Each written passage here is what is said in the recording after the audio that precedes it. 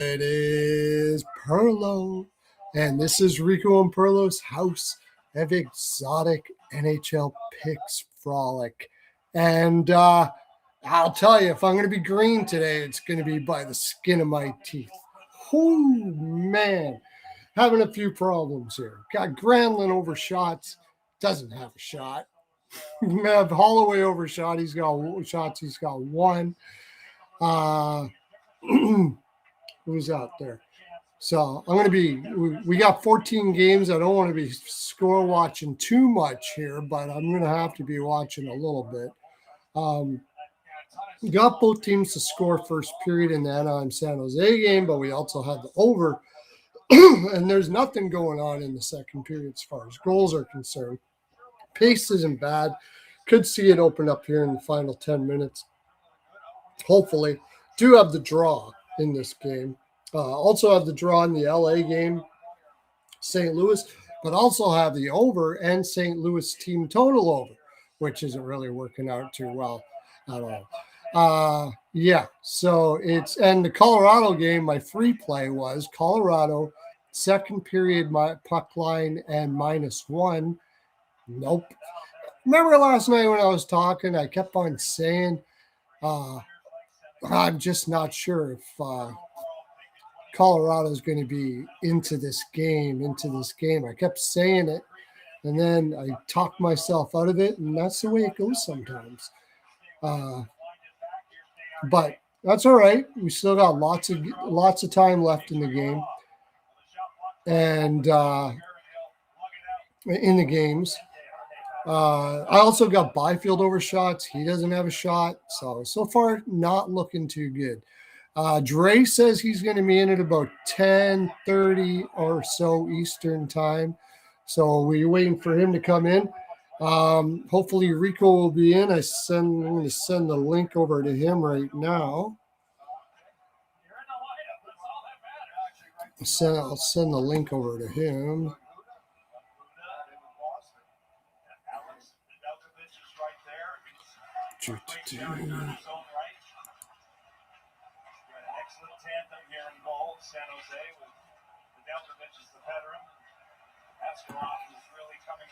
He said he was going to be coming out tonight, so should have him as well, and I'll send it over to Tim as well. I forgot to mention Tim.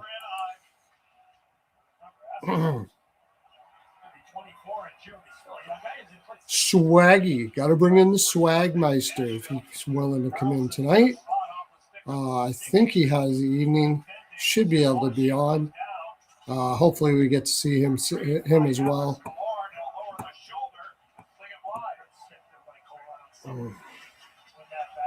We go over to Messenger here.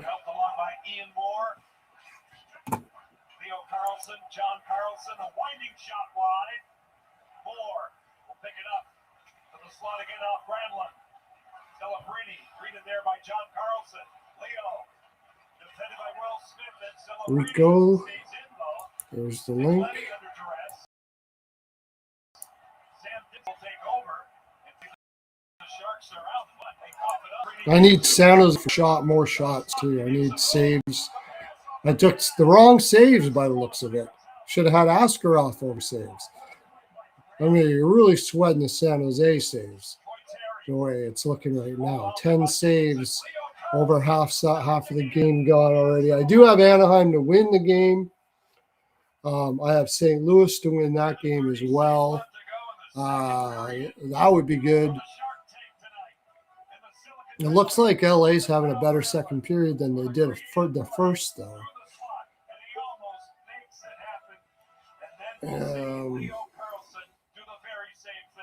And where's Exotic Wagers? I shouldn't have to send the link because they can use the same link all the time, but I'm going to send it just in case. All right. There we go. There's the links. So I'm going to go over our picks from last night quickly, and if the other guys aren't in by then, I'll start looking at the games for tomorrow. We got a lot of games, 14 games to look at for tomorrow. Should be fun. It looks like a good card. But all right. So I got Malinsky over shots. And I had him for a point, and he got a point. So that was good. Unfortunately, I didn't put that out to our winnable people, the point part. I just put the shot part in. He does have a shot because he scored a goal, which is good. Let's see if he's got any more shots since I last looked. Colorado looks like they're just giving up the ghost. And we were looking at 13 shots in the second intermission. 13 shots from Colorado. Imagine that. Yesterday, I should have stuck to my guns that, okay, yeah, I know that you want to get it done now so the Dallas game doesn't matter. But the fact is that Dallas game is going to matter no matter what. And they played like it. And the Canucks are playing like this is like their Stanley Cup. It's the end of the season. They beat Colorado. They get to feel good about themselves. Up for this game. It's a testing game for them to see if they can, it's just a good way to on a good win in a bad season to set the tone for becoming the team and knowing that they can and getting belief in themselves. Where the Avalanche, win or lose, it's not that big of a deal. And that's what I was thinking about yesterday, and I didn't play it the way I should have. Good thing I didn't put much on it. I just played that second period play, which I lost. Let's see if he's got more than one shot here. No, Malinsky still has only one shot. I need him for 2 more shots. Don't have anything on the Canucks. I'm not going to play anything live here for the. Maybe if you see the Avalanche come flying out, you could throw some money, some pizza money on them to come back and win or tie the game or something like that. I'm just not sure their fight is going to be in this game, and I wasn't last night, and I should have stuck with my guns on that. Put a little bit on that, a little pizza money on Vancouver. Oh, hopefully that's called a shot. I don't know if it will be. Yeah, I need shots from San Jose big here. You can own a piece of hockey history with game-worn Olympic jerseys. And I got Granlund. What else did I have? McKinnon goal, but I didn't have much on it. Like a lot of them, I didn't have much on it. Plays are coming in, but my bigger plays are so far not. I have the draw in the Sharks game, and so far it's looking like that could hit. That'll save me a little bit. Would like to see some goals here, especially before this period ends, and then you could still see it go over in the third if that happens. You just need one goal from somebody here. I'd rather have the over than the draw. The draw is sort of make a little money back if you lose other plays play, and I'd rather see the over here. But I did have both teams to score first period. Again, I didn't put that play out. The main reason why I didn't put that play out was because Anaheim hadn't been scoring in the first period as of late. Oh, here we go. Come on, San Jose. Shoot. There's a shot.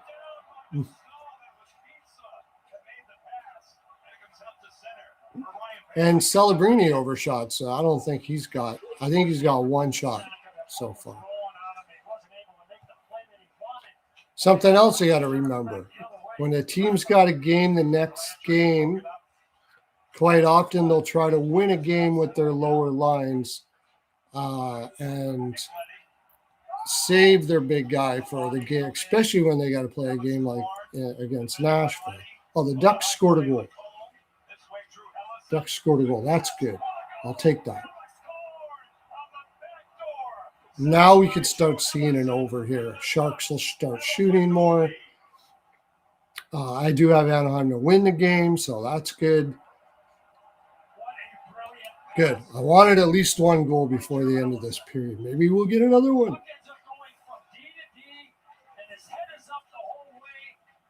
It'd be nice if that was Granlund, but it wasn't. It was Killorn that got that goal.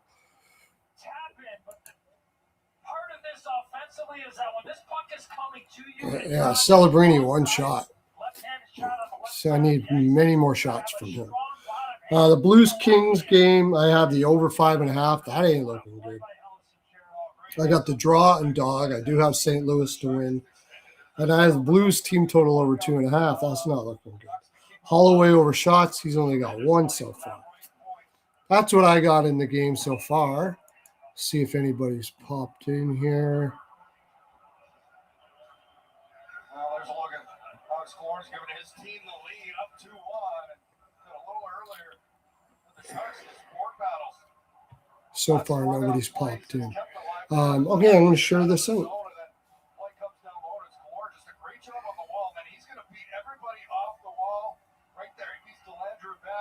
Able to find him as he puts it in. That was Granlund that caught that puck and kept it alive. Lenny got some air under it and just wasn't able to get it into the neutral zone.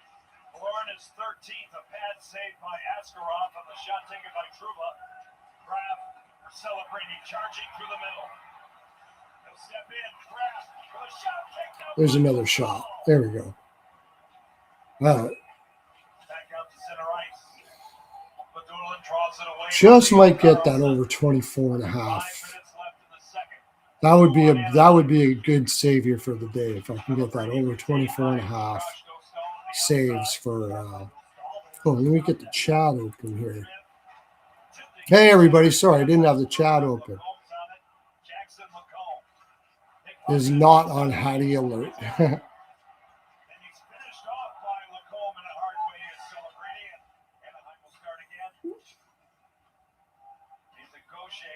Oh, good. Hey, Ottawa people here. Who do we got in right now? Grant Clarkson, thanks for coming in, buddy. And ML Kid, thanks for coming in. Going to the Sens game tomorrow? Nice. Good to see you too, Grant.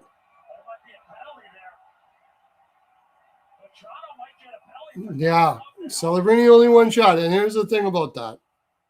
Again, when the team's got a game the next night, shouldn't be betting those top players to get over their shots the night before, especially when it's going to be a big game like that Nashville game. A lot of learning stuff here that I didn't play that I should be remembering. Maybe a little rusty after my little break. I'm not sure. Okay, I'm going to share this out and. I'm trying to reach this dust. Top of the fan. Say, why don't you just use the Swiffer duster? We have one of those. Man, look, like that. Come on. This cleans in all the really tight places and all the really hot ones, so you don't have to jump. Man. Oh, looks like you got into every nick and cranny. Hello, I'm Ozempic. I'm other GLP-1s for type 2 diabetes. And this is GLP-1 Trivia. Name the only GLP-1 for type 2 diabetes that is FDA approved to lower the risk of worsening chronic kidney disease. Ozempic, correct! Don't share needles or pens or reuse needles. Don't take if you or your family had MTC, MEN2, or if allergic to it. Stop taking and get medical help right away if you get a lump or swelling in your neck or any of these allergic reactions. Tell your provider if you plan to have surgery or a procedure, are nursing, pregnant, or plan to be. Serious side effects may include inflamed pancreas, gallbladder, or severe stomach problems, or changes in vision. Call your prescriber if you have any of these symptoms. Taking with a sulfonylurea or insulin may raise low blood sugar risk. Common side effects include nausea, vomiting, diarrhea, stomach pain, constipation. Some side effects lead to dehydration, which may worsen kidney problems. There's only one Ozempic. Penalties are offsetting. Desharnais, cross-checking, Petrano, Anaheim. 2 minutes for roughing. Well, I think Frankie Petrano got lucky they didn't get an extra penalty there. It should have been a penalty for pulling the helmet off of the head of Desharnais. put up some ice. Yeah. 4-on-4. Anaheim has 4-on-4 goals this season. The Sharks have Where's 1. Rico? 3:47 left in the second period. One thing for the Sharks, I know it's not going to happen this year, but moving forward, I think not knowing who is coming as far as draft picks and whatever happens with general What manager, happened to Rico? Mike Greer and the staff, but one area I think they need to upgrade, and that would really help some of the young forwards for the Sharks would be getting that transporter on their back end, getting that, just getting that. And they're tough to find. I mean, they're tough to draft. I we understand that. But you can get an offensive guy that can be in that situation in a 4-on-4 to be able to run the power play. Dmitry Orlov's running their power play.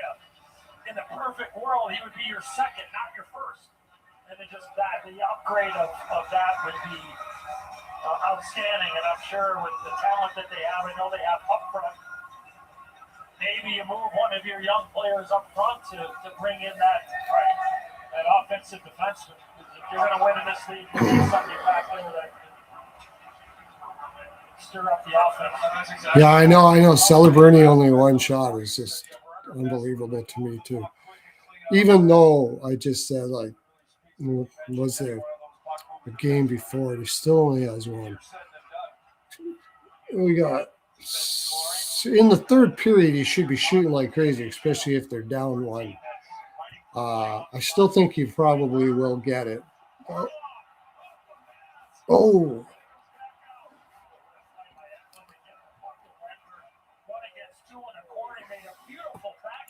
Surprised also by the Kings scored. That's not good for me. Kempe.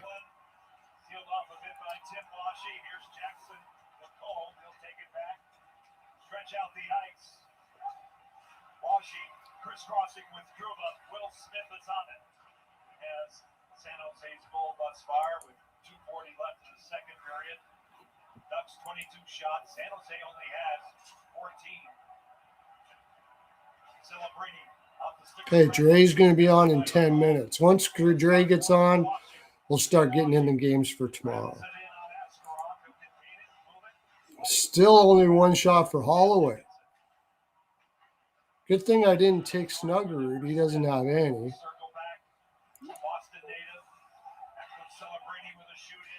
Byfield got his. Okay. Byfield got his 2 shots.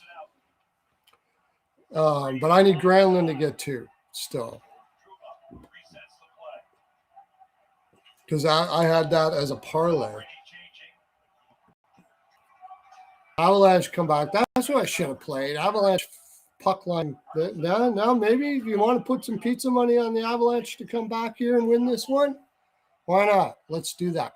Parker Kelly. Rico had Parker Kelly.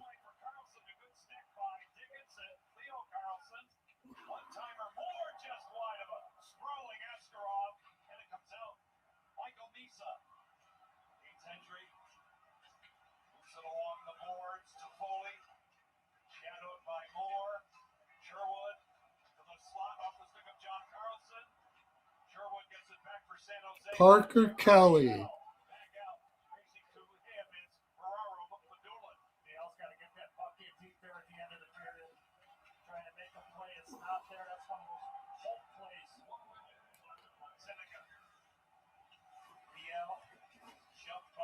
I need Malinsky for shots as well. I know he's got one because he scored a goal. And he still only has one.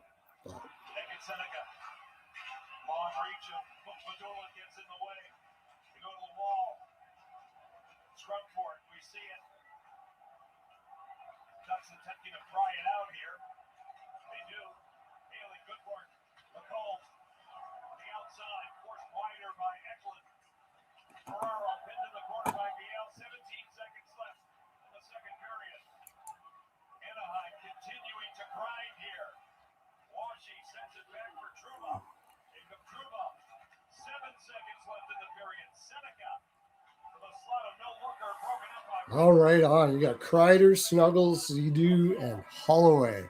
There is hope. Let's get it, buddy. Let's get it. Try to get some more people in here as well. This is lined up on my Twitter, right? Yeah, it's lined up on my Twitter.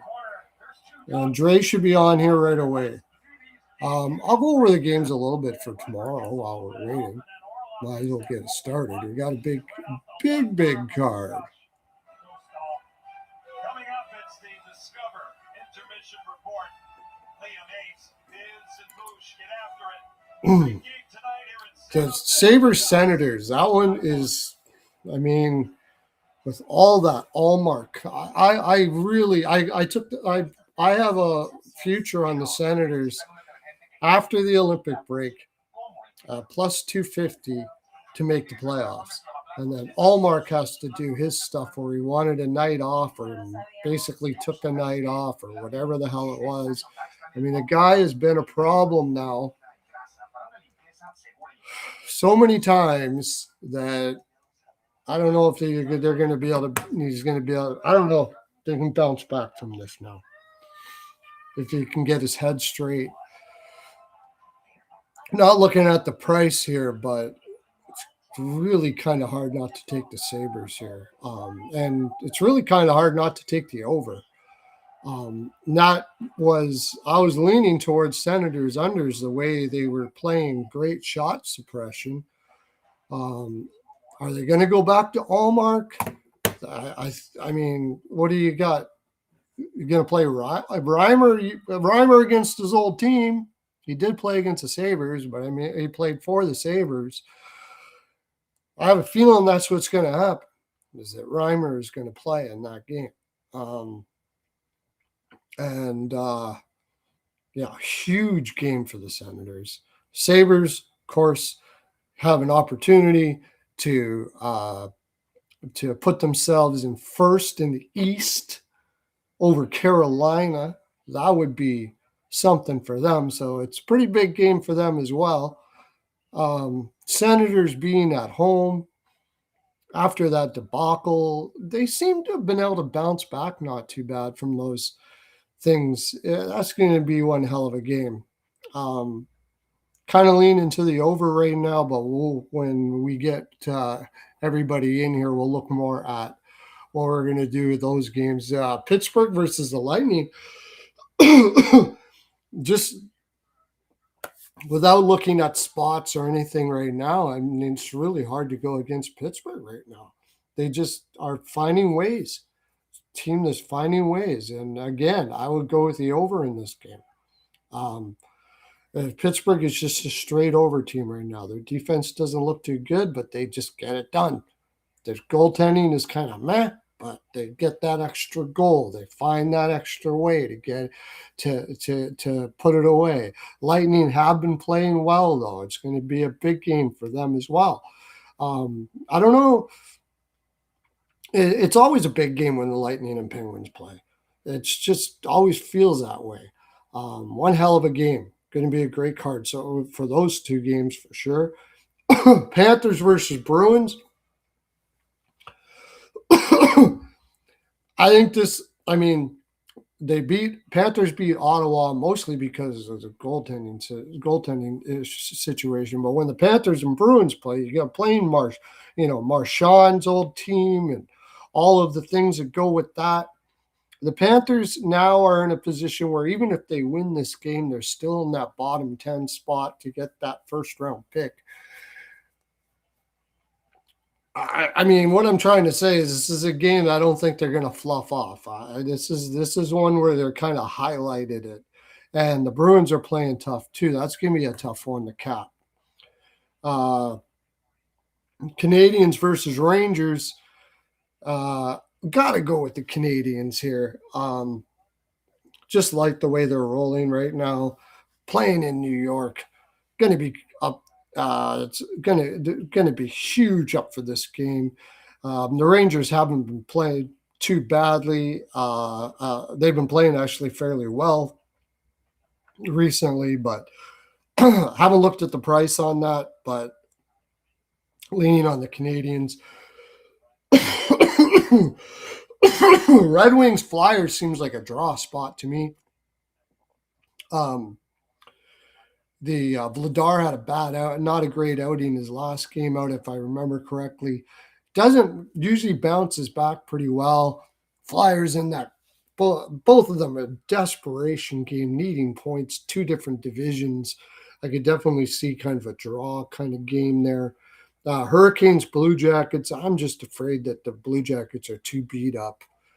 And the Hurricanes, as much as I don't think they should care about it, probably do care about it. Brindamore doesn't know how to just honestly, I think they should sit guys here and start doing things, giving guys rests and stuff like that. But he won't.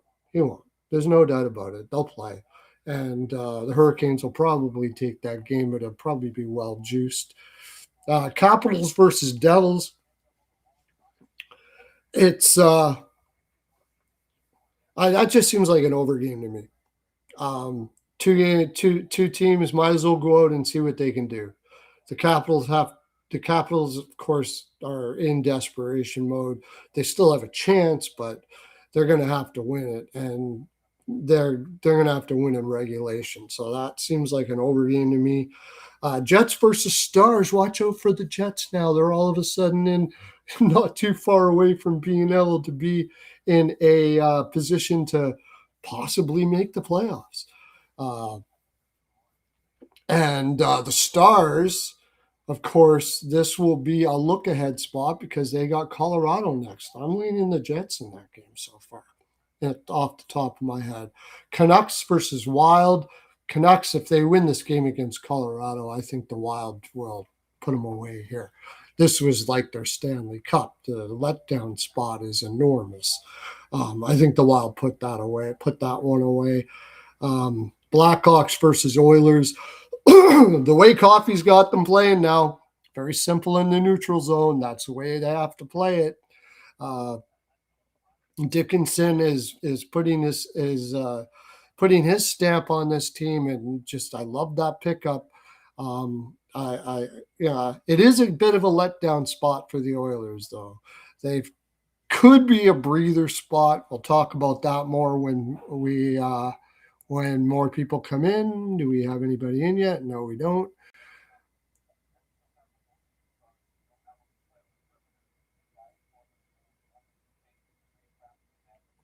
I remember calling Ryan Smith from Edmonton a pretty boy. Oh, yeah. Oh, wow. Allmark, former team. Good point, my friend. Allmark, former team. Why didn't I think of that? Good thing. That's why we have a chat. Yeah. Yeah. Allmark, former team. I mean, that's why he wanted the break.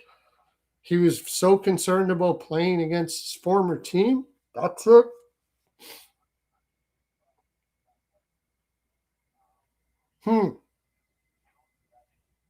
Kind of a petty thing. That's going to be so interesting to see what happens with the goaltending situation and that. That's really going to be interesting to see. Leafs versus Sharks. Just roll out the puck, I'm pretty sure here. That's got to be, I'm going to be playing an over in that game almost for sure. Golden Knights are Tortorella in behind the bench now. They're not going to give. They're going to be ready for this game. I think that's going to be a beat-up game. I know that the juice is going to be tough, but I'll take the Golden Knights puck line there. Kraken Mammoth. That's actually going to be a pretty interesting game. The Kraken versus Mammoth. Kraken at home in their desperation spot. Mammoth is kind of, they're sort of in their spot. Sort of just kind of in their spot. And that's the way it's going to be. I could see the Kraken pulling that one off. And then the Kings, who have the Predators today. Did I say San Jose had the Predators? It was the Kings that had the Predators. I wonder, that should maybe bring that to a tie. What's going on in that game right now?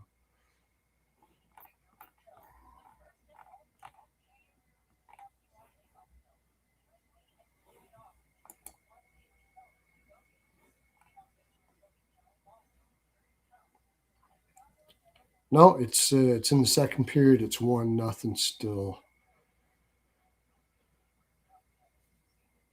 And the Avs bringing up their shots.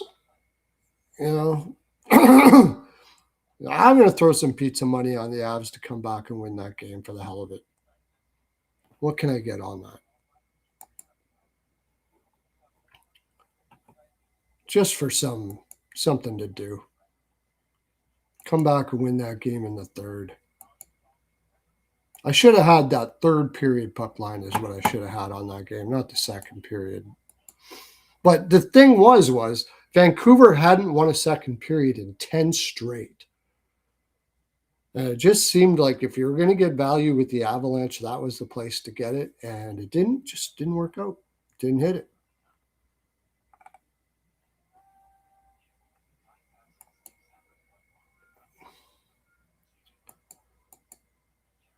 Colorado. Let's see. What can you get for Colorado to win? Plus 470 for them for the Canucks to implode in Colorado, be able to pull it off? Sure, why not? Everybody in? We're going to throw it out there.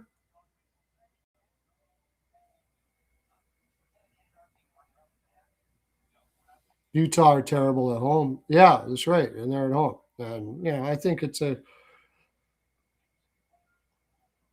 good spot for Seattle in there. Hopefully we get Dre coming in here soon. Said he just had to go to the washroom and he'll be on here right away.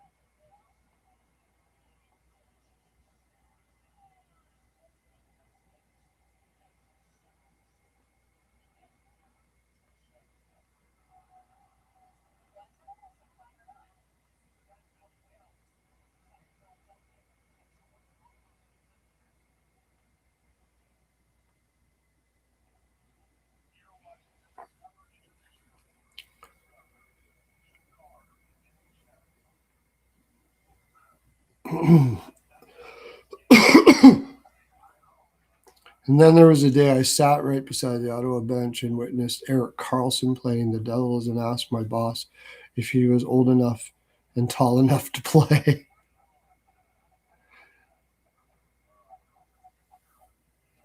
So that's my little rundown on that. Just going to hold out for Dre. May get, and also JD will probably be on later on as well. But just looking at it from a outside perspective, that's what I see on those games so far. Games that are going on now are not really going on now. Okay, well, I'm going to turn it over to that Avalanche game and see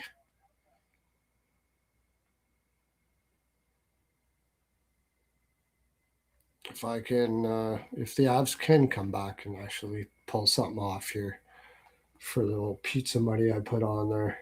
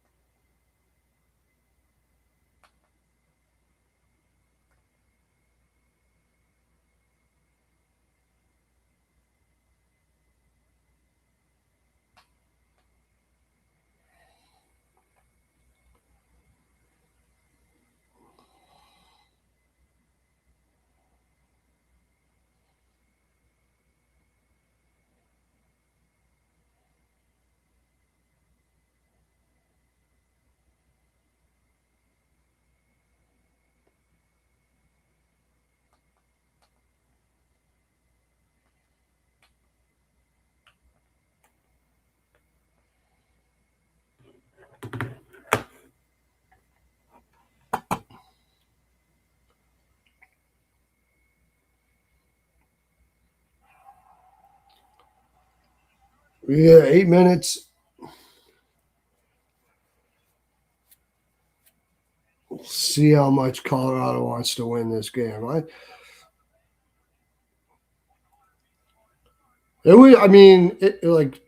JD was right last night. If they could put this away somehow, if they could come back and win this game, they could. What I should have thought of too, though, if they really wanted to do what the angle that JD was talking about, maybe they don't play Blackwood, they play Wedgwood here. And so I didn't really follow my gut. And I'm not blaming JD because I kind of looked at that angle and thought, you know what, maybe you're right. My original gut, I think, was right on that. So I'm going to start. And sometimes I do that. I'm finding that in the second half, ever since the Olympics ended, my original gut's usually more right than not. So I'm going to try to go more on my original gut. So I'll try to remember all the picks I had for the games when we start going through them, and Dre comes in, and try to go more with my original gut here.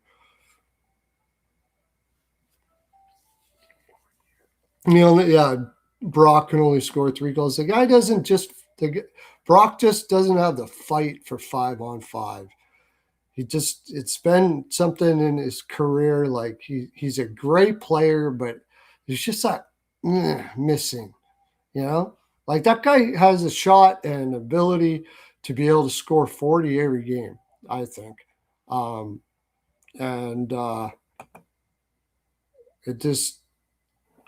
He doesn't show up that way often enough.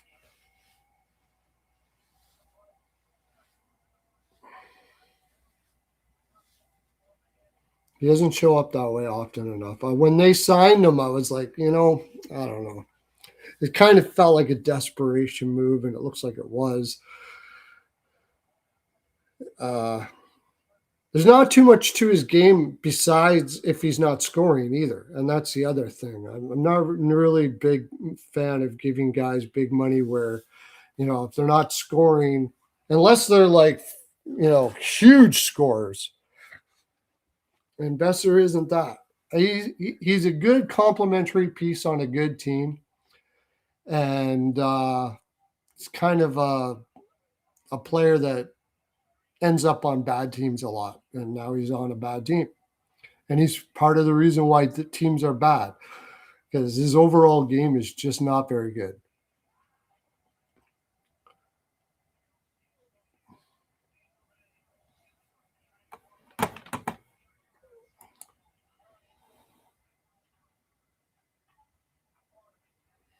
So we got the Blues game starting, and the Ducks and Sharks game starting up right away as well.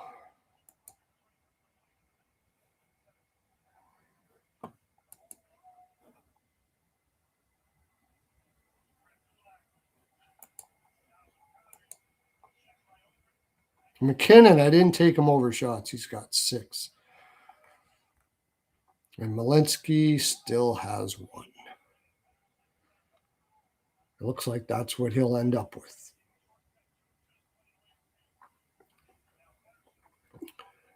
Thing about that one, I should have known that, because Malinsky's on the top power play, but this was not going to be a physical game. Colorado wanted to win this game, but they don't want to win in a fight. They don't want people getting hurt, and that's the way they've been playing.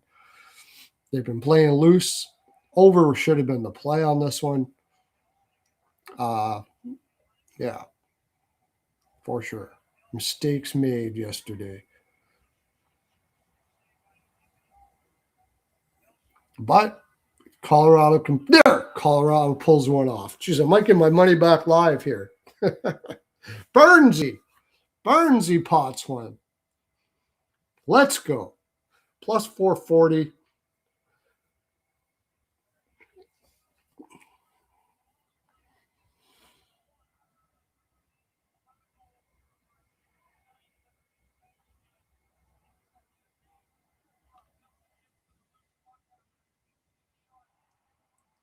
Nice.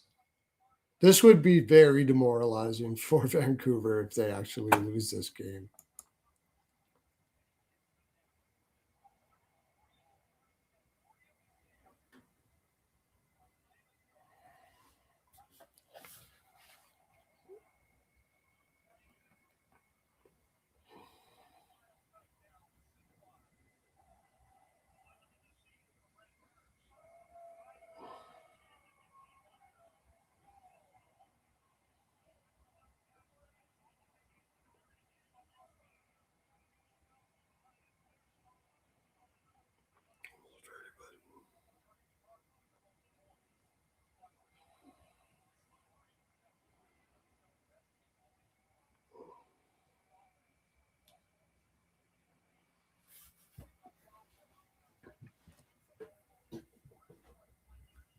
Did he get bitten by a cheetah? What? Is that a real thing? I'm not sure. I never heard that.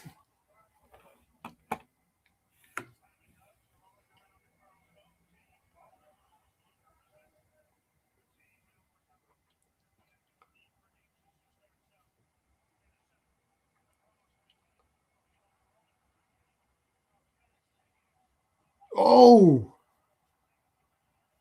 scores again. Yes. Is that Malinsky again? That would be the second shot for Malinsky. Was that Malinsky again?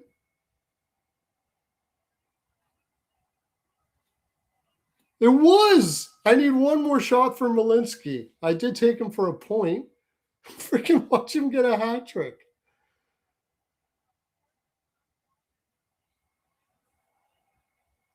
Yeah, Malinsky. There we go. One more shot for Malinsky. Let's go. And we got the live bet on Colorado.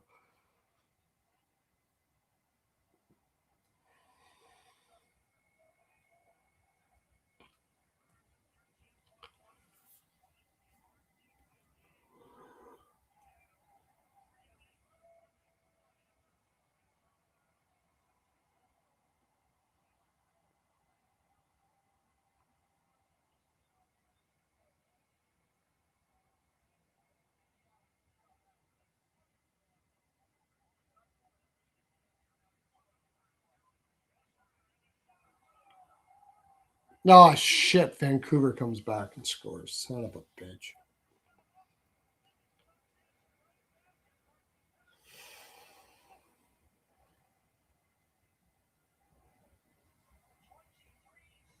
Tell you, I don't know. The Blackwood, man, they better hope that nothing happens to. Let's see the shot. I mean, can't really blame him. I guess it was a bad play by Colorado, but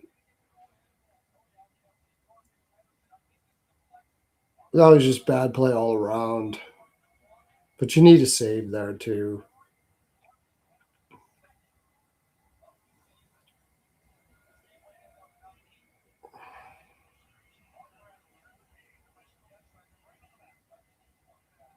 What a crazy game.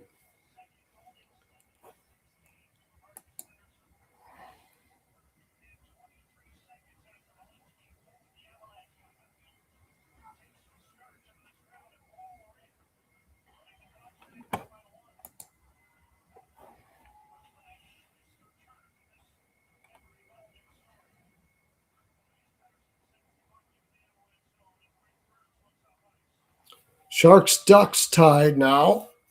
Got the over in that game. That'll be good if we can get that. And the draw. And I took some on the Ducks. Still need saves for Dostal, which is going to be tough. 16 minutes, 14. She's need like 10, 11 saves. Hopefully it goes to a draw, get lots of shots back and forth here. Celebrini does have 2 shots, though. So we need 2 more. There we go. Now we got Dre back. Dre's in the house now. Dre! How you doing, buddy? Where's me? I got to change this up here. Just wait. There we go. Can't hear you.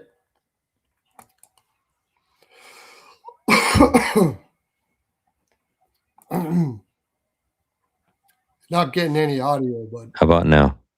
now you do. All right. I'm doing good.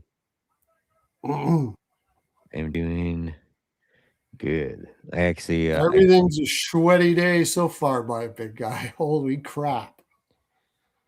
yeah, I think it would be nice if I get a Rob Thomas assist here. That's my last play. Oh, and I got Celebrini shots. I got Celebrini. I got Malinsky shots, and he's got 2 goals. I had him for a point, too. Oh yeah, he's got 2 shots on 2 goals, right? Or 2 goals Yeah, on 2 I need him shots. for one more shot. I And wanted to I take his took a point, but live it bet on was too far Colorado, gone. and they came back and tied it, and then Vancouver freaking back and scored. Yeah, 7-6. Yeah. Yeah, I just crazy. put some pizza money on that. I'm not worried about that. It was just something fun while I was waiting for you to get into Yeah, the man, I wish I game. would have went higher with Trevor Moore. I took him for 1.5 units. I should have taken it like for 3 or 2. It was like an easy game there and didn't do it. But it is what it is. Dre's almost 1 hour late. Sort of. I got started late myself on that one. Yeah. Dre has to. Dre, now the time has changed, so it's a little tougher for Dre to get in at certain times. So JD Yeah. will probably be catching up with us in a bit as well, but Yep. we'll probably Anaheim scored. Oh, please tell me it was I need Granlund for shots. I got Byfield over shots and Granlund over shots, and Granlund had, the last I saw, didn't have a I single shot. took Leo Carlson for an anytime goal in a parlay. Did you? Yeah. Uh, I know he hasn't scored yet, so hopefully he will. no, it's Terry. Terry's having a huge game, 6 shots.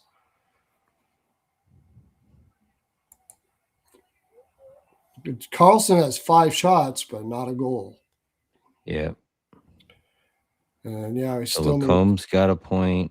I The need good thing is Seneca now for that a the point. Sharks are down, Celebrini will hopefully be able to start to Yeah. shoot And he's more. got 2 shots, so we just need 2 more. Yeah, 15 minutes left, and they're down to 1. Oh, Vancouver got a power play too. Looks like I'm gonna. I took Colorado live at plus 140. I need a whole lot of shots because I took Dostal over saves. I took the wrong goaltender over saves.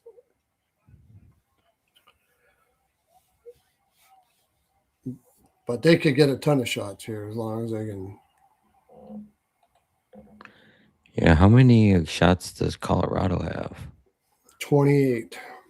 28, but they've Yeah. also Scored. scored 6, so there's only 22 saves. And it was Yeah. 29.5, right? Yeah, I didn't bet that. For Lincoln. I didn't I bet. think JD did. That's why I was asking. Oh, no. Well, Rico got Parker Kelly. Oh, yeah. Ian had him, I think. And Yeah. who else had him? JD had him. And I want to say one other person told me they had him. Who did they? Yeah, that's a good one. I didn't take it. I didn't take Walensky for a goal, and he scored 2, like you said. I need Holloway over shots, and looks like the Blues are dying. I needed the over in that game and the Blues, and that's not looking too good. And the team total over for the Blues. Holloway's only got 1 shot.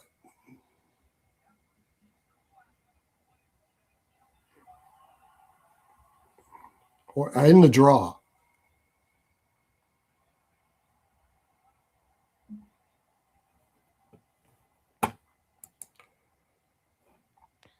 And we get a good 14 games tomorrow, man.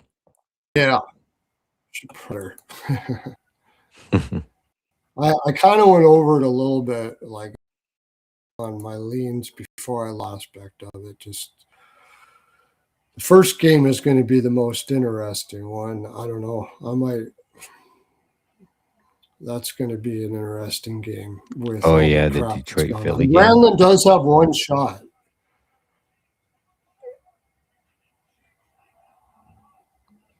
I mean, 1 shot from Granlund, and I get a parlay of Granlund and Byfield.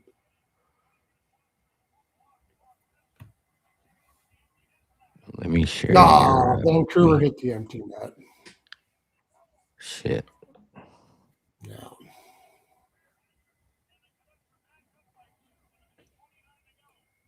they'll probably leave the net empty. But I remember I was saying last night, I was fuck it. I should have just went with my gut on Vancouver. Remember, I was talking about I told everybody, like, I feel like Vancouver plus 2.5 at minus 110 Yep, is a pretty that's good right. bet. It's a good bet. Yeah, And it probably that was was a if we were, breeze. But yeah, because like, this is like their Stanley Cup. Like for yeah. them for the And if you year. do bet it, like, you should split it with the money line because you're already betting the plus 2.5. And if Right. you did, I don't know what it closed at, but I saw it over plus 300 for the money line on Vancouver. Yeah.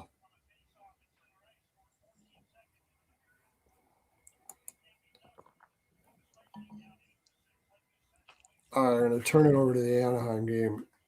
If Granlund happens to get a shot here, that'd be beautiful. But I need a I Leo got the over in Carlson that goal game off too. a Seneke assist.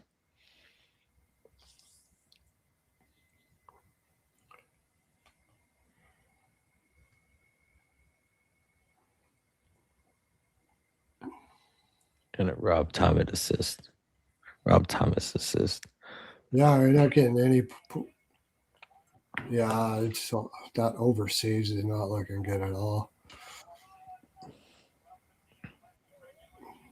San Jose doesn't look like they can get any offensive pressure, even in their desperation right now. Before we get started and we get back, I'm going to use the restroom because once we get started, it's going to be go time. All right. So I'm going to go. I'll get all set up and get my notes started. And Yeah, we're going to start with Detroit, Philly, I guess. that is correct. All right. And I'll be back in a second. All right. Be watching to see Rico maybe coming in and also JD. Okay. Yeah, I would assume JD should be on in probably about 30 minutes. Or whenever this game was over.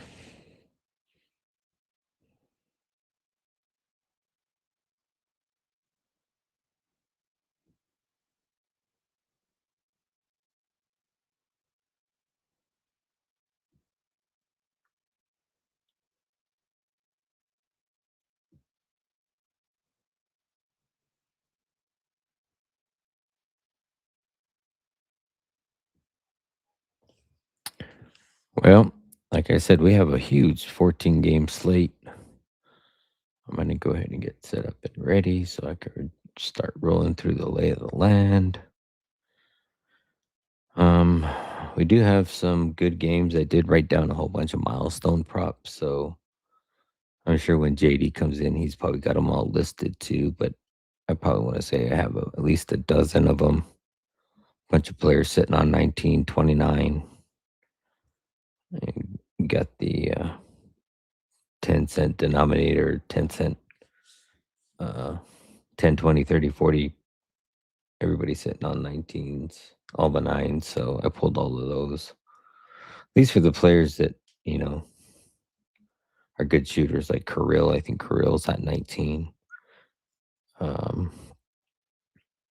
So a few players. But I like the Edmonton Chicago game. I like the Pittsburgh Tampa Bay game. I really like a lot of these games. San Jose in the back-to-back versus Toronto. Buffalo, Ottawa. I think that one can be a really good game. It's a whole bunch. I hope JD has good hair tonight. Got the Elvis wave going.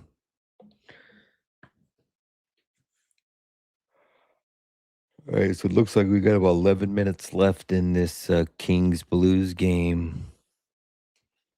I got the Ducks game on over here, and that looks like there is. Oh, how did that not go in, Kreider? I don't know if you guys were watching that, but he was tucking it in against the pad.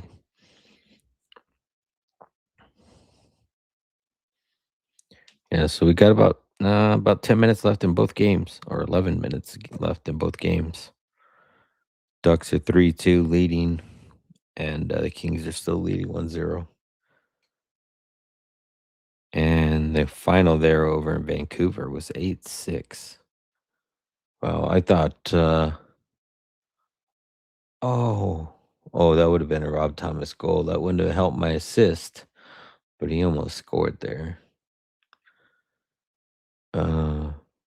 Somebody had asked me if I had leaned the over or the under in the Avalanche game, and I took I told him that I wasn't betting the over, that I was afraid that Colorado might get up early and then take a seat and win this game like 4-1, 5-1. And that was definitely not the case. They were bad on defense, bad on goaltending.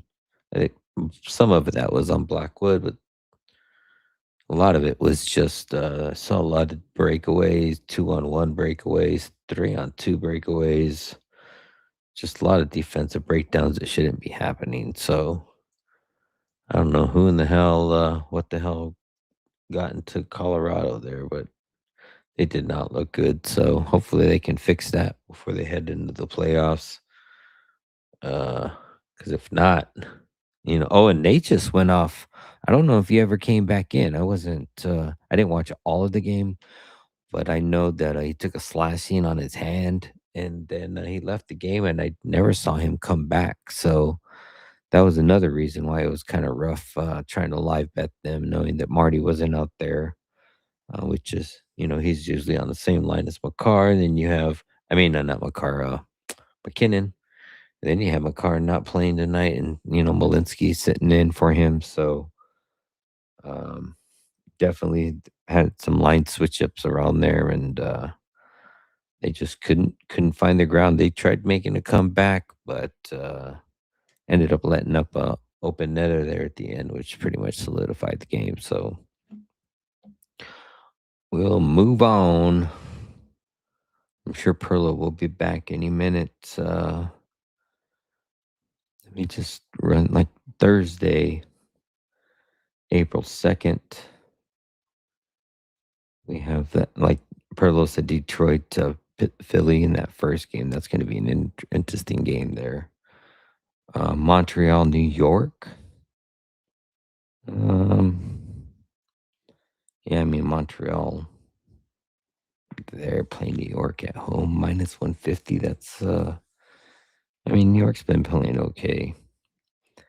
Pittsburgh, Tampa Bay. I really like that matchup. I think you could see fireworks there. Pittsburgh's been playing great. Maybe Crosby assist. That's been pretty solid. Something like that. Blue Jackets, Carolina. That should be another good matchup because Blue Jackets, they need every 2 points they can get. Boston, Florida. Florida yesterday. Was that yesterday? Yeah, it was yesterday. With beating Ottawa there. Crazy. Just so it's such a depleted team. I don't know if that was all Ottawa or if Florida was just playing that good, but crazy. And Boston, on the other hand, they've been playing well. They just whooped up on Dallas. So Boston minus 155 on the road. I know they kind of struggled on the road. I can't take Florida. They are plus money, but no, I can't do it. What else we got? See, I'm sure it looks like Pearlo may be coming back here in a second. There we go. No, I'm here. There he is. Yeah. All right. So, Alrighty. timestamp. Get a pen.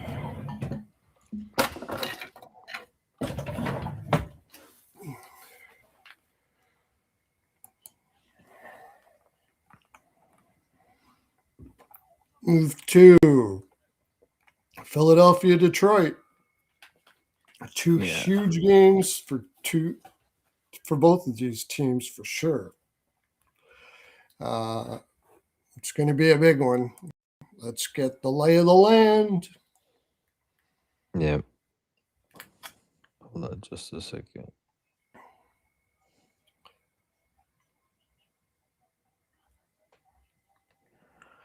All right.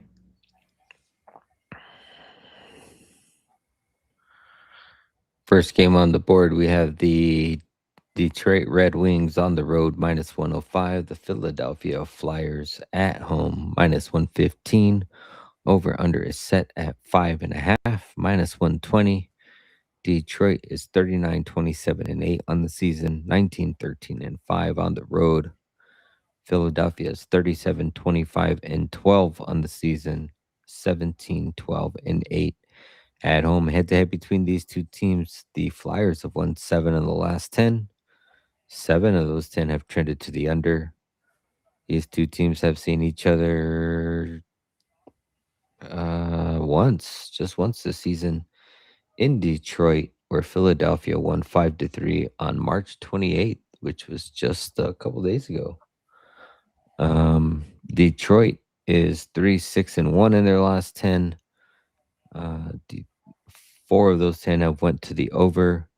Detroit's coming off of back-to-back losses, most recently losing to the Penguins on the road 1-5.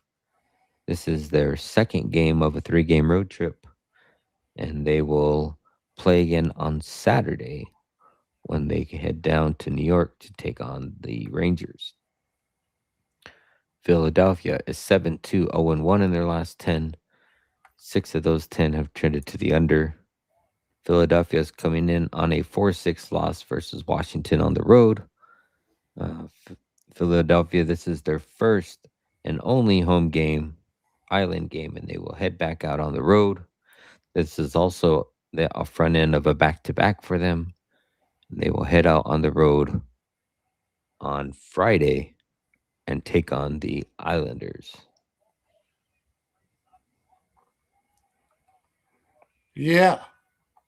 Does this not like scream draw to you?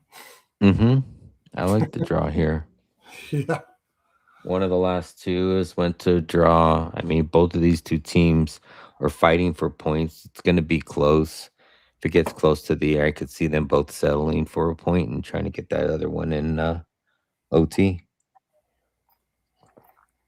Yeah, it just seems like a draw game. They both need a point real bad. Different conference or different divisions, I should say. Could be tight.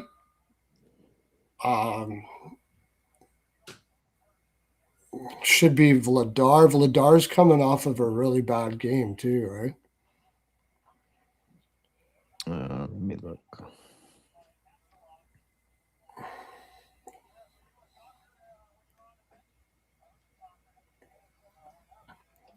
Vladar's coming up. Vladar. Wasn't he in for the 5-1 Yep. loss? Yeah, 5 goals on 17 shots. Yeah. 706 save percentage. And no, he played a full 60. But Yeah, it's a bad loss. The question is though, do they play Erison here? Because isn't Philadelphia front end? Yeah, they're front end. Yeah, and they'll play the Isles. I mean, who do you think is the more inferior team? The Isles, right? The more inferior team, or the more? I mean, well, the one I that think the is going Islanders to be the win harder is the more team to play. important win, I suppose, because it's a conference game. Yeah, I guess so.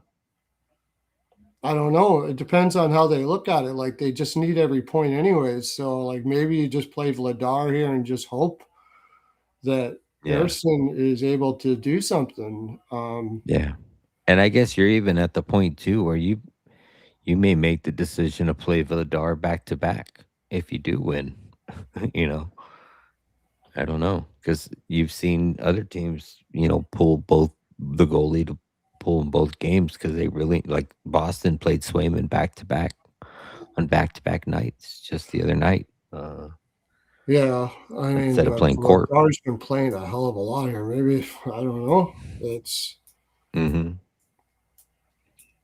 Just something to think about. it's hard to depend on Erson. You know, it's okay with it's going to be Gibson for Detroit. I mean, they need this win.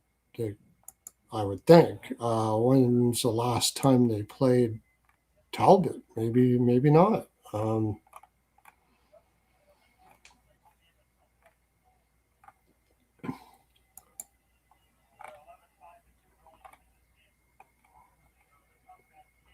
They've been going back and forth. They've been going back and forth with Talbot and Gibson played last game. So it's going to be Talbot. So it's probably going to be Erson. You kind of got to look at an over maybe here.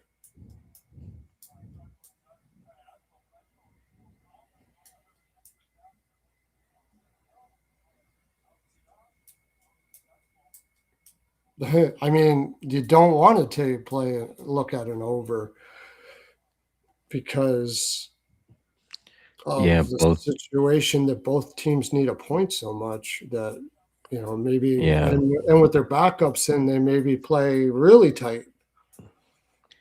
Yeah, you got the head-to-head trend, and both teams are trending. All three are trending to the under. Yeah.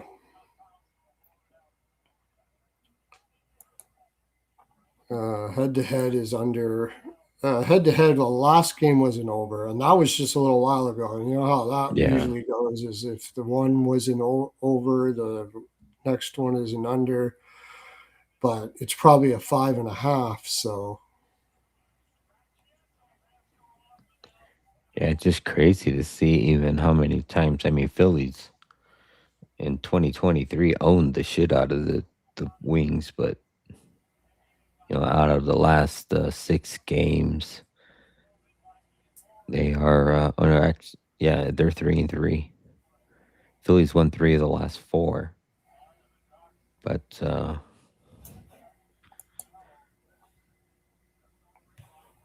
yeah, I don't know. I could see this being a tight game too, and it's 5.5. But I would say if it is a tight game, it's probably ends 4-2. It's going to be a sweat to get that 6, but I think it's 3-2 late, and you're going to be sweating for an empty netter.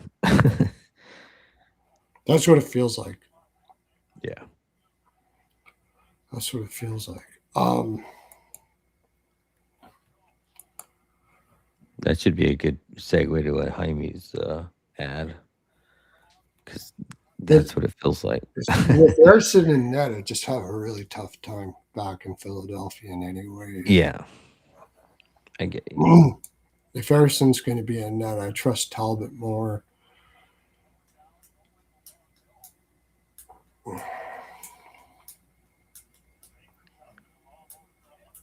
Yeah, I definitely look at props in this game.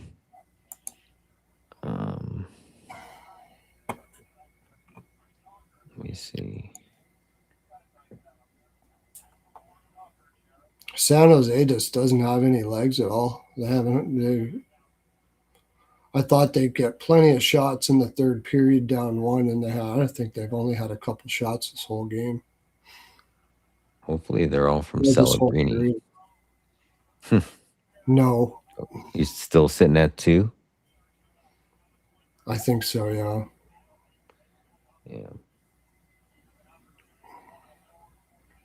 They just can't get anything going in Anaheim zone at all.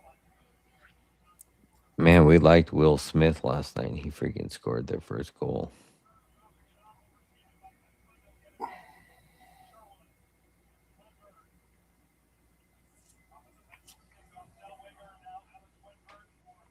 All right, we're going Detroit. Just one shot.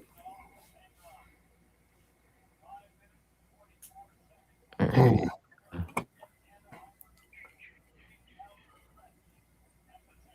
Um. Okay, let me look at. You know, one thing I think we could look at here is probably a slow start. That I think we could definitely look at here. So I got one prop for you. It's even money. Alex DeBrinket over 3.5 shots. He's hit that in 7 straight. I know it's Philly, but in the one game he had against Philly a couple days ago, he had 8 shots on 13 attempts.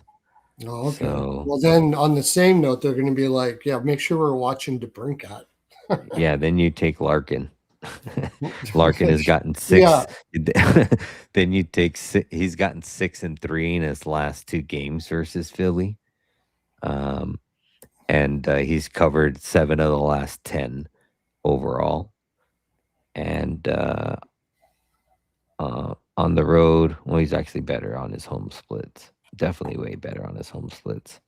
But still, I mean, head-to-head matchup. And you got the, you know, like they're fighting for points. So Larkin's one of those guys that likes to take games over, kind of like Celebrini, McDavid, McKinnon do. When in they're in tight bunches, he just wants to score. I mean, it's going to be him and DeBrinket and Raymond, I think. But yeah, I like DeBrinket.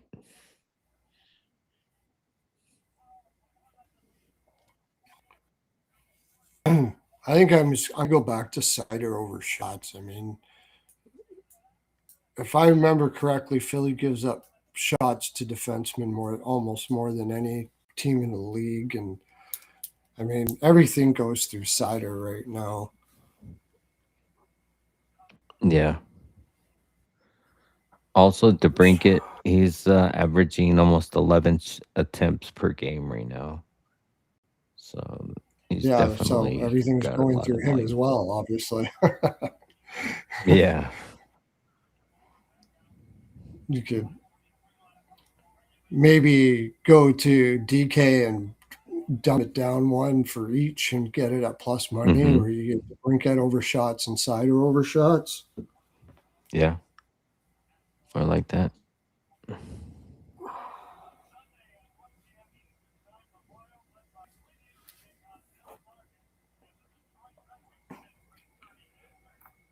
Let's see the recent.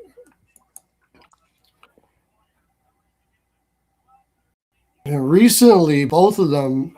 I mean, Detroit has given up 5-5 in their last. Well, they gave up against Philadelphia and 5 against Oh, I just saw a Pittsburgh. shot. I just saw a shot from Celebrini. He's got Nice. 3. There's one. He's got 3. Just need one more. One more.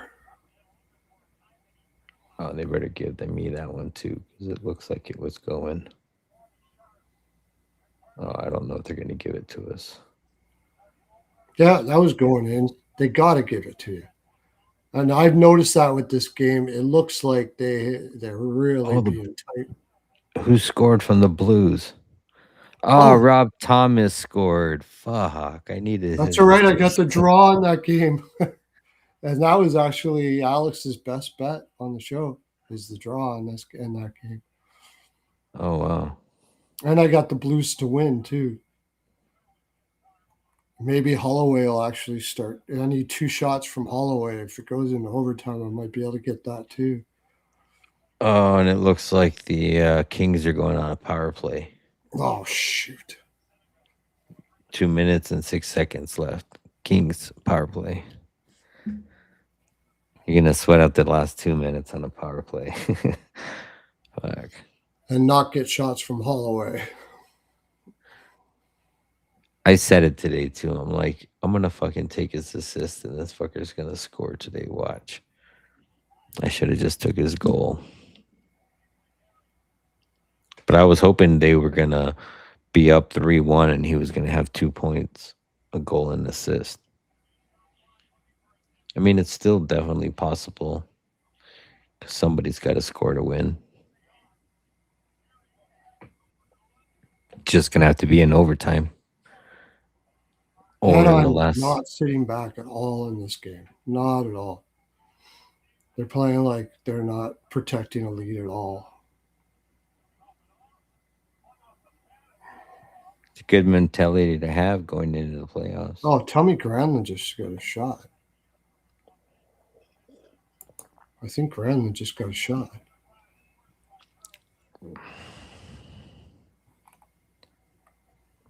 I'll take a Celebrini shot. Still has 3.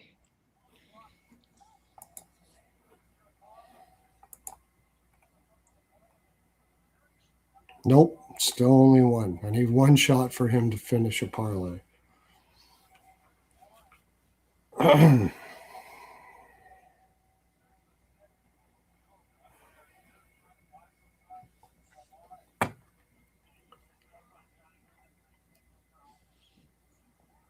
But yeah, I think that's the only prop I like as far as goal scorers. Okay, I mean, I'd have to go Philly. be to Zegras. Zegras has 4 goals in his last 6 games versus Detroit. And then on the other side, I like go right back to DeBrincat. Let's see, what has he got? Where did he go?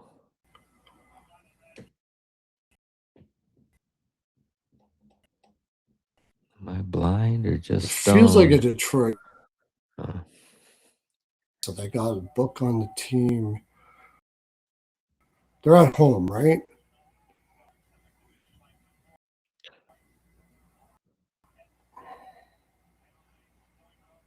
Yeah, he's got a goal in 2 of the last 3 versus Philly. And he's got a goal in 4 of the last 6 overall. I like to bring it for a goal. Denver bar to depend on. Oh, Martone. Porter Martone is going to be playing. Yep. Yeah, this is his second game, right? It's his He second played, game. Okay. Was it yesterday? Yeah, I think he started yesterday, or they played yesterday, right? Was it yesterday?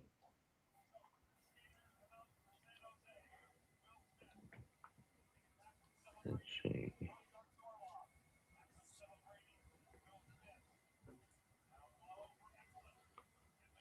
Oh, it's hard to watch this when you're sweating.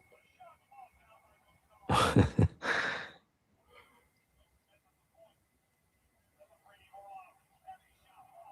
think that was Celebrini, but it went wide.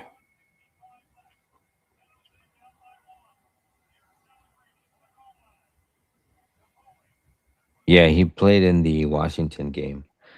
Oh, Celebrini just scored, I think. Yes. Yes. Celebrini scores.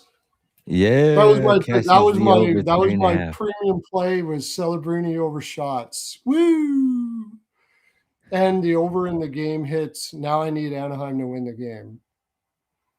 But Anaheim, that's just for a small amount. And I had the draw. Oh, okay, finally. Woo! It's going to be a green day after all. Thank God.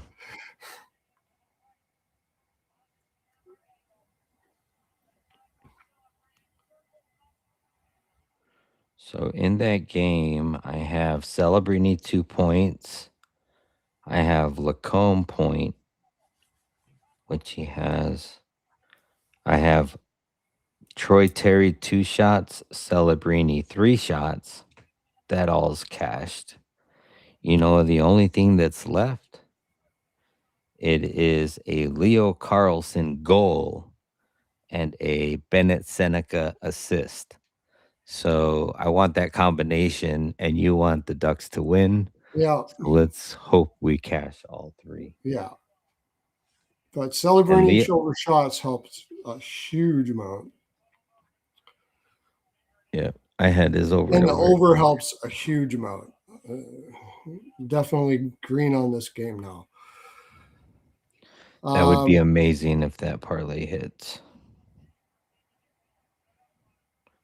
Man, the other parlay that I had didn't hit. And I had Elias Peterson, the forward, over 2+ shots in a parlay, and he only got one. Sucker. Okay, so let me look at.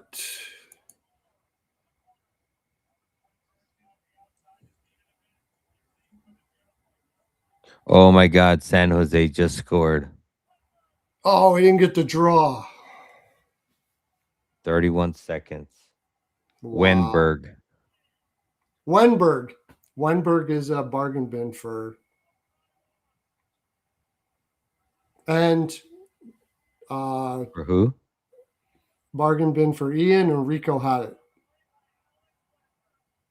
Oh yeah, that's right. He did say that last night.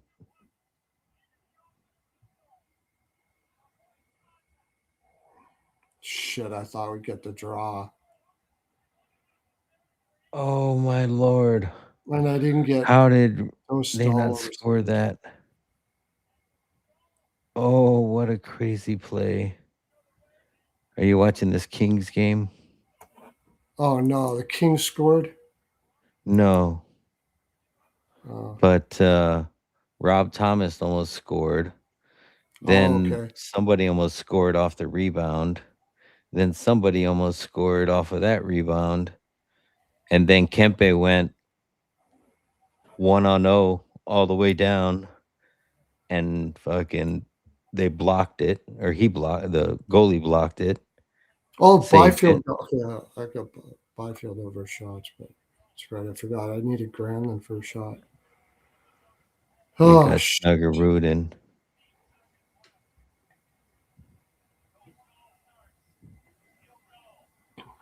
San Jose wins it. yeah. That Damn. still green on the game, so I'm happy. It's all.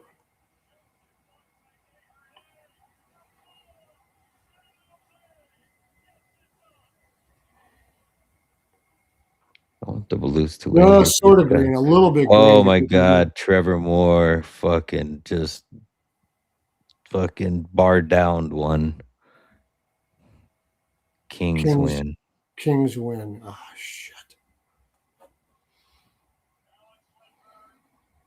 Wow, I thought he was gonna curl and look back or try to pass it, but he came down off the boards and he just went straight at the goalie and fucking tucked it in tight and went bar down. What a fucking move. Wait till you see it. Great move, but man, tough loss for the fucking Blues. Especially for the Rob Thomas assist. And tough for the draw there in fucking Anaheim. Oh, you're gonna have JD's gonna be popping in any minute. Oh, yeah.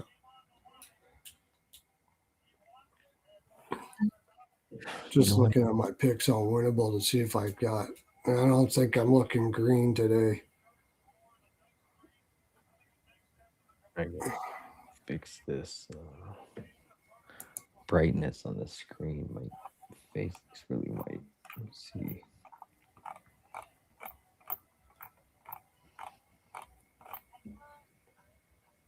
No, because Holloway didn't get over shots. Stahl didn't get over saves. Malinsky didn't get over shots. The Granlund, no, that didn't hit. Yeah, it's like what? 2 units down, 3 units down, 4, 5, 6, 7, 8.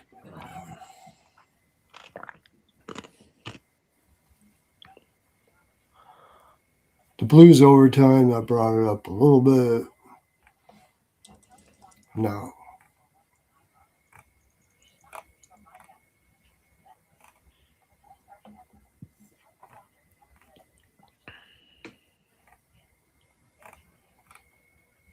No, definitely not a green day.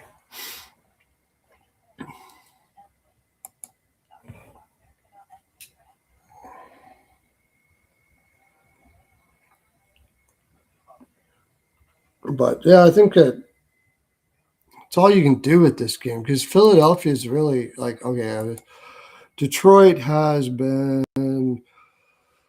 see, they allowed 32 against Pittsburgh. Pittsburgh shoots a ton. Detroit for shots for is tough. Last time they played Philadelphia, they got 35, and that was on the road. That's a lot against Philadelphia. That game was 5-3. That was a wide open game. Looks better.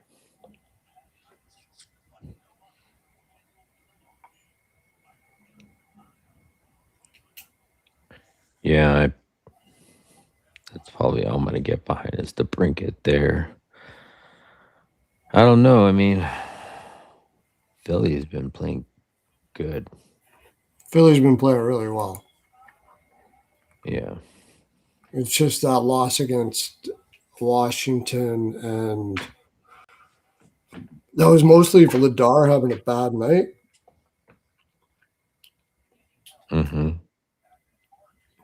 Before that, I mean, they were 2-1 against Dallas at home. It's just this revenge spot.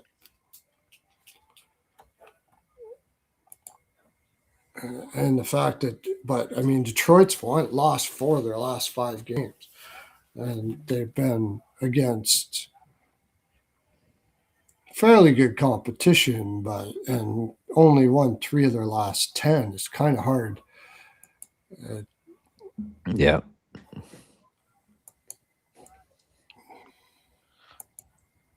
All right. Is he in? I don't know. I can't see the Oh, green room. If he so is, Philadelphia is on the road here or at home? Philly is at home. Philly is at home.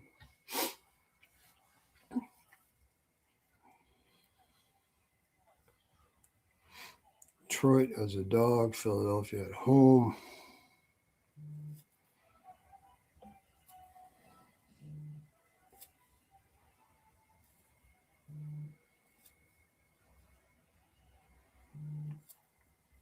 Philadelphia coming off of a 6-4 loss. Detroit. Yeah, I mean, it's a desperation spot, of course, but it's Did questionable. Celebrini get 3 points in that game?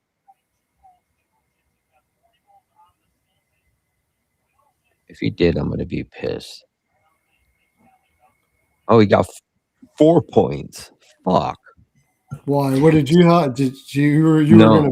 Well, I put his 2 points in a parlay, and I wanted to play it straight. It was like almost plus 200 for him to get 2 points, and so I didn't play it.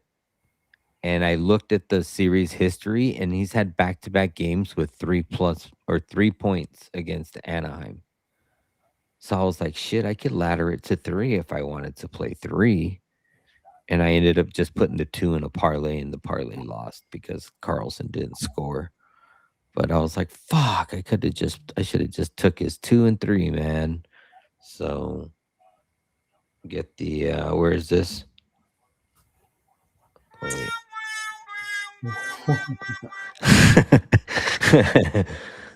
Sad days for me. Oh well. I should have just took his fucking points. I could have took it up to 4. I only took it at 1, but it is what it is. Okay, I'm gonna just take a look at daily face-off and schedule. I don't like putting it up because it drains it, but I like to look at their schedule better. I get a better visualization of what's going on. All right. Okay.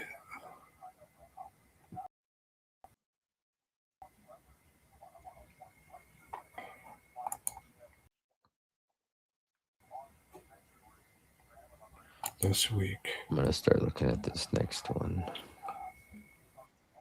Let's see what Detroit.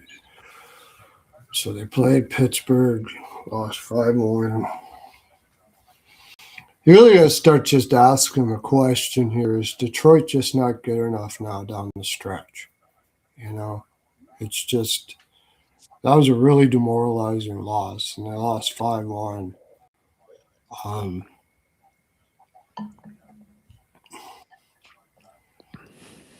Philadelphia coming off a loss to Washington. They were playing so well before that. It's not like they played bad against the Washington either. It's just Vladar didn't have his best night.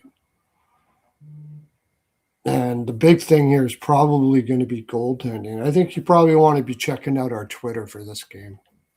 Like if Erson's in net, there's no way I can take Philadelphia. There's just no way. I can't do it.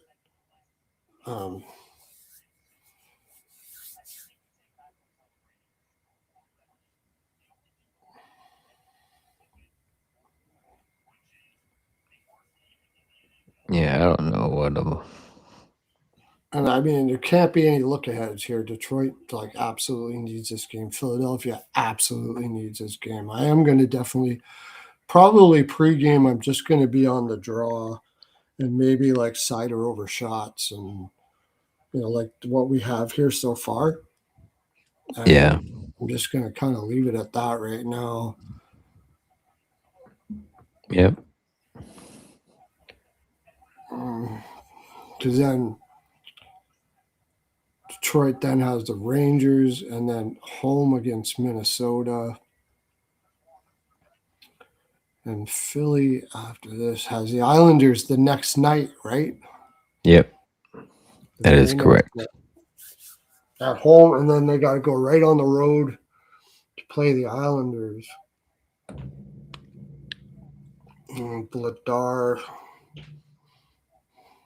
Do they play Erson here? Islanders almost certain. What's the Islanders got?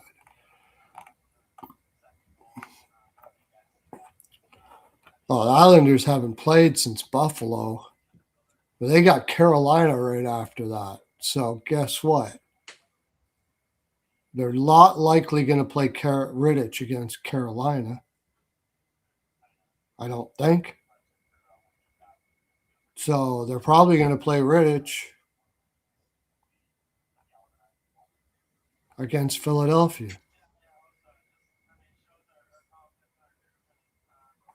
So maybe Philadelphia rolls the dice that they can beat the Islanders with Erson, and they play Vladar in this one.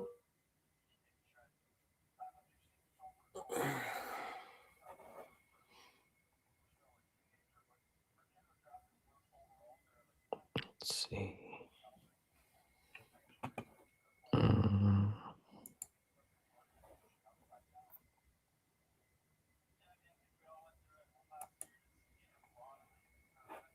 Where did you send the link today? Did you just send it to me? Oh, did I send a link to? Because JD's I sent asking it for the to link. JD's asking for the link. I put it on. I put it in his. I could have swore I put it in his. I'll put it in there again. I'll put it in your Twitter right now. Let me see. I think I have it too. Well, I'll see if I can copy the one you sent me. You should be able to use the old one that we were using already, though. Yeah, that too. But it's probably lost in his comments. There, I just sent it on the group text. Oh, okay.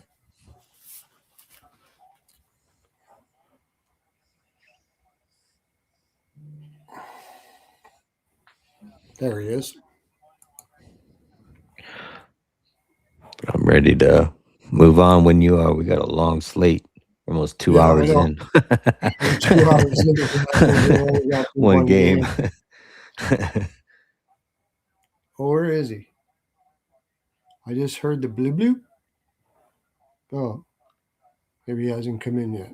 Oh, Rico. I Rico. Suave. JD. Oh, you drop back out. Rico drop back out. Oh, there's Rico. JD. There we go. JD. No, There gone. we go. Now we got her. You hit What's JD. going on? You hit JD twice. There you go. Leave it. There you go. Okay. No picture. No audio. Hello, everybody. We have no pictures. It's all right. We got RJ, Statmaster J, and Rico Suave. Master J and Rico in the house. Rico Suave. Just went over the Philadelphia game, so we've only got about 4 hours more to go.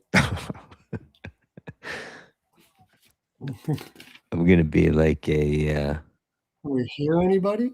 no.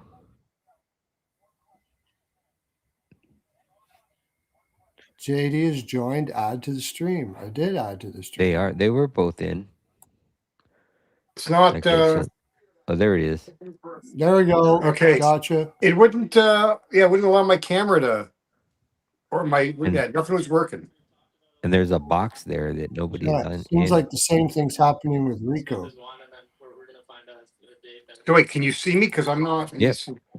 Yeah. I can see you just fine. Your name's not John Cena. Well, not now. Yeah, we can still see you. Okay, I'll just keep it. Yeah, all right. I don't know. You're good.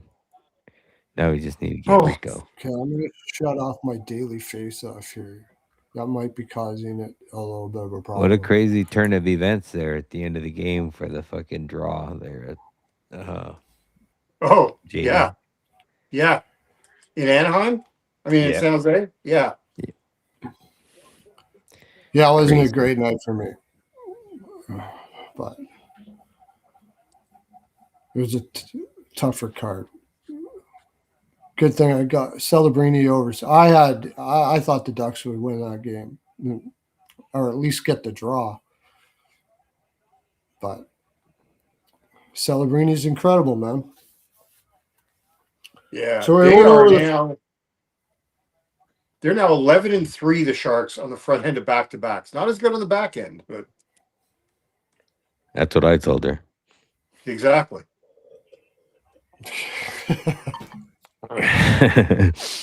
You're a lot better on the front end than you are on the back end. We're at Philly and Red Wings. We're on game one. And we can't even figure out like who's going to be in net. Don't worry about it. We can't figure out who's going to be in net. Yeah, well, you're right. I've told you guys before. Don't stress out about it. You don't know. We're not stressing out over it, so we're kind of passing it. We got a little bit on the draw. The Brink got over shots. The Brink goal. Yeah. Yeah, and Cider over shots because everything's been going through him. Rico, if you're there, you're on mute, just so you know. So we'll just go on to the next game because that game is a tough one to cap. And we'll start. Yep. All right. And I will roll through number 2. Lay the land. Yep. So you got Montreal on the road -150. Rangers at home +125. Over under is set at a flat 6.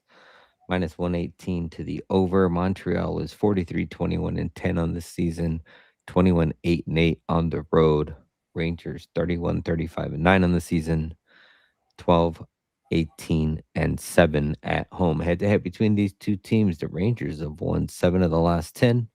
9 of those 10 have trended to the over. These two teams have seen each other twice this season. Both games went over. First game in early October in Montreal, where the Rangers won 4-3.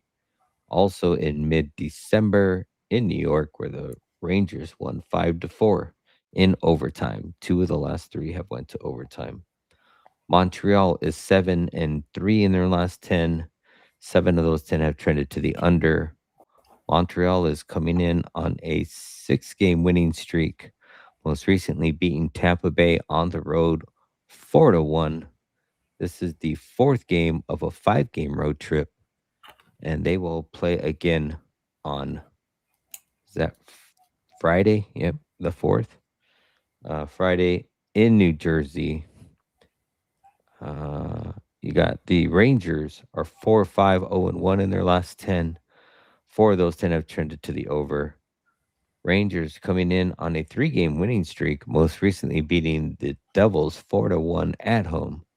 This is the 4th game of at least a 7-game homestand, and they will play again on Friday when they take on the Red Wings.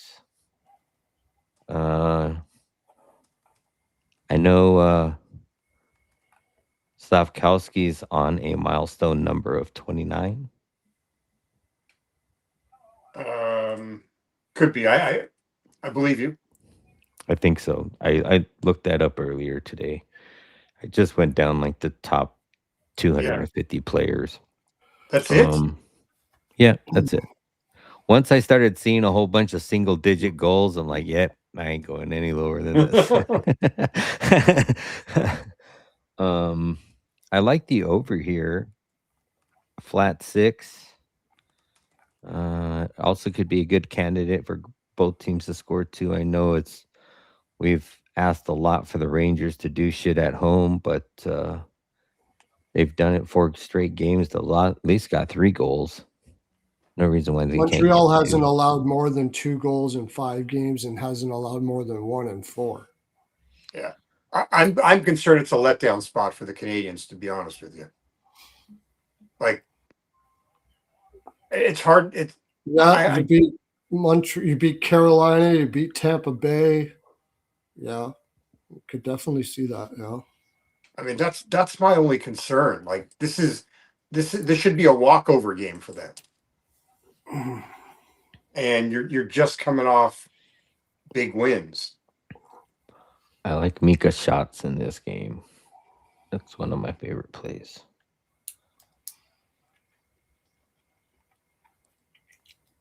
I mean, I don't know. That's. I mean, both teams have not been allowing goals. I mean, and how can you not take Caulfield for a goal? He's went 3 straight games without scoring for the Rangers. Yeah, he's Mr. Thursday night. Yeah, he's going to be tomorrow. Yes, he is. Weird game. What a night. Both teams haven't allowed more than 1 goal in the last 3, but both teams have scored. Like something's got to give here. Something's got to give. Caulfield goal. I'll take it.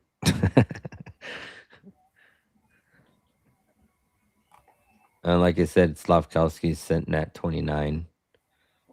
Where are you here? Can it be a letdown spot when you're playing in MSG though? It's just like Mika over 2.5 shots at -130. I like that. That's probably the only shot prop I like in here.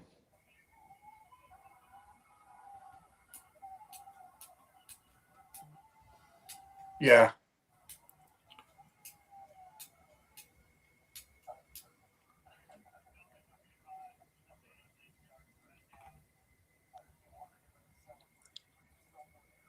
I was looking at point props, but I'd be more lenient towards on the Montreal side just because Montreal's defense has been so much good and the Rangers have struggled overall this season to score at home.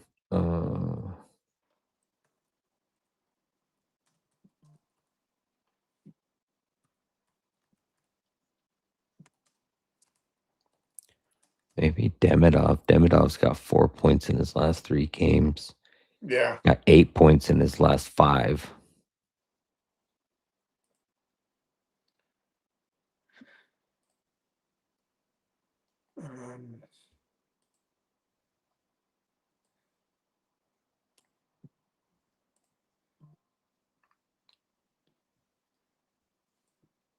I mean, Caulfield's got 4 multi-point games in his last 6.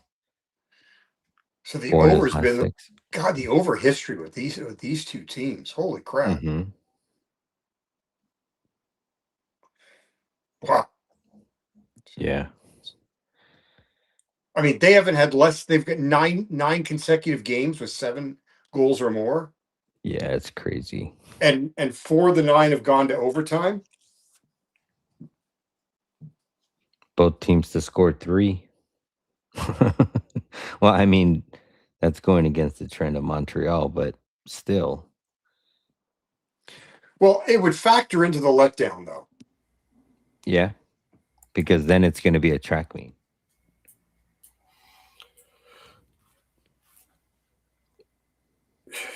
Both teams have been scoring like crazy. Not like crazy, but both teams have been scoring well. Both teams have been getting great goaltending. Wow, the So Rangers over 2.5 is minus 145. You got to play a flat 3. I would just take Montreal. That's pretty telling, though. Yeah, Don't you that's like think? saying a good over for sure. Right. and that's probably built in there because you're going to look at the series history and say over. When's the last time Shesterkin's played 3 in a row? Mark says, what's the best app for live stats like shots on goal? So I use ESPN to see live like attempts because it'll show you how many block shots and how many missed shots the players had. What, on ESPN? Yeah, on ESPN. In So what go, not aware of that one. yeah, so on their live box score, you'll see it'll say S for shots, and then right after it'll say Oh, like yeah. I mean, okay, so MS. I get that on the media site. I thought you meant, but is that you have to go game by game, or does it give you No, he's cumulative? asking for live, like in-game stats. Oh, okay. I'm sorry, I missed that. Okay. Yeah. So that's the one that I've had the best luck with because a lot of them are delayed, and a lot of them won't do them live. It just show it to you after the fact. So, but he's asking for like just on attempts and then missed attempts and blocked attempts. Right. So. Yeah. No. Yeah. Right. Okay. Because I used the. Yeah. Okay. And I have. Perlo, to your question, you asked me when was the last time Shesterkin played 3. He did that March 12th, 14th, and 16th, and then he came out of the break and he played 4 consecutive games. But he's never played 3 in a row after fighting in the second game.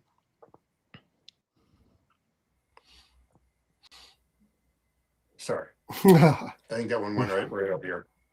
Yeah. Okay, let me see here.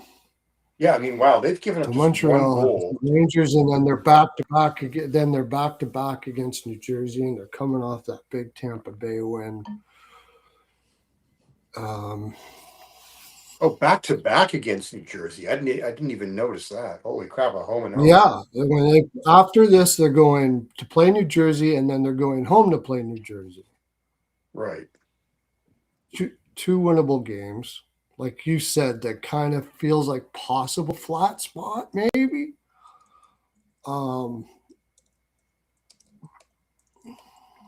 New York, it doesn't really matter what they play after this. This is Montreal. I just look at what Montreal's gone through. It's not just they've built this win streak. They pummeled the Islanders. Then they beat Carolina. Then they beat Columbus. Then they beat Nashville. They beat Carolina again. Then they beat Tampa. I mean, yeah. Now you're playing the lowly Rangers. Yeah. Does the run, but do they just keep on rolling, or is this kind of like do they take this lightly somehow or something like that? I think it just leads to an over. Think they put the kid in? All roads lead to the over. Yeah, I just like 6 over. I like the 6. You get it minus 120. I like over first period. I don't think this starts slow at all. And I would say if you like the over, yeah, you're probably betting on Montreal getting to 4 because they've been holding teams down to less than 2, but that's not to say that, the Rangers don't get 3 here at least. And I Well, think at what? 3, that leads to the over 6 because then you have a 3-3 game But why don't you at take least. on a 14 game card? On If that kind of a instead of winning streak. on a 14 game card, why then not look at both teams to score 2 and put it into a parlay? Yep, I would absolutely agree with that. Yeah, Because the thing about the Montreal team, and I was talking to Andrew McGinnis about this. And, Andrew McGinnis is a Montreal fan. yeah, I don't And hold it his against. biggest concern is how much they've been relying on their goaltending. Well, they have. Take a look at how badly they were outshot. Yeah, 37 against Tampa Bay, 30. Well, Carolina getting 35, but that only getting Right, but they were 18. outshot 30. It's not that they gave up 35. They were outshot 35 to 18, 37 to 23 in these last 2 games. Yeah, They were and the outshot last 43 to 19 to Carolina. even against Columbus, they were outshot. They're not a high shot team, anyways. Right. Like The only Montreal team that they have, really doesn't usually get a lot of shots. right. And even in the Islander game where they scored 7, they were outshot 36-22. They've been getting a very high shooting percentage. So I don't know. Rangers really, except for against Chicago. Oh no, they outshot Toronto. Fucking anybody can outshoot Toronto. In Florida, they were outshot. They were outshot against us. Yeah, I'm not worried about the Rangers being outshot. They stink. I'm just saying, like, that's why I like over 6 and both teams to score 2. And for me on this 14 game card, I'm good. You want to think you find a couple of goal props? I understand, Pearlo, what you're saying about the over 1.5 first period. Yeah, God bless you on that. It starts fast because it's just all that excitement. A Rangers Montreal game, and you're in New York. Yeah, I get it. I'll no, go play it. I'm just saying, I'm trying to limit plays on a 14 game card, trying to keep them, because if you're also going to throw in some parlays. So for me, the best 2 game props are both teams to score 2 and the over 6.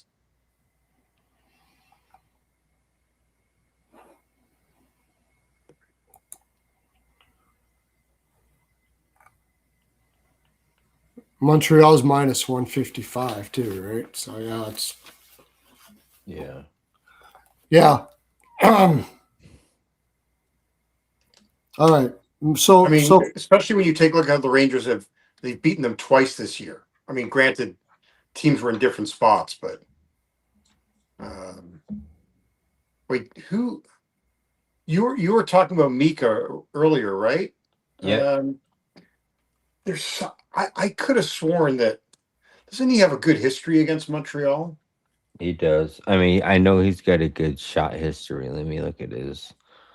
I have it right here. All right, Zabinajad. Right here, goals. So head-to-head wise, he's had 6 of the last 7. He's got a goal. Yeah. Okay. Grant 6 says of the last 7. Habs cook here. Stop it. Yep, 6 of the last 7. And then his shot on goals, so he's covered in 6 of the last 7 overall. And in head-to-head, he's covered in 3, 6, 7, 8 of the last 10. Yeah.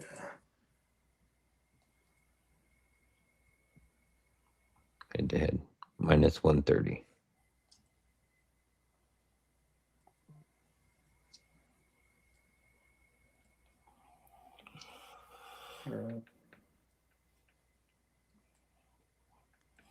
My original gut on this game was a Canadians win, and I just don't know how to play it. But that was my original gut, that they just keep rolling here.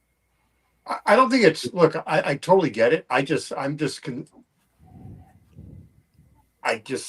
waiting for them. I don't know. I just think I think it's a potential letdown game for them, and I get concerned when you've got teams that are playing against another team that has nothing on the line. Yeah. Yeah, and that's why I think that it's not going to be a. I mean, the Rangers really haven't been playing physical games.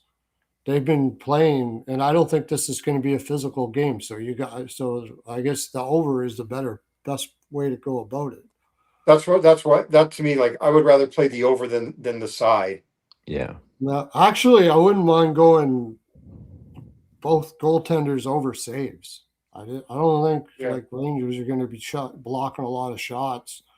I think it's just going to be back and forth, and both goaltenders have been playing absolutely fantastic. So we'll see what the numbers on that are, and then maybe I'll take a goaltender over saves here. And I One of think if you like Habs and you want to try to get it at a playable price, you either play their team total just in general, Yeah. or two, you play their money line and parlay it with like over 5.5. Yeah. And you get away with it that way. Canadians and over 5.5. Yeah. I don't mind that. Yeah. And that's how you play it. Yeah. All right. Out of here. Let's move to the next one. Panarin's at 19 goals for the Rangers. Hey, remember I told you that earlier today? 16. 16. It was 16, right? All right, let's move to the next one because we got a lot of cards to go here. So. Yeah, we do. A lot of cards. A lot of But no maca. All right. Next game on the board, we have the Pittsburgh Penguins plus 140 on the road. Tampa Bay at home minus 170. Over under is set at 6.5. Pick'em minus 110. Penguins 38, 21, and 16 on the season, 29 and 8 on the road. Tampa Bay is 46, 22, and 6 on the season, 23, 13, and 1 at home. Head to head between these two teams, they are an even 500 in their last 10. 6 of those 10 have trended to the over. These two teams have seen each other twice this season. First in early December in Tampa Bay, where the Penguins won 4-3. And then in early January in Pittsburgh, where the Tampa Bay Lightning won 2-1 in a shootout. Pittsburgh is 6-3 and 1 in their last 10. 8 of those 10 have trended to the over. They are coming in off of a 5-1 victory against the Detroit Red Wings at home. This is their first and only game on the road, and they will head back home to take on the Florida Panthers on Friday. On Saturday. Tampa Bay is 6-2-2 in their last 10. 6 of those 10 have trended to the over. Tampa Bay is coming in on a 1-4 loss at home versus Montreal. This is the 6th game of a 7-game homestand, and they will play again on Saturday when the Boston Bruins come to visit. Guys, I'll be right back. So sorry. You're good. I would say that Pittsburgh is a little at plus 145. Let me look at their injury report because injuries have ridiculed. Like Crosby should be back, Malkin should be back, but you got to look at that again. Make sure that's still the case. Murder was the case. Yeah, they were in the last game. What's the case? Murder. I was just reciting a Snoop Dogg line. Oh.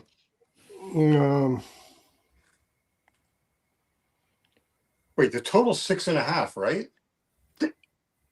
Yeah. Yes. Even money.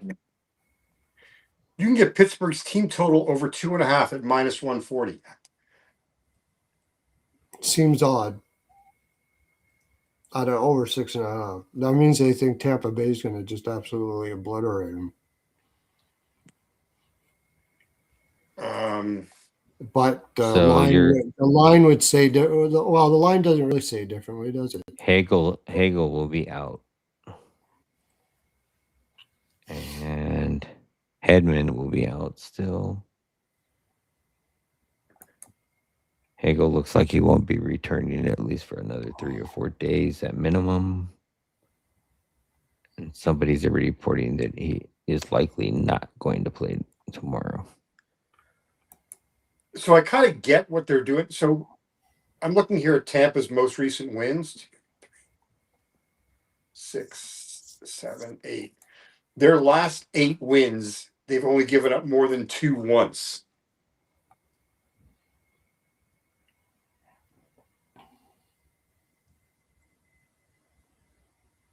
Who has? Tampa, their last 8 Tampa, wins. Yeah. Mm-hmm. So that may be playing into it. But if they lose, when they lose their last 1, 2, 3, 4, 5, 6, 8, 9, 10, 11. Oh my God. Their last 11 losses, they've given up at least 4 goals.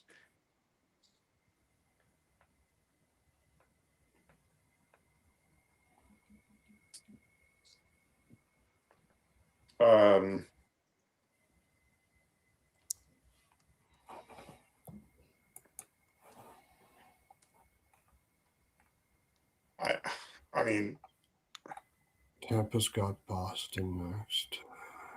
Home. well, Tampa, I mean, it's really a matter of I don't know. Still no Hedman. Vasilevsky's been okay. No Hagel. When Pittsburgh wins, they score 4 more. Yeah, 35 of their 38 wins. And Rust's estimated return is tomorrow. Not to say that he will. Wait, he played last game, I thought. Mm-mm. Oh, no, it was Malkin that played. Wait a minute.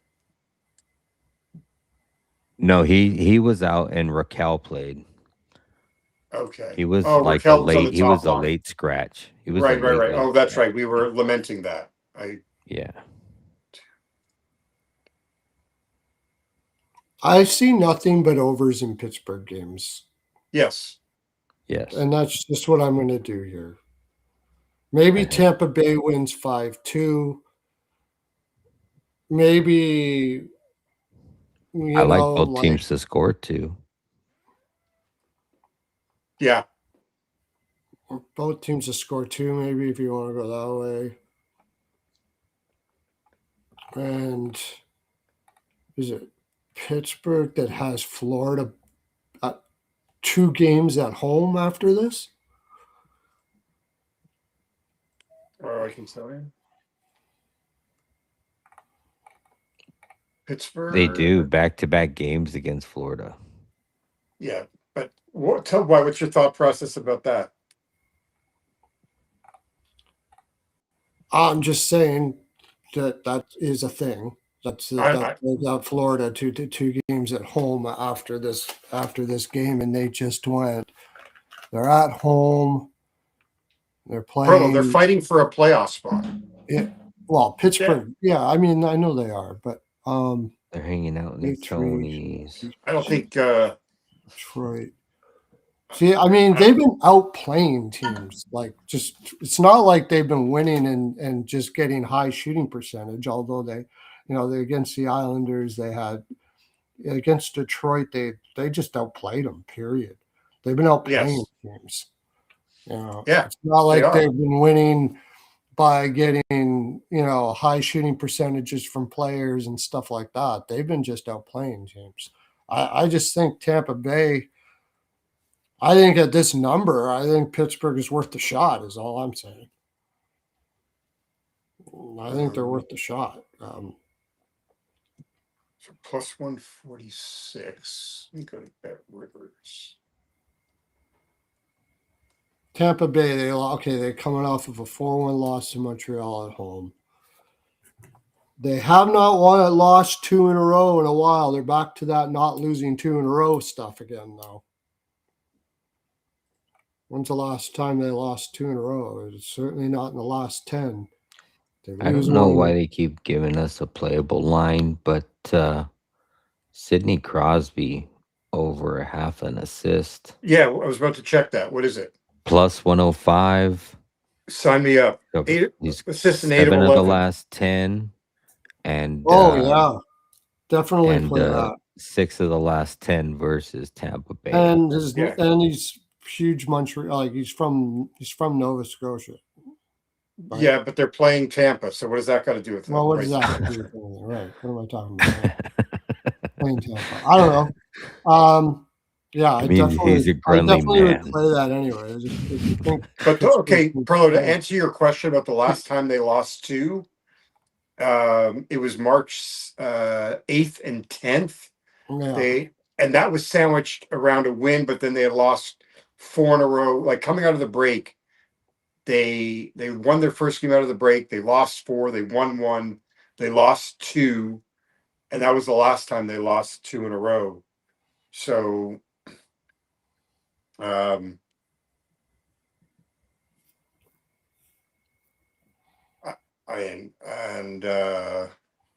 They didn't really deserve to lose that game against Montreal either. no. It's not like they haven't been playing well.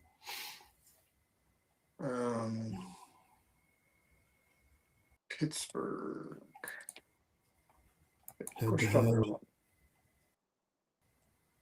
Head to head has been mainly over. Last game was a 2-1 shootout win. 1, 2, 3, 4, 5, 6. So Pittsburgh's 12-1-1 to the over in their last 14.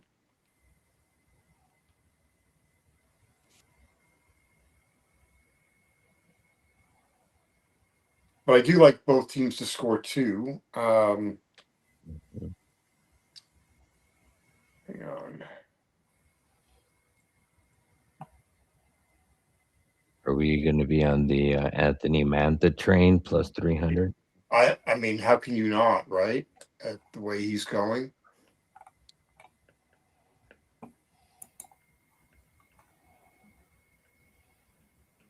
Yeah, he's got a goal in 3 straight. Win or lose, Pittsburgh goes over. So I'm just playing. I'm just going to go with the over. Besides the Detroit game, which was probably a flat 6, and that was a push. Okay, so 3, 6, 3, 4, 3, 6, 2, 5, 1. Either they give up a ton or they score a ton. okay, so here at Bet Rivers, and this includes overtime and shootout, you can take Pittsburgh if you like them to win. Take over 3.5 at plus 175. Yeah, well, I know because if they win, they score 4. Right. So now you're doing it against Tampa Bay, which is a little trickier because they have. But then Pearlo, I said to you, their last 11 losses, Tampa, they've given up at least 4 goals. 4 goals, yeah, I know. If you like them to win, I'm just saying the number makes me want to take Pittsburgh because of the price you're getting for Pittsburgh. That's all I'm saying about that. But logically speaking, either way, I think it just goes over. To me, it just goes over either way. Either way. If you think Pittsburgh's going to score 4, do you think Tampa's not going to score as well? Like, right. Well, then you could play both teams. You could take both teams to score 2, parlay that with Montreal and the Rangers. I mean, that's another way to. 2 players I'll be on for Tampa Bay is Kucherov and Gensel. Kucherov has had goals in 3 straight versus Pittsburgh. Yeah. At home, 3 straight at home. And Gensel's got 5 straight and 7 of the last 8. What, a goal Yep. against No, Pittsburgh? no. Head. I mean, just Oh. overall. Oh, right. He's on the yes. Yeah, Yeah, he because I doesn't remember have his good numbers against history Pittsburgh versus. weren't great. No, he has not had a goal in at least 6 games, or at least far Yeah. back, however far back this goes. So what is it? They've been going Skinner, Kent Skinner, she lost Skinner. So this will probably be Skinner in that. You can probably take Gensel's shots. He's had that for the last 6 minus 125. Yeah, Hand-to-hand. I'm off shots. I've been getting Yeah. just slaughtered. Yeah, I'm even. Yeah, today got Celebrini, had a red day. I'm. It's this late in the season. I'm starting to lay off the shots too, unless it's something like spectacular. Yeah. I've been playing a lot of assists. They've been Yeah. going well, Yeah. except for Rod Thomas tonight. Yeah, the bastard Bum. gets the goal. Bum. Bum is right. Damn bum. It's Tampa. That's not that.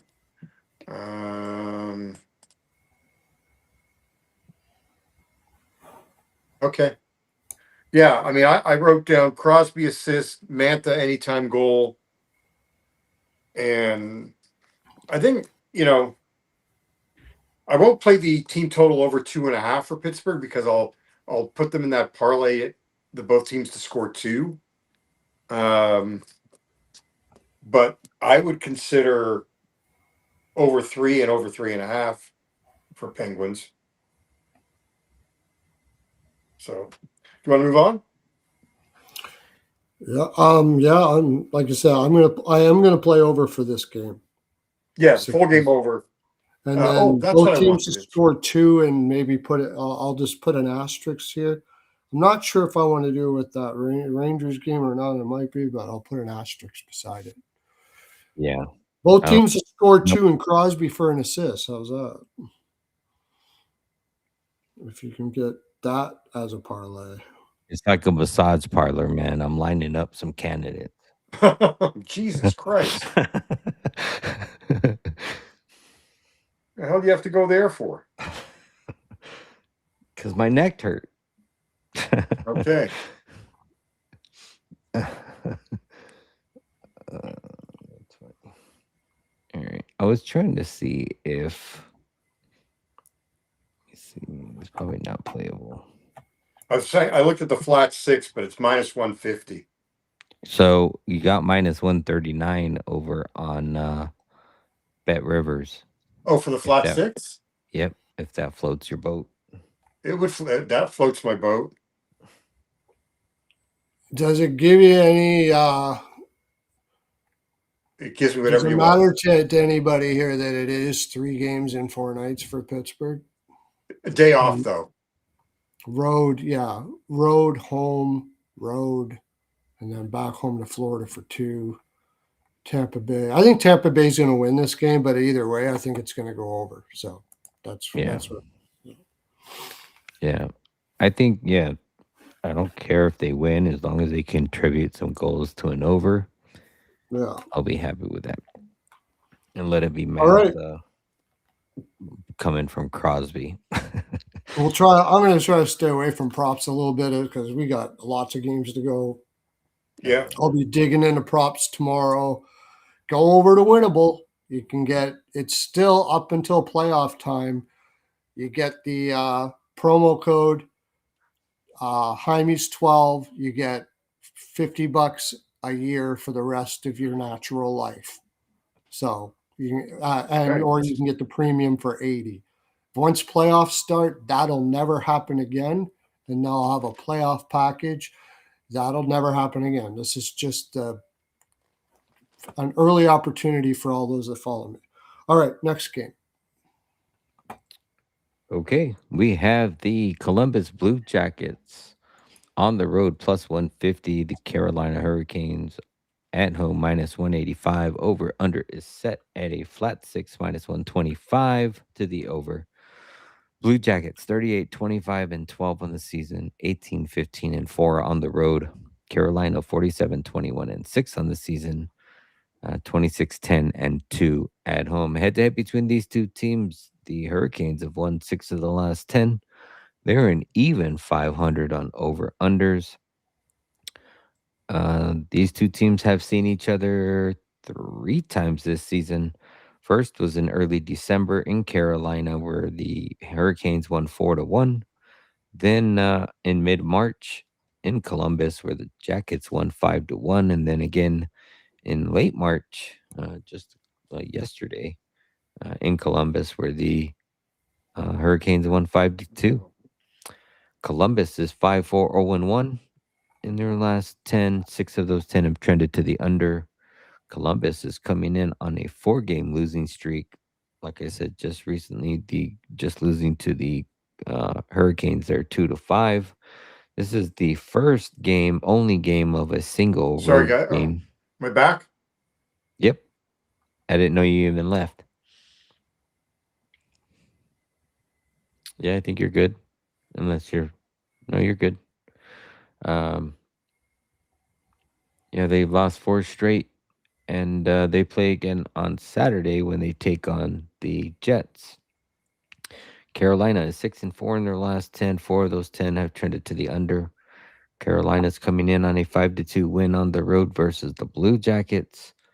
This is their first game of a short 2-game homestand, and they'll play again on Saturday when they take on the Islanders.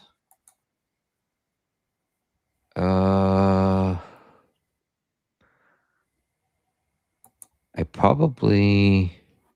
don't know if I can get behind an over here. I mean, I know a lot of these games 5-2, 5-1, 4-1. Like a lot have landed right up. What do they? It's weird. It says that the over is 5-5 and no pushes, but there's a flat. It's a flat 6, and I see 1, Mm. 2. I see 2 games with flat 6s. So technically, it should be, unless they're basing that 5.5 at over 6.5 instead of 6. That would make more sense. I don't know why it's saying that. It probably is basing it on a 6.5 because it's trending that way. Minus 125. When you got 5-2, that's an over. 5-1, that's a push. 4-1, that's a loss. 7-4, that's a win. 4-3, that's a win. 4-1, that's a loss. So 1, 2, 5, 5, and then 1 loss, 2 loss, 3 loss. So it should be 5-3 and 2 is what the record should be on a flat 6. 5 wins, 3 losses, 2 pushes. Whoever has won the last 9 of the last 10 games has scored 4 or more. Yeah. Out of both of these teams, I just think Columbus is too beat up. Do they have who do they have back now or anything? Like They have a couple. They lost like, Olivier. They lost. God, who went out last game? Severson's out. Yeah. Lundstrom, Marchman is day to day. I mean, he looks like he's going to play tomorrow. At least that's his estimated. Marchman will be a game time decision versus Carolina on Thursday due to an undisclosed injury. It's coming from Aaron Portsline of the Atlantic. Yeah. Athletic. Luca. Oh, Athletic. Okay. Del Bell Blues. Del Bell Blues. Yeah. So if he's in, I wrote down Ehlers' assist. Olivier Severson. Yeah, Voronkov's on Robida Island. I like that Ehlers assist. Yeah, Sign me up. 5 of 6. 5 of 6 I just versus think there's Columbus too and much 6 of on that 9. defense too much on that defense that's messed up against Carolina. I Marchenko think for a goal. Carolina's He's going got goals. Carolina team total over for me -120. Marchenko's got 11 goals in 13 games against Carolina, and he had 2 on Tuesday. Okay. That's all I. Oh, this is I mean, a I could home and get home to- too. Right? Yeah. No, this I mean, is it's this is at Columbus and then home against Columbus for Carolina. yeah. Hmm. The home team is dominated, I think, until Tuesday. I do wonder though if I think it's actually a better spot for Columbus than Carolina. I mean, Carolina's now they're 8 clear of Pittsburgh for the division. Yeah. But they care way too much to win the East. And they're now, tied with Oh, you're talking Buffalo? about for the top seed. You're talking about Yeah. top seed. They care way Yeah. too much about it. They've Well, always I mean, cared then- way too much about it. Yeah, and this They could should be be a this seeing could be a guys for first this round series. matchup. This could be a first round matchup. Yeah, that's another thing. Carolina just doesn't do that. I just at home especially, and I just think you got to beat up Columbus team. They're just going to barrel them. I just have that feeling that they're going to barrel them. If I would have went with my gut yesterday, I would have been much better off. I would have had Vancouver. Remember, I was saying I don't know about Colorado in this thing, and then I talked my way out of it. My gut says Carolina just pummels. No, you're an idiot. Yeah. It's just that simple. I don't know if you Tom- looked up the numbers for Ehlers there, JD, but he's got 5 of 6 versus Yeah. Columbus. Okay. I did. I said that. Okay. All right. Once, but Take whoever's in net over saves or Carolina over shots. I like the Carolina over shots. I definitely like. Mm-hmm. But I don't even mind Columbus team total over 2.5 at -130.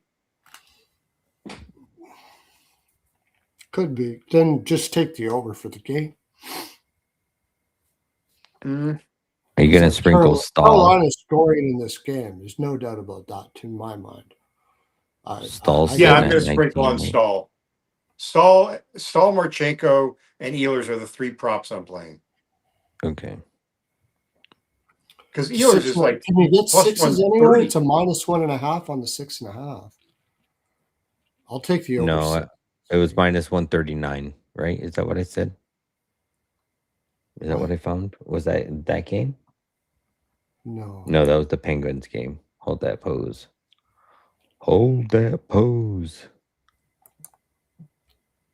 So that's going to be a -132. 7. A Lightning Pittsburgh game is going to be a 7. Yeah, -132 for the over 6 in this one. If you like that. That is Bet Rivers.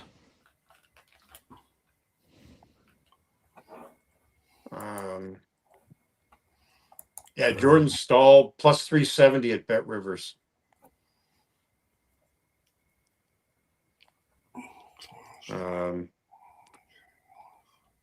But I could get behind Carolina team total shots on goal. I do like what you're saying, Pearlo, about the fact that winning the East is important. It is them. important to them. Yeah. Well, I guess it's really a matter of. I mean, it's too early to figure out who they're going to play because too many. But all right, It's so this will be an Anderson game probably, right? I never try to figure that one And out. Anderson Bussy. they're going to play Bussy again against the same team they played last time. I don't think so. It'll probably be Anderson. And Columbus, they're going to. Merzlikins all of a sudden isn't getting the play. No, they he's were not. before. They've been going with Jet Greaves. Oh, wouldn't it be lovely if you got a Merzlikins here? And then it's over for sure. I'm taking the over 6. Why? I mean, Merzlikins, he's played really well. Look, he loses 3-2, wins 5-2, loses 2-1 in overtime, wins 5-2. That's a good point. So why aren't they playing him more? I mean, his first couple of games out of the break weren't as good, but the last couple have been really good. I don't know. Maybe they think he's better with rest. So that's the reason why. So what has he done here? So he's played Greaves 3, Merzlikins 1, Greaves 3, Merzlikins 1. So It could be Greaves one more again, or it could be either one really.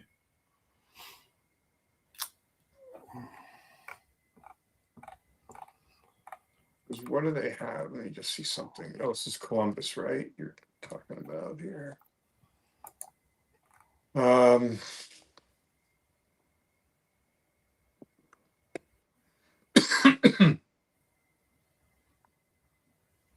Yeah, because they've actually got Columbus got a favorable schedule.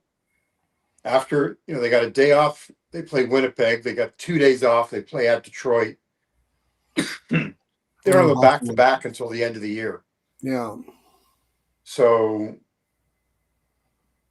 I mean, he could either way. Carolina will be firing here, so it's either over saves or over shots or both. I think that's the best play out of anything you could do in this game. It's not better than the Ehlers assist, pal, or the Marchenko goal. Piss off. Okay. I'm standing firm on both of those. Lately, when I play these ones that you've been putting up, I've been missing them. I don't know. Blame me. It's not my fault. It's not your fault. I try you before. I was hitting all the time, and I don't want to lose it for you. Yeah. Well, I don't want to lose it for you. Okay, I appreciate you that. hit You're them if I don't play them, so just play them. Okay. All right. Good for you. I'm not blaming. I never blame anybody for a loss that I made as a pick. I made the pick, so it's my. Well, I blame you all the time. So I don't know why you wouldn't blame me. Yeah. Well, I don't blame the person on my show where everybody's listening. Maybe when I'm watching television. Yeah, exactly. Like behind my back, you'll just absolutely vilify me. Yeah, not to anybody else, but to the screen of my TV, I'll be like, fuck JD, son of a There you go. There you go. Exactly. All right. All right. Oh, wait a minute, though. I'm sorry. One thing. You like the over, right? So the 6 over a quarter like then. Over, yeah. Over 6. 6 over. Yeah. Okay. I can get behind that. Okay. Okay. I'm not going to put that's not going to be my biggest bet because the last one was an over. You know how that can be sometimes. But yeah. Okay. All right. Next game. Timestamp. Yep. Timestamp. All right. Oh, Grant has under. Okay. Yeah. So this is an under. Okay. Grant's a big under. Next game on the board is Boston on the road minus 155 taking on the Florida Panthers at home plus 125. Over under is set at a flat 6 minus 118 to the over. Boston is 43-24-8 on the season, 15-14-7 on the road. Florida is 36-35-3 on the season, 20-15-3 at home. Head-to-head between these two teams, the Panthers have won 7 of the last 10. 6 of those 10 have trended to the over. The two teams have seen each other twice. First in October in Boston, where the Panthers won 4-3. Then again in February in Florida, where the Panthers won 5-4 in a shootout. Boston is 7-1-2 in their last 10. 6 of those 10 have trended to the over. Boston's coming in on a 4-game winning streak, most recently beating Dallas at home 6-2. This is the first game of at least the 4-game road trip, and they play again on Saturday when they take on the Tampa Bay Lightning on the road. Florida is 4-6 in their last 10, even 500 on over-unders. Florida just broke a 3-game losing streak, beating Ottawa 6-3 at home in a game they shouldn't have won, in my opinion. But, I mean, they played great. Ottawa played horrible. Florida is heading out on the road here on Saturday when they go to take on Pittsburgh in back-to-back away games on Saturday and Sunday. Yeah, I don't care about Florida. I mean, it doesn't really matter. They're done. They've got no, it's their minor league team. That's I was hoping I'd get a flat 3 here on Boston. That wasn't the case. Way too juicy. I don't know. I really don't know how to play this one. I'm looking take just a at Zaka for a props. goal. If there's a game that Florida would circle to want to win, it's this one. But like you said, who do they have in their lineup? Yeah. Zaka goal, Pasta assist or point. Well, Arvidsson's got points in 4 straight and 8 of 10. I mean, he's just been stupid. Pasta, you could take Pasta for an assist. Mm-hmm. Although he's got, oh my God, 1, 2, 3, 4, 5.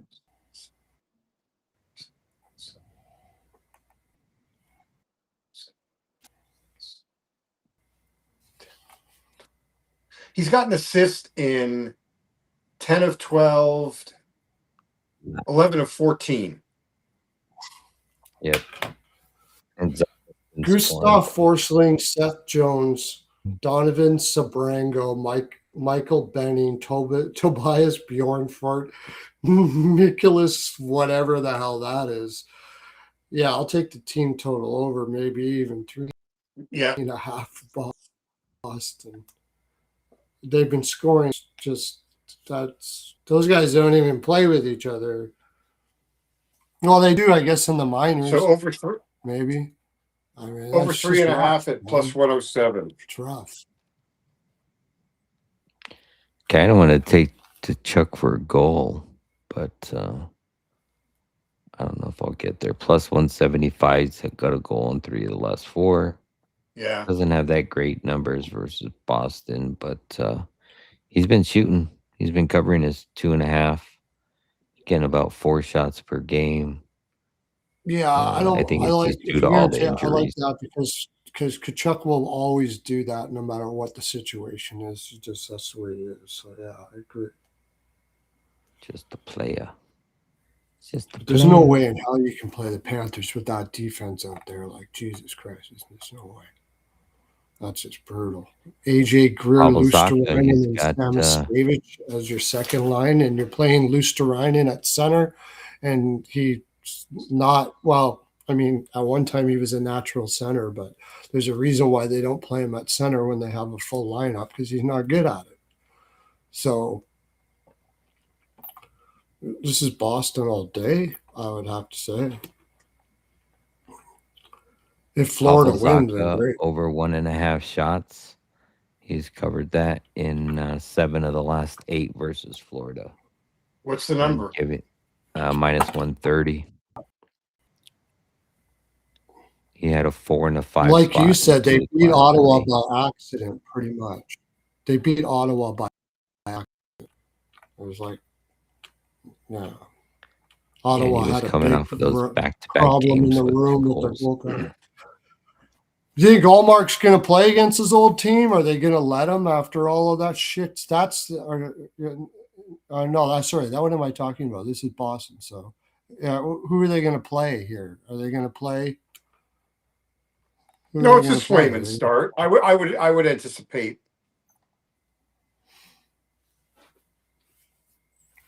Yeah.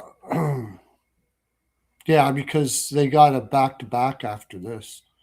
So can't see why they wouldn't play Swayman here. They need the win. Yeah. Yeah, you got to play and a Zaka goal. I mean, 5 straight, 9 of 10. I mean, it's just Yep. it's silly. That's So a plus 298. yeah, I mean, I wrote Anything there? Zaka goal, Pasta assist, McAvoy point, which would have to be a parlay piece, Arvidsson point. I mean, it's just I How like about that. I mean, Arvidsson goal? Did you see Arvidsson goal too? no, I just said point. He's got a goal in 3 of the last 4 coming off of a hat trick versus Dallas. Yeah, but only 2 past the goalie.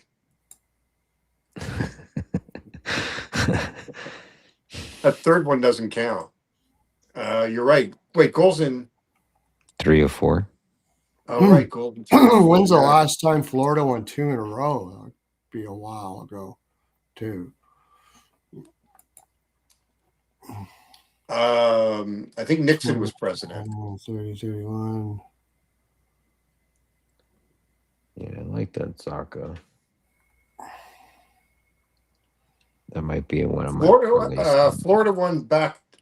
They had a 3-game win streak in beginning of March. But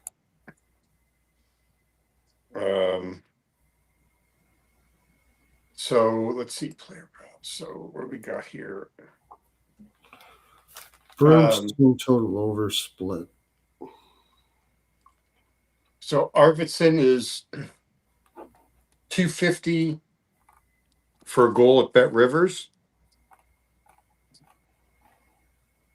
And he's 180 for a point. Yeah, Corpusella played against Dallas. 184 at Caesars. So you could split it if you wanted, because Yeah. Instead of taking the point. Because the point is minus 115, unless you wanted to put into a parlay. Yeah. Like, I think that's what I would probably do with McAvoy. Because his point prop is minus 150. His assist prop is minus 120. But and then Zaka. That's the same thing with Zaka. Zaka's like plus 151 for an assist and almost 300 for a goal versus his points like minus 125. Although he's had a Right. point in 9 of the last 10. And he's had, Yeah. what about taking him for 2 points? He's had 2 points. He got 2 points in the last game versus Florida. And he's Yeah. got 2 points in 5 of the last 8 games. He had a 3-point game versus the Blue Jackets. That's going to be good plus money. Might be a worth look.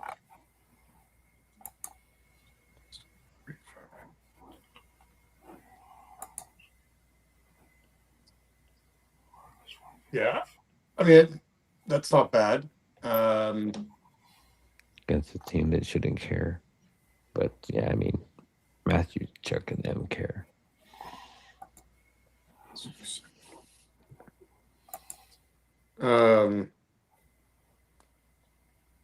Yeah, he's been pretty damn solid for a point, man. Who? Zaka. Yeah. How did I only was tracking his goals. He's got a lot of 2-point games.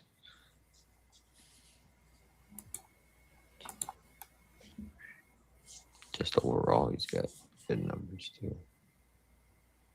So maybe it was a goals 9 of 10. Oh, I think I screwed up. Zaka's doesn't. He's got points in 5 straight and 9 of 10. But he's got. Oh, he didn't score in the last game. He's got goals in 3 of 4. Okay.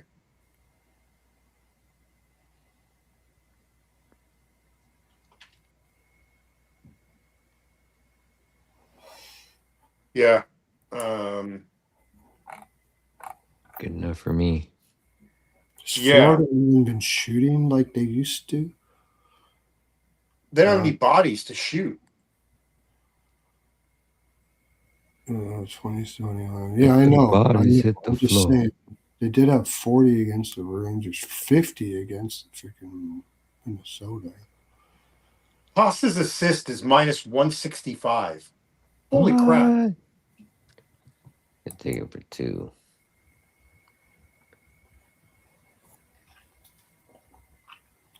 Garbage. Bums. That's just rude. Yeah, no, you have to play him for 2 assists. Or 2 points. Minnesota 31. Yeah, or 2 points. Dallas even they got 24. Their Boston's been shooting like a son of a bitch. Boston team total over shots, I think would be pretty good here. Oh, You know against what this bet. I might Go. do this, but Yeah. Azaka and Arvidsson point parlay. Yeah. They're playing both on the same line, and they both play on power play 1. Yeah. Like, and at that point, just take Pasta, parlay all 3 of them, because Pasta is like, or you could throw Yeah. the Pasta assist in there if you wanted to do that. Well, you could also, and if you really want to get greedy, you could throw in McAvoy. Yeah. Yep. Yeah. I agree. Those 4 right there. I like that. Yeah. That's a way to play Boston without having to play them to win. That's Right. if they scored two or more, I would say 2 or 3 goals, there's a good chance that all 3, if not 4 of those are involved in some sort of fashion in those goals. What have they been winning?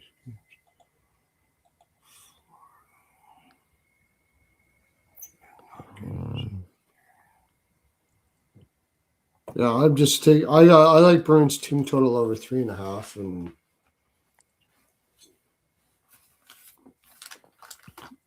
just for a straight bet. They've been winning and they've been going over, and actually you could even see Tarasov here. They've been playing Tarasov more than Bobrovsky. Dud Dog is asking if we play 2+ shots on goal in a period and how We did often we do once. it. We used I to have do done it before, yeah. every now and then. Like at one point we were taking like McKinnon, McDavid at home. They were really good in the first period at home. What about Radish that day that I got burned? Oh yeah, you said 7 attempts and he only had 1 shot Well, right in the first period. he had 1, played him over 1.5 in the second period, and he had 2, and they took 1 away. Yeah, bums. Yeah, fucking assholes. Yeah. I think, gotta- by the way, that parlay that we talked about with the Bruins, I think you could get that at around 7, 8 to 1. Oh wow, Because all I'm 4 looking of at them. I just went on BetStamp and it's showing 11 to 1. But I know that Yeah, that's that's a not what. mixture of books. Yeah. No, it was all through like the ESPN bet odds. But Mhm. what you, even when I do on FanDuel on BetStamp, you go to FanDuel site and they're giving you what BetStamp gives you what you should be getting, Yes. not what the books actually end up giving you. Yeah. I So if hate it's that on Fanatics. Fanatics does that to me. I yeah, start building a parlay and I see the odds on each leg going down. I'm like, right, they're giving me a boost, but right. yet when I add legs, I'm There not goes your getting the boost. actual odds because they're dumbing down the numbers as I'm adding legs. Like Yeah, suckers. yeah. So all right, I do like the over 3.5. I just because I agree. Like I don't know how they're going to stop Boston. Even though it's a road game for the Bruins, that Florida lineup is, yeah. Are they going to play for Marchand, who's not even in the lineup? It's like, Wait, what's that? Marchand's not even in the lineup, right? Right. Right, So, exactly. like they're going to play for Marshawn, who's not even in the lineup, or like try to. And like I said, I was going to fade Florida pretty much every game all the way out, so I might as well just keep on going with it. I Yeah. might even take Bruins in regulation, to tell you the honest truth. Ooh, that I like. I could Yeah. get there with that. You know what I didn't mention, and I don't know if you said it, JD. Apologies if I didn't hear you, but Pasta is sitting at 29 goals. Oh, right. Right. He killed us. Yes. And Pasta would more than like to He score overcooked the goals noodle, against man. Florida, I imagine. Overcooked the noodle. um, You got it sogged out. yeah, I mean, where can you get a decent? Oh, wow. So ESPN and the score have him at plus 140. Hard Rock's 140 as well. Everybody else is a lot lower. All right. I mean, I know he's on the road, but I always feel like players when they're on those numbers, like they just want to get it done. They don't want to wait until like they're like in their last 3 games of the season trying to sweat out to get that milestone number. Well, he was trying to do it against in that Columbus game. He was gassed. Yeah. I mean, he took some extended shifts in overtime. Pearlo just Bruins are plus 105 in reg. I could get behind that. Yeah, I'm going to take that. It's also been 3 games since Pasta scored. And he's got a pretty good history versus Florida.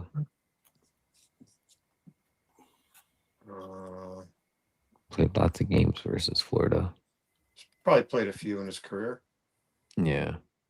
3, 5, 6, 7, 8, 9, 10. So Rico came in and then just left, I guess. He's got 15 goals versus Florida since October 17th of 22. Well, I'm looking because I broke it just regular season.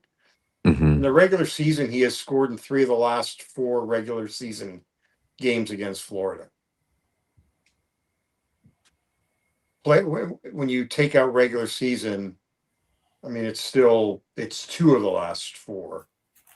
Oh, yeah.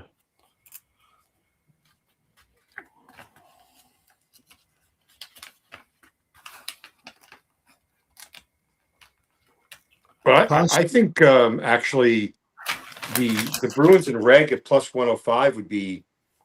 I like that more than the Bruins team total over 3.5 Yeah, at I'm 107. going to split it and put more on the in reg than the team total over. Yeah. So I'm going to do. Okay. All right, let's go to the next one.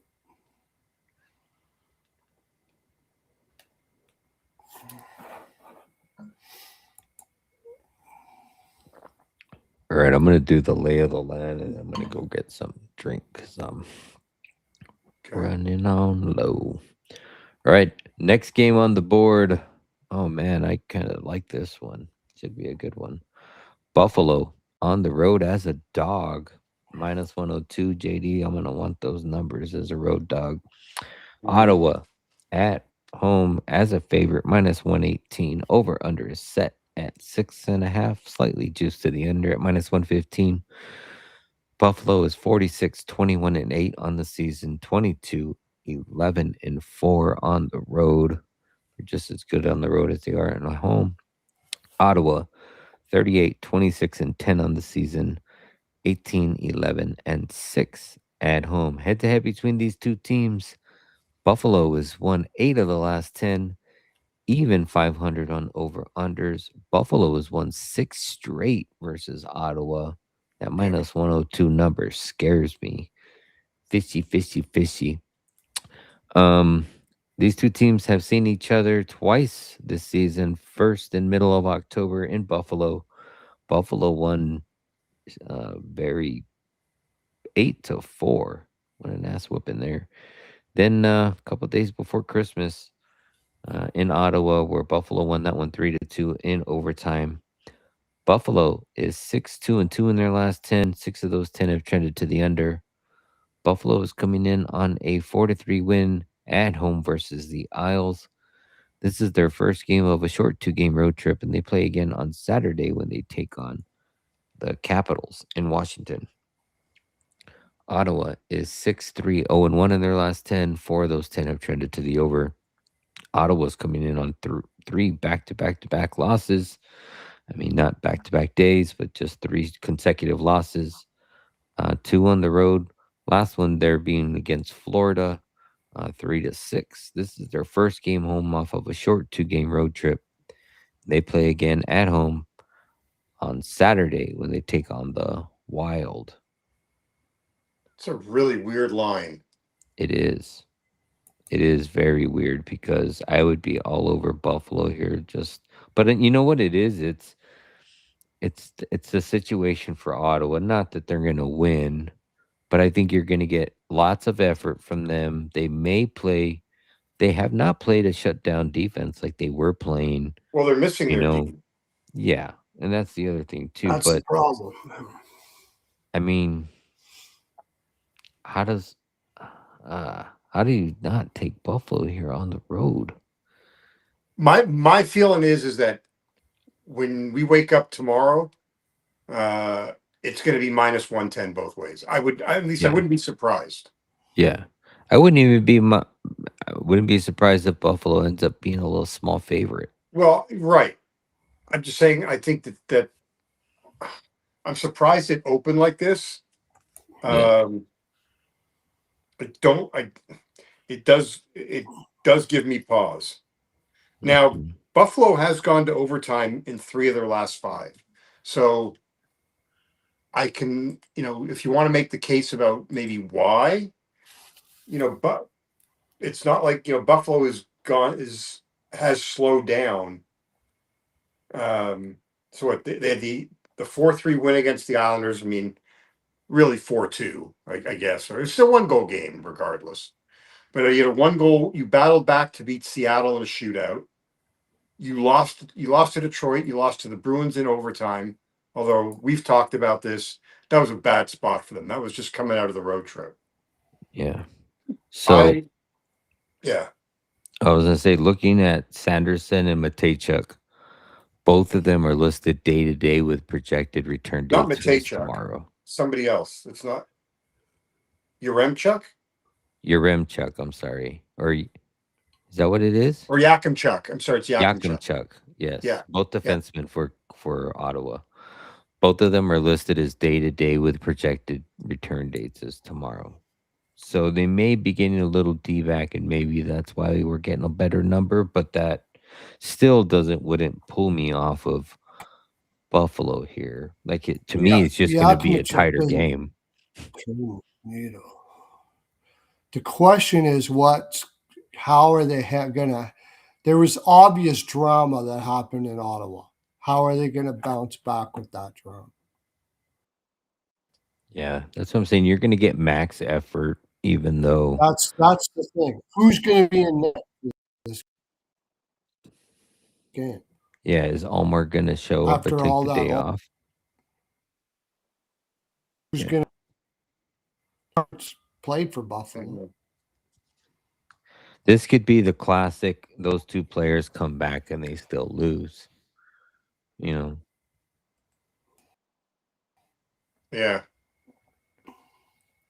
So I'm reading. I'm reading the Ottawa beat writer Bruce Garriock.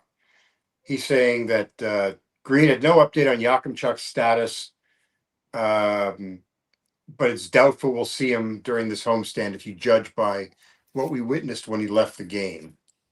So he's still not sure about Sanderson. Shabbat, no, he's done.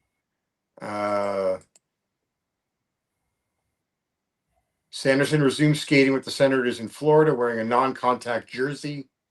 But by all accounts, it's doubtful that he'll be ready to face the Sabres.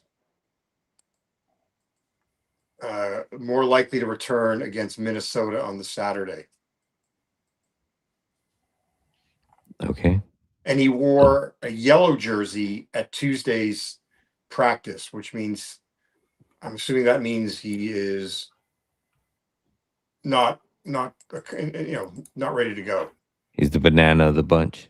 He's the I'm banana. not of the really bunch, going to yeah. put too much stock on a rookie who doesn't play good defensively down in the minors, of whether he's in the lineup or not. No, but you're the big thing is that you're not going to have you're still without likely Sanderson, and you're definitely without Shaban, Yeah. and The last see Thompson, Spence, Nicholas DePaulo is playing too high You in get the lineup, and Cleven's playing way too high in the lineup. Yeah, just Do you think we're gonna? What do you think about? I and don't all know the if we can take our drama. best guess, but UPL or Lion? probably I think it's Lion. UPL's gone back to back. Yeah. And again, reading this article here about who starts in goal for Ottawa, their writer, who's pretty plugged in, he just said starting Reimer against the Sabres would send the wrong message. He goes, shockingly, I can't believe we're even having this discussion. Yeah. And he said nights like this one against Buffalo are why they acquired Allmark in the first place. So yeah, you got to keep whatever going this back is to him. right. And you have to think Ottawa's going to play that was just a shit game, and that's probably why the number is here, is where Ottawa's going to. So if you think that, Ottawa's probably not going to be able to play the shutdown defense that we know they can play. So this is going to be a fast pace both ways. Just both teams to score 2 if you want to put that in one of your parlays.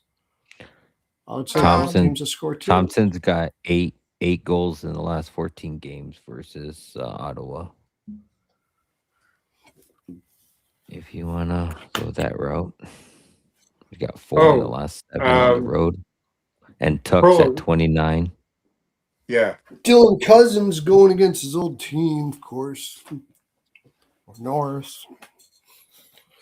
I think Norris got hurt though. He got hurt in the last game, I thought. Dylan Cousins did? No, Norris and Carrick both got hurt. Whoa. Norris got hurt. Okay, that's. He left that game. Okay. He probably is, yeah. Although they don't list him. As soon as you say it, I believe it. No, but they don't list him. They don't list him. No, he's not listed on the lineup. No, he's not listed in the lineup. No. Oh wait, or is he? Sorry, I look.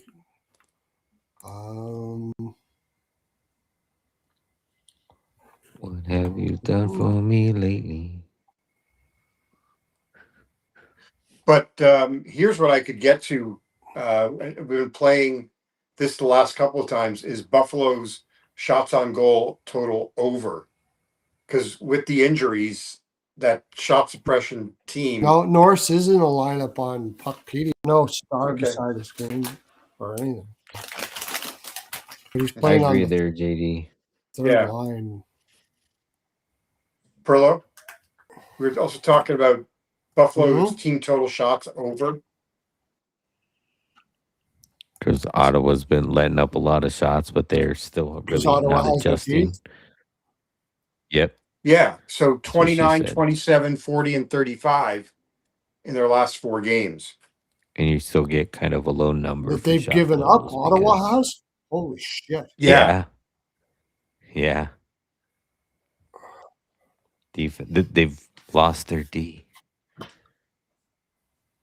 Buffalo's not a high volume shot team, but something to look at. So if Buffalo's not a high volume shot team, and Ottawa's giving up a lot of shots, do you think Allmark's going to have a good game after all of that schmozzle that goes on, and you take his over saves?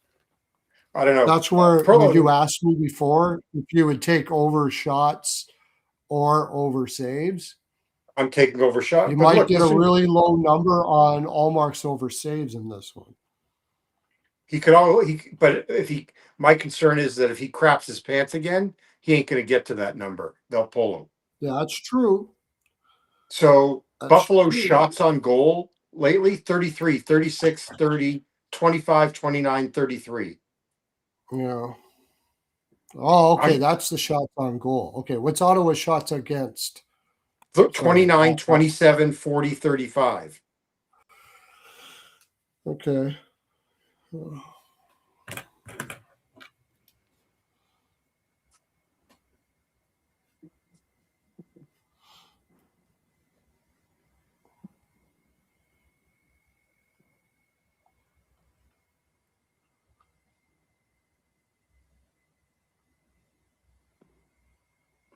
Oh, Pearlo, I got to ask you a very important question. What's that? Who told you about Lindy Ruff's complicated system? I'm curious. Is it a player or is it just something you think? Nobody told me about it. I watch it. Okay. Did it in New Jersey too. Okay. Why? My response to you is that I talked to a player, a coach, and management person. Uh-huh. Not at all. They all say no idea what I'm talking about. All people that played with him or worked for him. He plays a man-on-man defensive system, and I'm just saying it's not. and- It's not. They're just saying to me, not complicated at all. okay. I'm I don't just. see I how you mean, say that. I'm just telling you. Anytime anytime I see a team playing hybrid man-on-man and hybrid man-on-man, where they'll play man-on-man and they'll switch to a zone and go back to a man-on-man. That's complicated for Well, young players to me. yeah. I'm just saying. I mean, I asked Okay. the guy on Buffalo when they were in town, and I asked a coach that coached with Lindy, and they're like nothing, not at all. But so I was curious. No, I mean, Okay. it may look. I'm just going by what I see. I don't have any inside information. Oh, okay, I okay. just No, see them that's, play. I see them play. yeah, Sometimes they play zone. Sometimes they play man on man, and yeah. they switch it up in between. Okay, Not many teams do that. fair enough. That's Fair why I enough. say it's complicated in Well, that sense, for you, especially for young players. for you, You don't do that in junior. Generally, don't do that in college. They don't bother with that kind of stuff. yeah. And Okay, it no, takes, that's fair. That's fair. I'm just saying that yeah. that's just that's fine. I don't need It'd to be debate I'd it. like to talk to the people that you're talking to because for them to explain to me how that's not complicated compared to another system. Well, But maybe it may be more complex than another system, but it's nothing that's so complex. I mean, two different stories. that's what I mean by complex would be the better Okay. way to put it. Yeah. Okay. Okay. It's Well, not both things could be complicated true. in the sense that it's confusing. It's just not easy to learn as is other systems. It's very effective though. It's very yeah. effective. Well, yeah. That's Okay. what I'm saying. Didn't get the sense that it was hard to learn either. But whatever. That's fine. Okay. These guys see, but maybe I was talking to a bunch of Ivy Leaguers. That could have been the And that problem. doesn't mean you're a bad or good coach either. Sullivan plays a No, very it's got simple nothing. system. No. Always did in Pittsburgh. He plays a very simple defensive system, and it's effective. Obviously, he's done well with it. I'm just saying that Okay. his is more hybrid, and I think it's more effective to do that. Florida does the same thing. That's what I mean by that. Okay. But Well, I don't know. You're right. This is a fishy line. That's the only reason why we're talking this long. Otherwise, we're taking Buffalo all day, right? well, but I think that I mean, I would lean to Buffalo. And if you've got concerns, then I mean, I still think that the props are safe. But Dre, wait, is he still? Yeah. Yeah, you're still here. You had asked me about Buffalo as a road dog. Yeah. So they're 13-11 overall as a road dog, Mhm. but they started out the year 3-8. So they've won 10 of their last 13 as a road underdog. Wow. Okay. I like it. I mean, you could also look at well, what about Buffalo's team total?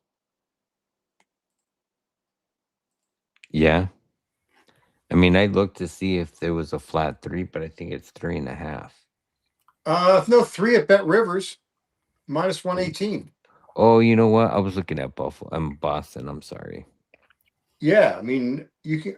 I don't see why they. I mean, Yeah. I would have to think Ottawa's going to play very hard on the stick here. They're going to play a hard game. yeah, Now, but they don't have the defensemen to do it. well, You look they like have the forward to do it, and you play a hard game, then but it's still going to be a hard game. So in that way, it could keep it tight in itself.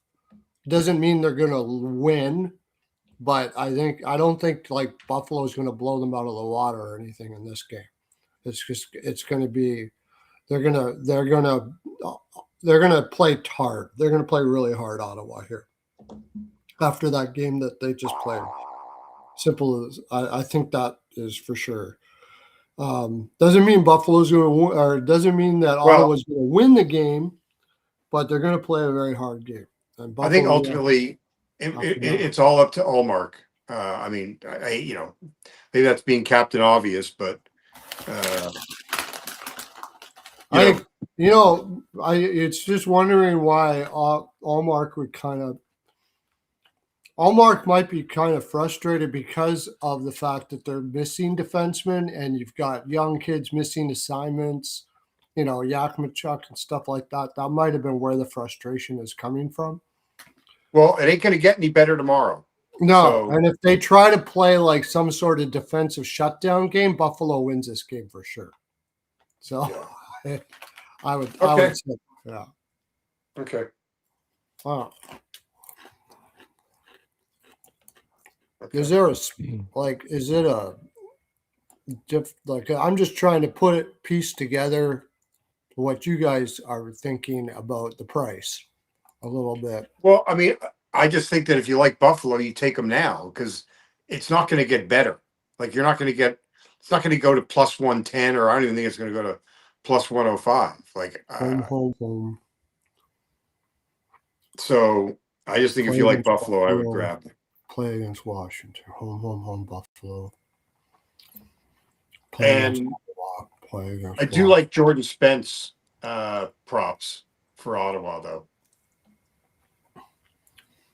And Ottawa's lost 3 in a row. Giving up 4-4-4-6. I mean, Yep.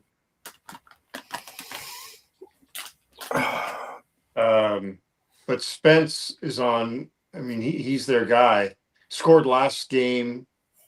He's still plus 700 for a goal, plus 160, and he plays power play. And I don't know, did he cash it? His shots are. I'm not interested in his shots. I'm not interested in his shots, but I don't know. 165 for an assist, 700 for a goal. I think he got cashed both of those in their last game.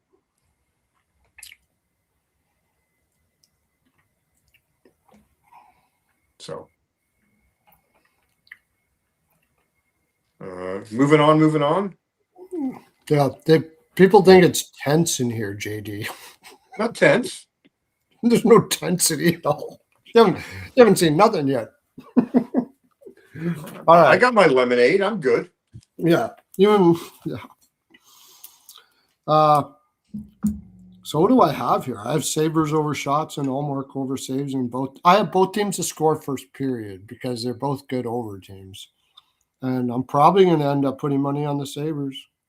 Mm-hmm. Yeah. All right, next game. Alrighty. Why don't you just check yourself into the old fool's home while I still have a bed left? We've only got 12 more games to go. Oh, wait. Did you say Tuck's on 29, right? Yeah. Yep. Okay. Had to play the clip. Yeah. Haven't played that in a while. Okay. I think we're Just about halfway through the slate. Yep. Yeah, is this a game that we can just kind of pass on this one here? Washington Devils. Give me Jack Hughes for a goal because he burned my ass the last time. Yeah. I think Brat too. Brat's at milestone, See, right? 19, isn't he at 19? Yeah, he's at 19. We just want to throw some darts real quick at this game. I just put money on the over and go home. I don't know. The Caps, though, I mean, generally been an under team. Devils have been an over team. 6-4, 5-4 against Vegas, 7-4 against Utah. Caps. Oh, Last three. maybe it was the 3 games prior that I'm. Yeah, I don't pay much attention to them anymore. Now they're kind of like just going out and trying to score because they're desperate. And New Jersey is what 4-1. They only got one against the Rangers, but it was 5-3, 5-2, 4-2, 6. Oh yeah, they've been an over team. They've been a really good over team. Yeah, so I don't know. I'm not like this is a game that I'll get to. There's no way I'm taking a side on this game. There's no way. Yeah, I'll look at it tomorrow. I'm not that. I could care less. Yeah. Yeah, it's definitely going to be a prop game for me. I'm just going to put over Jack 6, Hughes, and we got lots of games. We'll just move on to the next one. It's a 6, right? Yep. Flat 6. It is.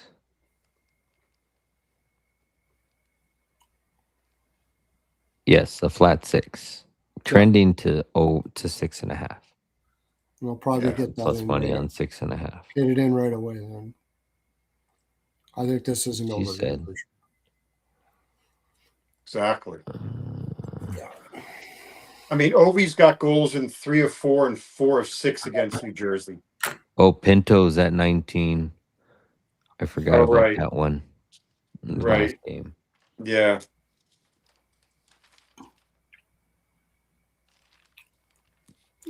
Go back to that Ottawa game just for one more second. If you're going to take Ottawa, I'd take them first period. I think they're going to come balls out first period after that loss. That would be one thing I would look at. First goal, first period, or something like that. All right, next game. Let's move to the next one. So we got lots of games to go through here yet. Yes. Nobody really cares about this game. Yeah. And nobody might really care about this game except for Rich. But Vancouver is going to be coming off of a huge win. Plus. All over Minnesota tomorrow. Minnesota's going to slaughter the shit out of them. Yeah. Minus 425. Oh, Kirill's at 29. Take him for a goal. You know what? That's going to be just about as confident as I was as in McKinnon today to get 50. Yeah. You know. He's at 29? Yeah, he's at 29.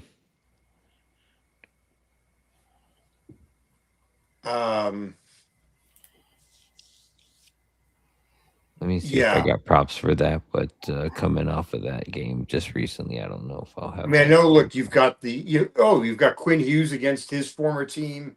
You've got all the Minnesota guys. Take them for 2 points. I'll take Quinn Hughes for 2.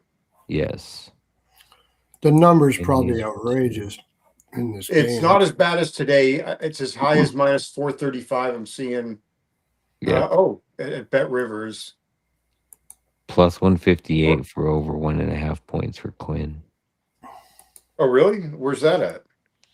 So that is what shows on minus 3 props.cash. Let me look on the actual. I got you. 1.5 is minus 168. I don't mind minus 2.5 here. I don't mind it. Wait a minute, that can't be right. They're showing Kaprizov at minus 152 for a goal tomorrow? Yeah, that sounds about right. Oh my! I mean, McKinnon is it going to be Topo Chico? Yeah, it'll be Topo Chico. Yeah, because Lankinen played tonight. Yeah. Kaprizov anytime goal, wild money line. Boldy. Yeah. Boldy is at I think he's 2 off of a number, if my memory serves me correctly. I was going to write him down to get maybe that's a 2-goal game. Boldy's there off. any reason, like, even if the Wild do play a lazy game here, they're gonna freaking win. Here, I'll tell you I what just that think is. look, this is a money on the board game for Quinn Hughes. Yeah, He- absolutely. There's no way And- they don't play big for Hughes here. There's no way. Well, Wild So first good- period puck line. Just do it. Do the first period, second period, third period puck line thing. I think is a good idea. I'm going to play, like Wild team total over 1.5 in the first period. Yeah, and team So- total over. Kaprizov's at 39 and Boldy's at 38. Yeah, that's a bold. Take Boldy for 2. Well, I would even just do Kaprizov and Boldy tomorrow Oh yeah, and That parlay too. them. I'll play them individually and parlay. Parlay.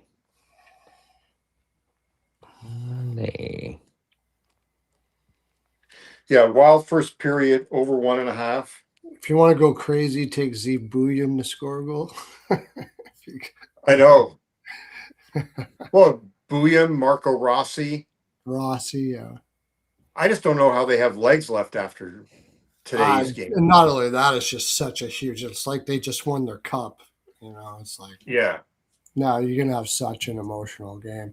Maybe I mean, I they think got that- legs in the first period, but overall, I mean, it just kind of reminds me of like when Nashville beat Colorado and then went into Vegas and just got absolutely steamrolled. Oh, Yeah. you know what? Oh, here's another one then.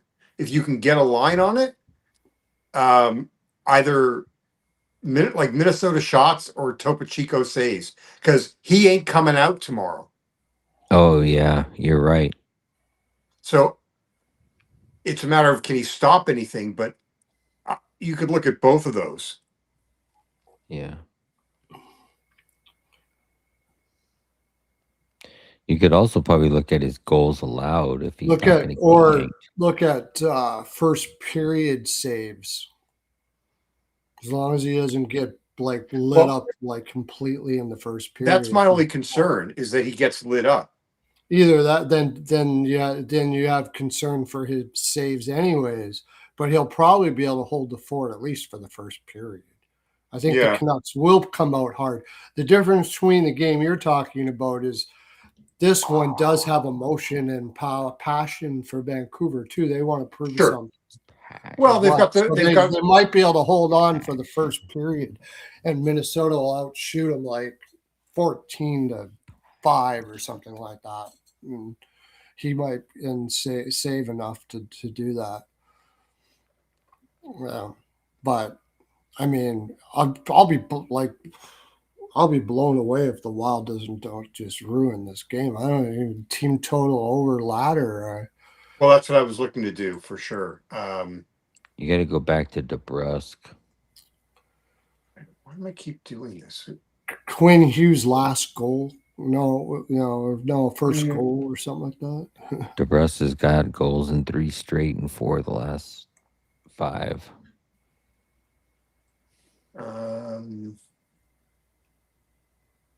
Wait, where is this? This is Geez, you got to go all the way up to 4.5 to get plus 105 though. But Yowzers. Just a great Inspector Gadget would say. I like that first period, second period thing. Just team total over for all the periods. That's what I'm going to do. well over 4 at minus 134. I don't mind. Oh yeah. That's what Bet Rivers has. 4.5 at 120 plus 120.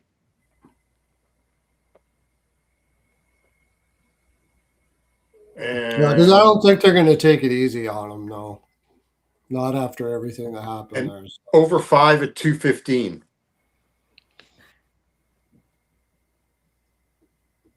So I got a good trend that's current, but it's not a good head-to-head trend.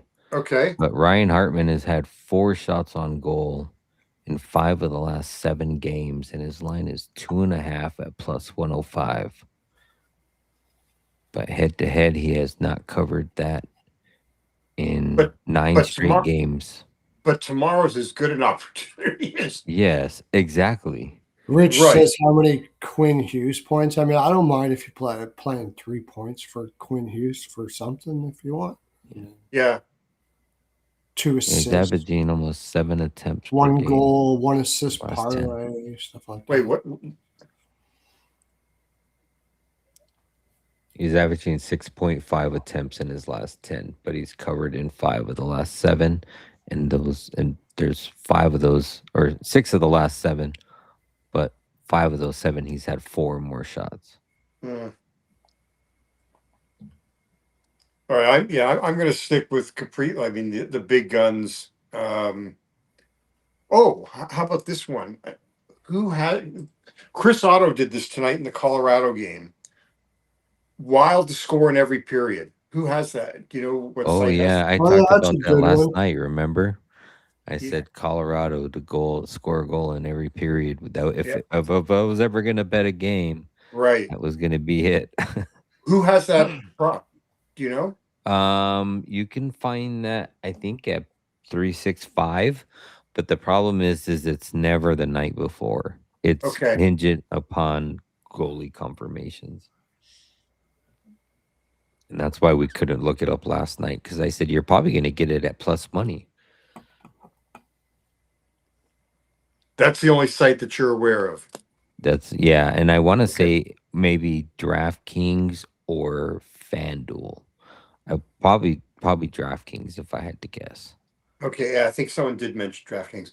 Hang on. I just have to. I forgot tomorrow's garbage day. I got to make sure the garbage cans are out. I'll be right back. All right. That's what they're calling it these days. Don't find the milkman out there.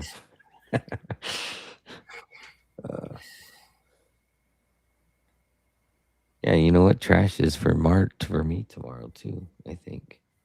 I don't know. My son handles that. That's my son's job.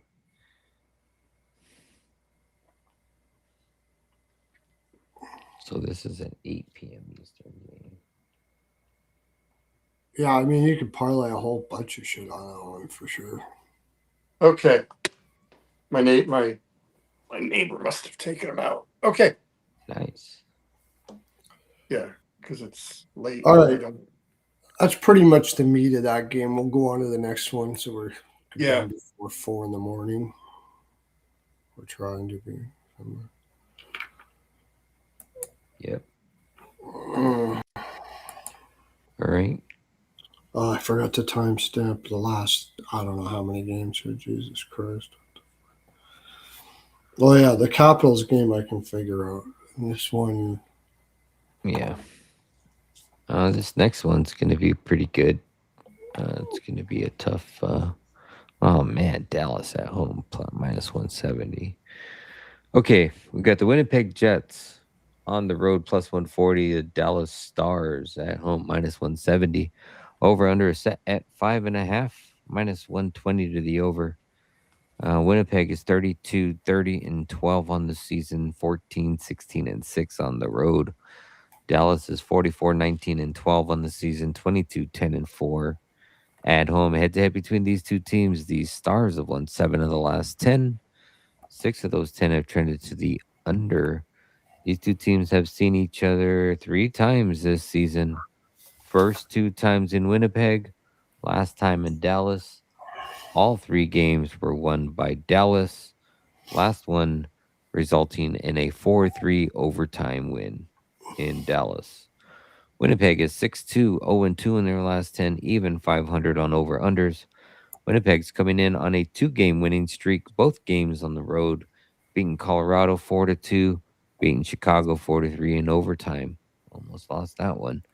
Winnipeg is on the 3rd game of a 4-game road trip, and they will play again on Saturday when they head down to Columbus to take on the Blue Jackets. Dallas is 3-5-2 in their last 10. 6 of those 10 have trended to the under.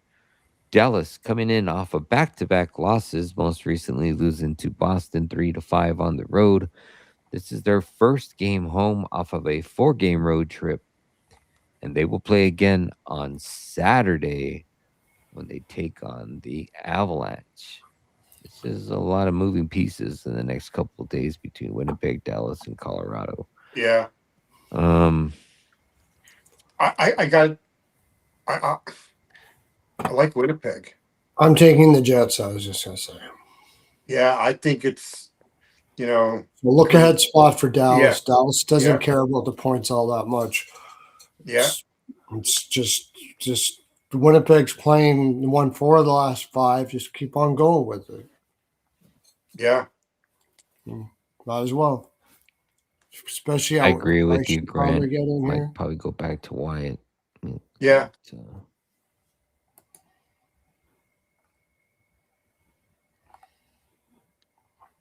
Watch, they'll give us some funky line here or something. no, it's Yeah. plus 140, 146, 145. Yeah. I mean, What's I'm sorry, I missed that. Winnipeg money line. Winnipeg money line. Oh, yeah. Just give me the Jets money line.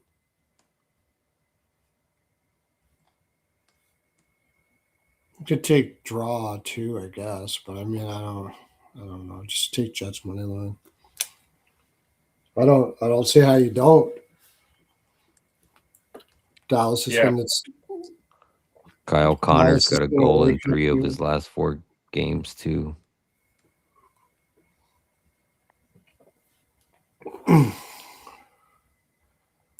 How many games before Dallas plays Colorado?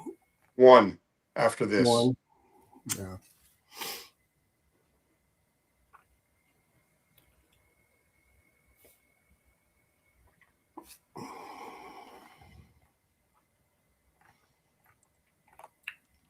Give me Connor and Shifley point parlay. Hellebuck will probably play, even though he's Do we get a good number on it? 4 straight. Well, I'll tell you, Shifley's had 2+ points. Shifley's had 2+ points in 1, 2, 3, 4 of the last 5 games versus Dallas. So are you talking about? Wait a minute.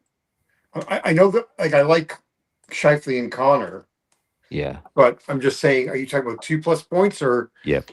I am talking about 2+ points for Shifley by itself. Okay. And then a Shifley Connor point parlay. That is correct. I just don't know if you're going to get a good like a plus Yeah. number on, Yeah. I agree. because they're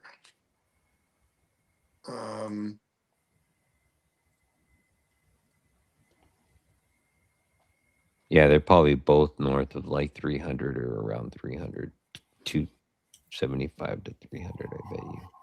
They're probably both set at 1.5. Let's see.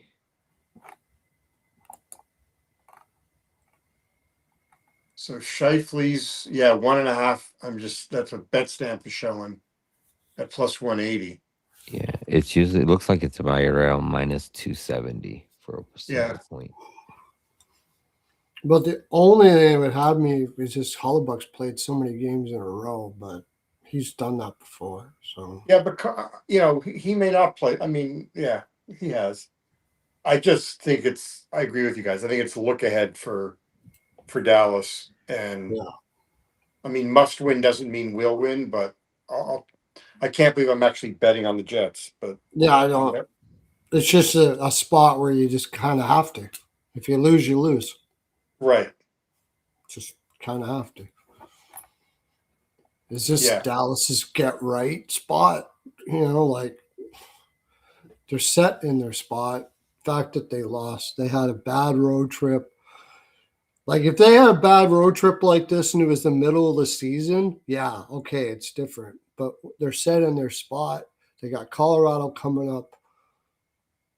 I think the Jets can pull this one out. I think it's to me, it's Jets or pass. Because Jets are going to play like it's a playoff game, and Dallas is going to want to play like it's a playoff game when they got Colorado coming up. Right, I agree. It just seems like that. That's what I was thinking about that freaking Colorado Vancouver game. I know. But don't listen to myself. So that was my gut. I'm going with my gut. And that's it. I'm not going to play anything else other than that, I don't think. because Yeah. it could be 3-2. Like I think 3-2 or something like that, or it could be a maybe even a high scoring game possibly, but somewhere along the line, I just think Winnipeg will win the game. Yeah. Okay. Yeah, you're gonna get a like a minus 135 JD for You the could point do per game. also the Ice Guys team coming off of a road trip, first goal, first period by the Jets. Oh That wouldn't be yes, bad. 4-game road trip. They're coming off a 4-game road trip. No. Okay. All right.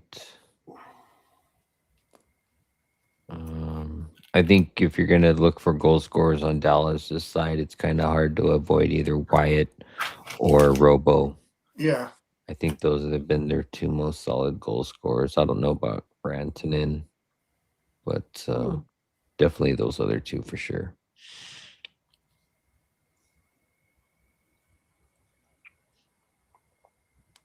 Okay. The Connor show. 3 All and right. 3. Give me Yeah. 3 and 3. We smashed the Smash Brothers. Now we're gonna do the Connor. Yeah.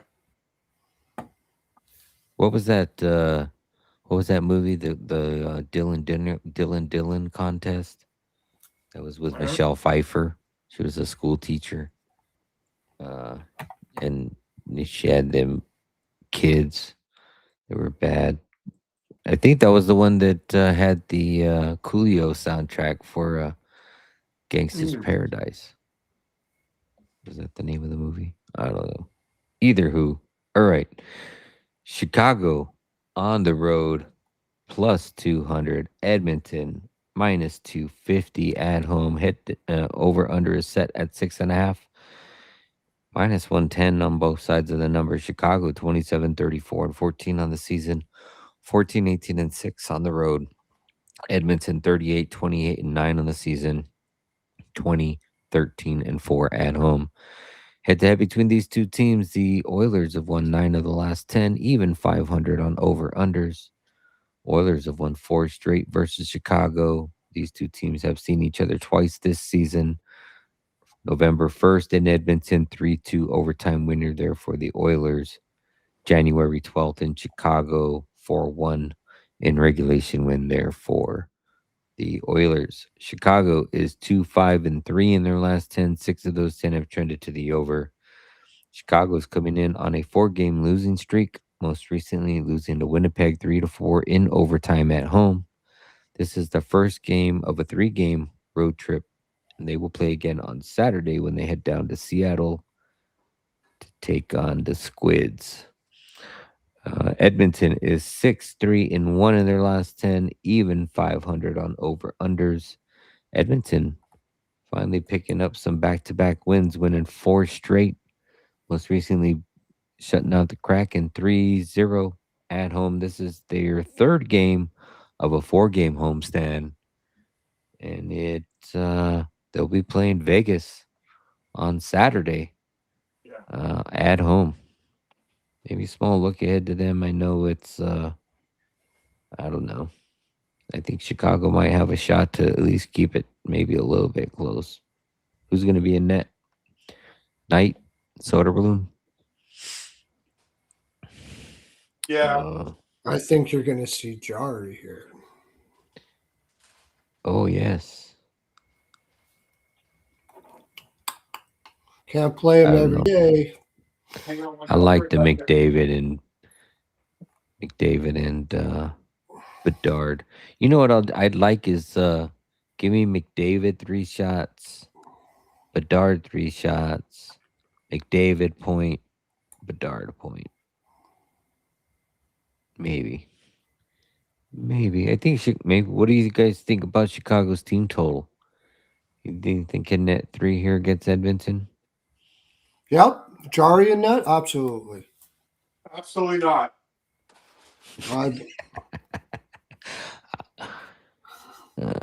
Absolutely.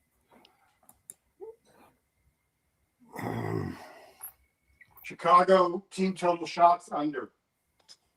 No, I don't. Now with Jari and I can't do it. Yeah. Can't do it. How about Edmonton's shots over? Chicago was able to get 3 against New Jersey, 3 against Listen Winnipeg. That was with Comrie. Listen to the amount of shots that Chicago has been allowing. 24, 39, 38, 42, 47, 33, 49, 29, 37, 32. Yeah. Give me McDavid 4+ shots. He's going to be at home. He's going to be slanging puck. Maybe give me some boosh bombs.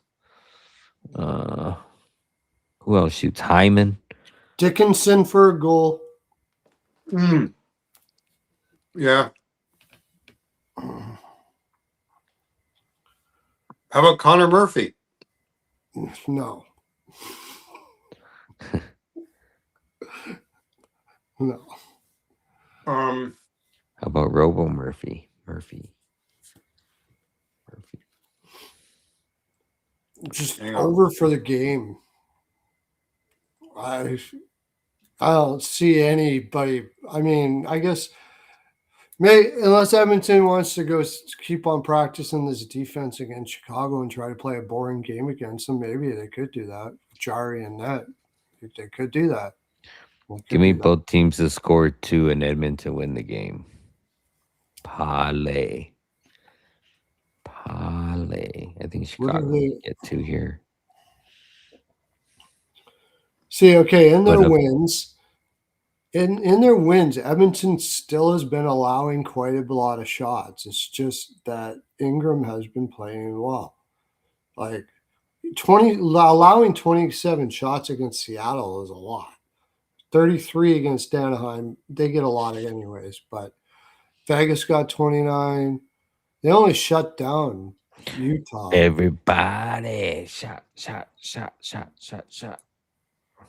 Jari's in net, I mean, yeah, okay, they've allowed 39, 38, but they also they got 21 against Winnipeg, not great. 31 against New Jersey. 20, 26, 24, 29. If they get 20, if they can manage 24 goal shots against Edmonton, they've got at least 2 goals against Jari. I'm sure it's going to be Jari in that. I'm sure they got to play him eventually. And if they're going to play him, this is probably where they're going to play him, I think. Am I wrong? No. Yeah. No. May I interest you? You think Antoine Frondel continues to shoot even though he scored the last game? Both teams to score first period, for sure. Both teams to score first period.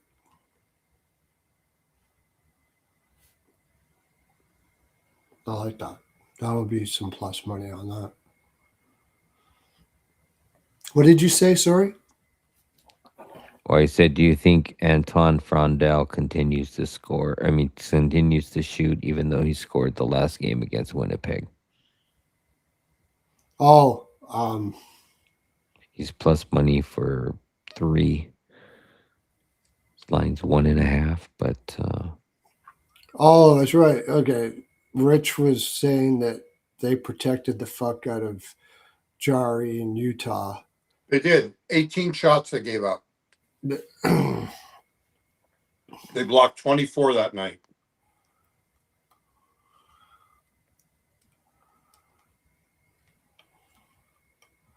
Utah is not a high volume shooting team, though. Chicago is more so. They really want to play like that against Chicago here? They got a shot. They want to be blocking shots all game before they play Vegas with their defense. You can just sit there and block shots from Bedard and shit like that all game. And you got Vegas coming up after that. Well, maybe look, say, Jari, you know what? See if you can stop them. We'll to see if we can outscore them. That's what I think is probably going to happen here.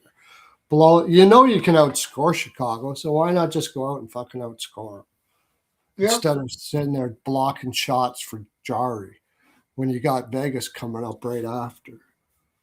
I don't know. No, I agree. I mean, they win tomorrow night. They're in first place. Yeah. Spencer Knight over saves and over shots probably for the Oilers probably the best play. You're right, because Blackhawks give up a ton. The Oilers usually do. They didn't get many against Seattle, but they will probably in this one. Mm-hmm. Feeling confident. I think they'll. My Go, bad. I think Just saw they'll. your I message. think they'll play here. I don't think they'll.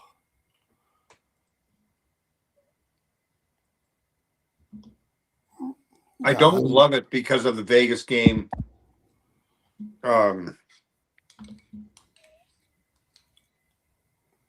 know, but with the bag, okay, say you lose to Chicago 5-4. Okay. It's not the end of the world. But would you rather do that or sit there and grind it out with them and play a real block shots with Chicago when taking possibility of injury when you got Vegas coming up? That's a big, big game. If you're going to lose it, you might as well You hear lose me? it in a high-scoring game and just blame Jari and move on. Yeah, no, I think that there's validity to Can what you you're hear me? saying. Yeah, I hear you. that's you what I can. think. All right. I was just wanting to make sure my mic's working. What'd you say? Oh, I was trying to make sure my mic was working. So McJesus might as well play him for a goal. He's got goals in 5 straight. Yep.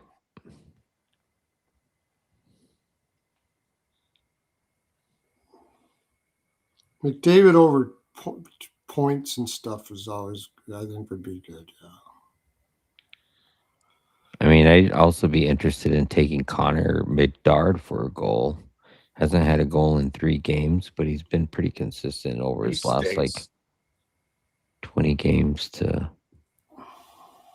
he's definitely putting up lots of shots.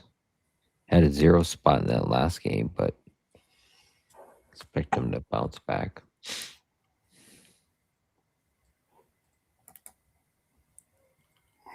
But like I said, I like the 3-3. You like the 3 and 3.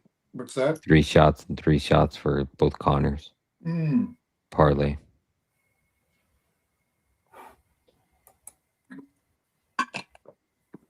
I could get behind that. Even though I said I wasn't going to take shots. There's a will, there's a way. Has been Bud Colden Oh, and Savoy been getting points with McDavid? yes. Savoy. I mean, he didn't score last game, but he had a 3-game goal streak snapped. I suppose that would be not a bad idea. Like that. You can tell Paul Coffey's been making a lot of them. I wonder if he would ever. You would know. Do you think he would ever take the head coaching role No. here? He didn't want to Not come really. back. He didn't want to come He back. didn't want to come back for reasons other than hockey. He just doesn't want to do it. It's not really what he wants to do. Because I mean, these lines. I don't think it's totally that. I think that there were some personal issues in the organization. I'll be right back. I'm gonna go get that refill. Right, could be wrong. Personal issues in the organization. I think there was some conflicts between maybe Coffey and Knobloch. I could be wrong, but I do too. So you fire Knobloch and make Coffey the coach? no, I don't think. I don't think he's a head coach. You don't think so? No, Because I'll tell you what. It was it's amazing how we never heard a word about Jason Dickinson. They bring Coffey in, and all of a sudden they're on Dickinson. It's Pearlo. amazing. It's amazing how all of a sudden Jack Roslovich is playing in the top 6 where he only can play. You can only play him there. And but Pearlo, hang on. All they did was they replaced what they lost. Okay, they Coffey and Dickinson. Getting Dickinson had nothing to do with Coffey. Getting Dickinson was a necessity. Getting Connor Murphy was a necessity because of the moves that they made prior.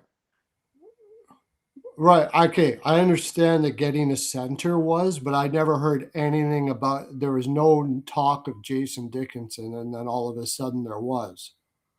They were all, from what I understood, they were all on Waugh or Roy or whatever. Dude, Nick Wall. Right. They lost out.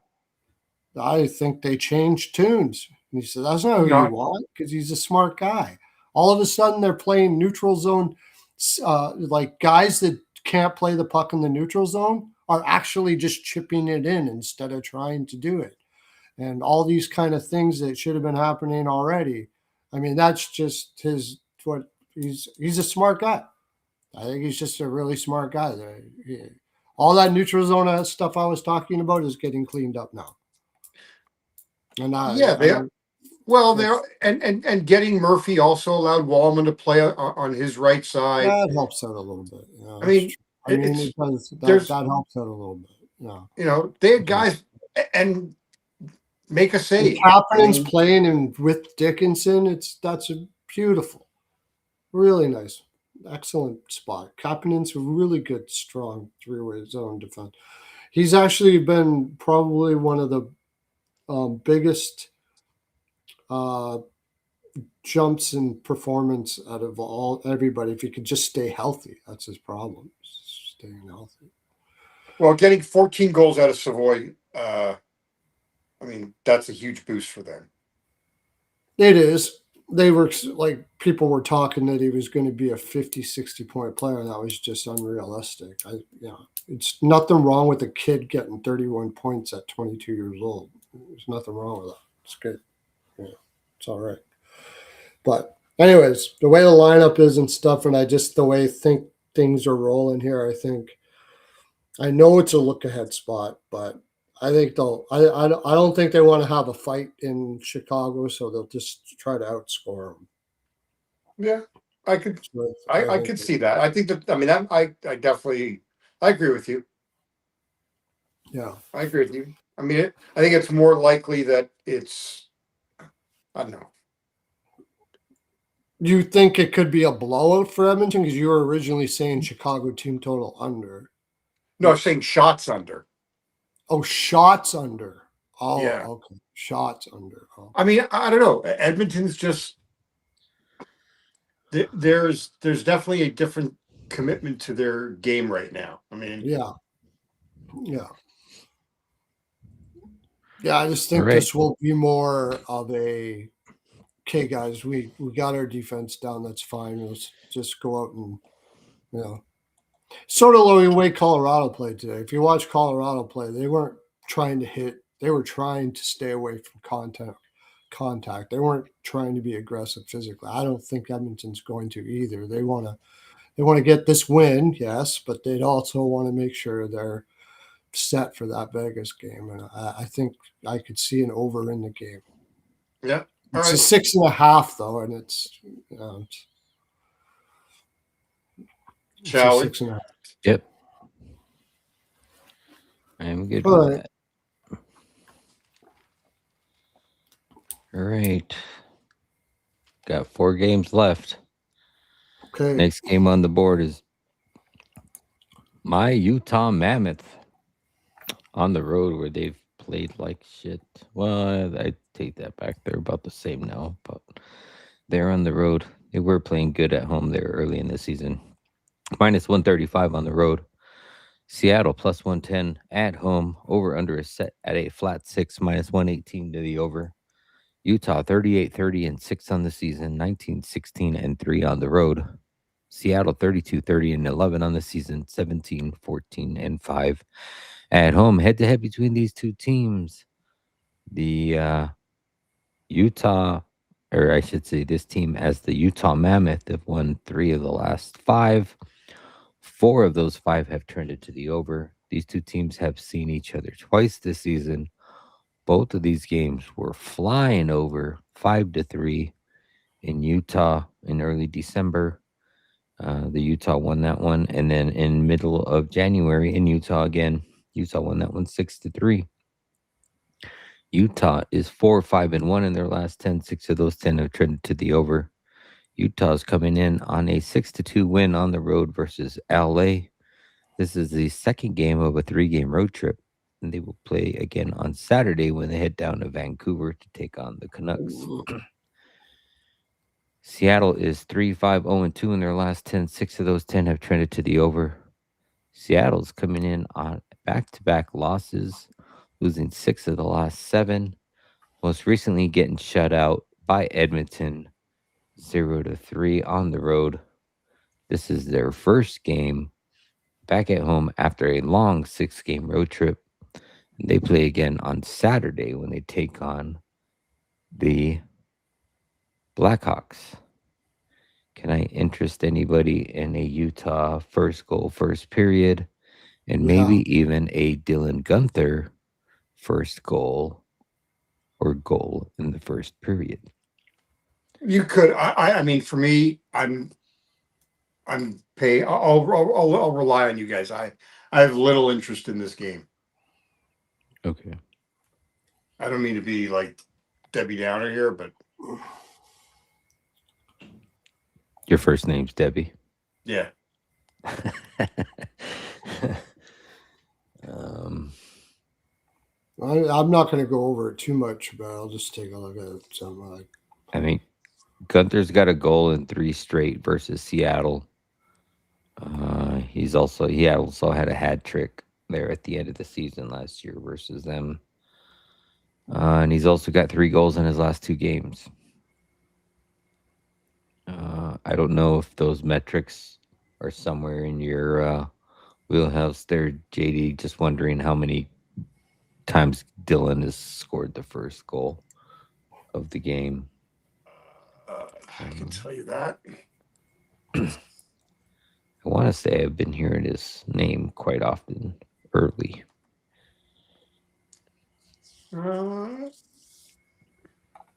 Plus 165. Let's see.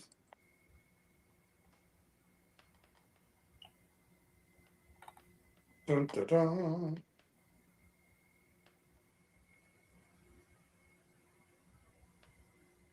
And you also got Matty Benier sitting at 19. You probably got to go back to McMahon. Plus 271. He's got a goal in 3 of the last 4. Play I like that right now. And I'll look at this because nobody cares about this game, and we got lots of games to do. So I'll just say over 1.5 first period. And I like that Utah first goal, first period. He's got the first goal in 4 of the last 9 games. Okay. It's pretty decent. And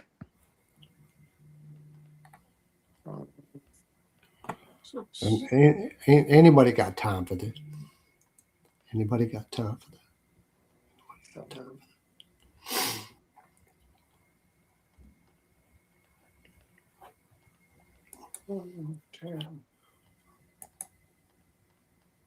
I'm going to timestamp the next game right now, and then I'll meet you back here in a second. I got to go to the washroom. Okay. He's done it 12 times. Okay. Yeah, I might be able to get behind that. overall.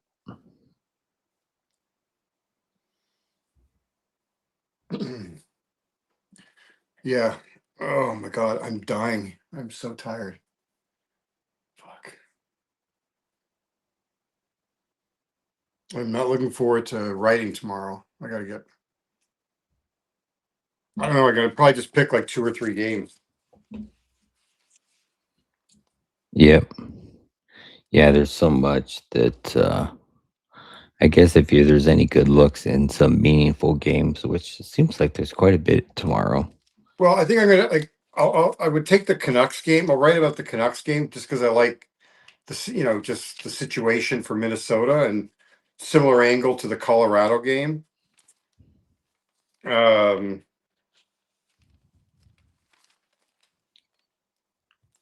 Yeah. No. I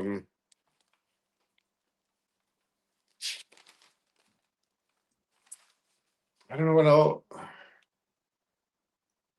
Yeah, I don't know what I'm going to do yet. I don't know. Like that's the one game that, like the Montreal, maybe the Montreal game, just because I think the over is a really good play. We talked about a couple of things there. Then yeah, and probably the both teams to score two, and then put that. What was the other one that we had for both teams to score two? Was it Pittsburgh? Pittsburgh, Tampa. It was I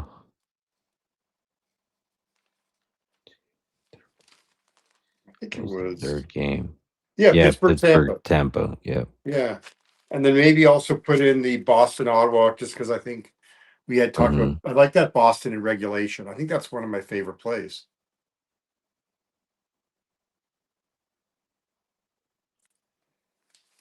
Yeah. I could even see Montreal and the Rangers getting to two. Yeah, we said I had Montreal Rangers, both Oh, teams to yeah. score two, and Pittsburgh, Tampa. Yeah.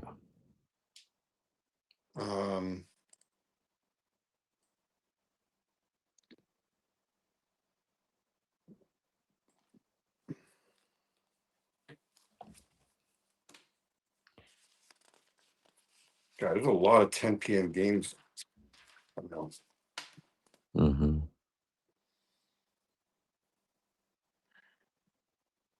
If I'm on tomorrow, it's late. I'm going out for dinner tomorrow night.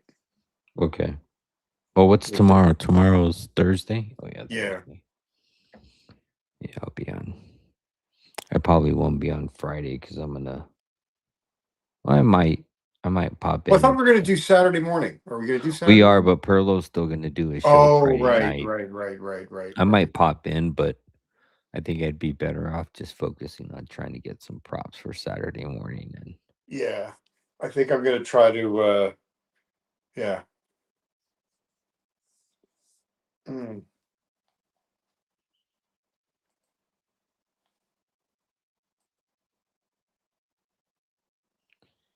yeah, I don't know if. I mean, Utah's won 3 straight against them. Seattle's. Well, I can't. I could only bet. I mean, the only thing is, again, like, I mean, I can only bet Utah. I can't bet. I can never bet Seattle.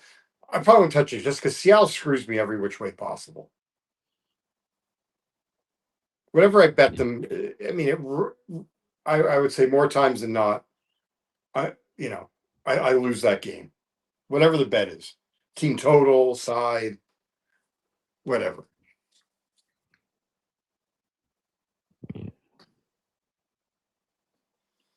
Oh, it's the Rasmus Anderson revenge game coming up.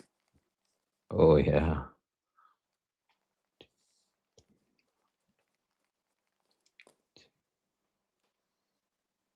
There's money on the board.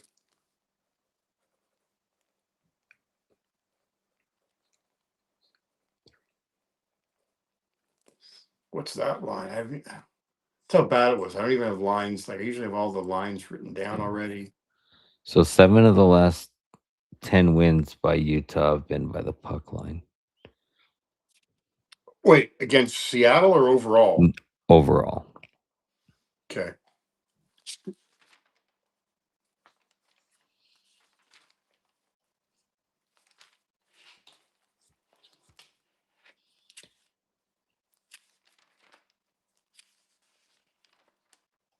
Gonna be veggie. Probably gonna be veggie.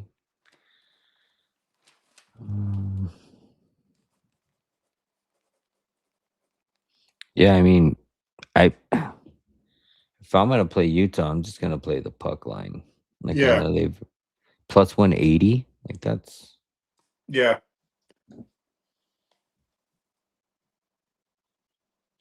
like screw the minus 130. Or I mean, or you split it. Minus 135. I just don't like playing that number on the road.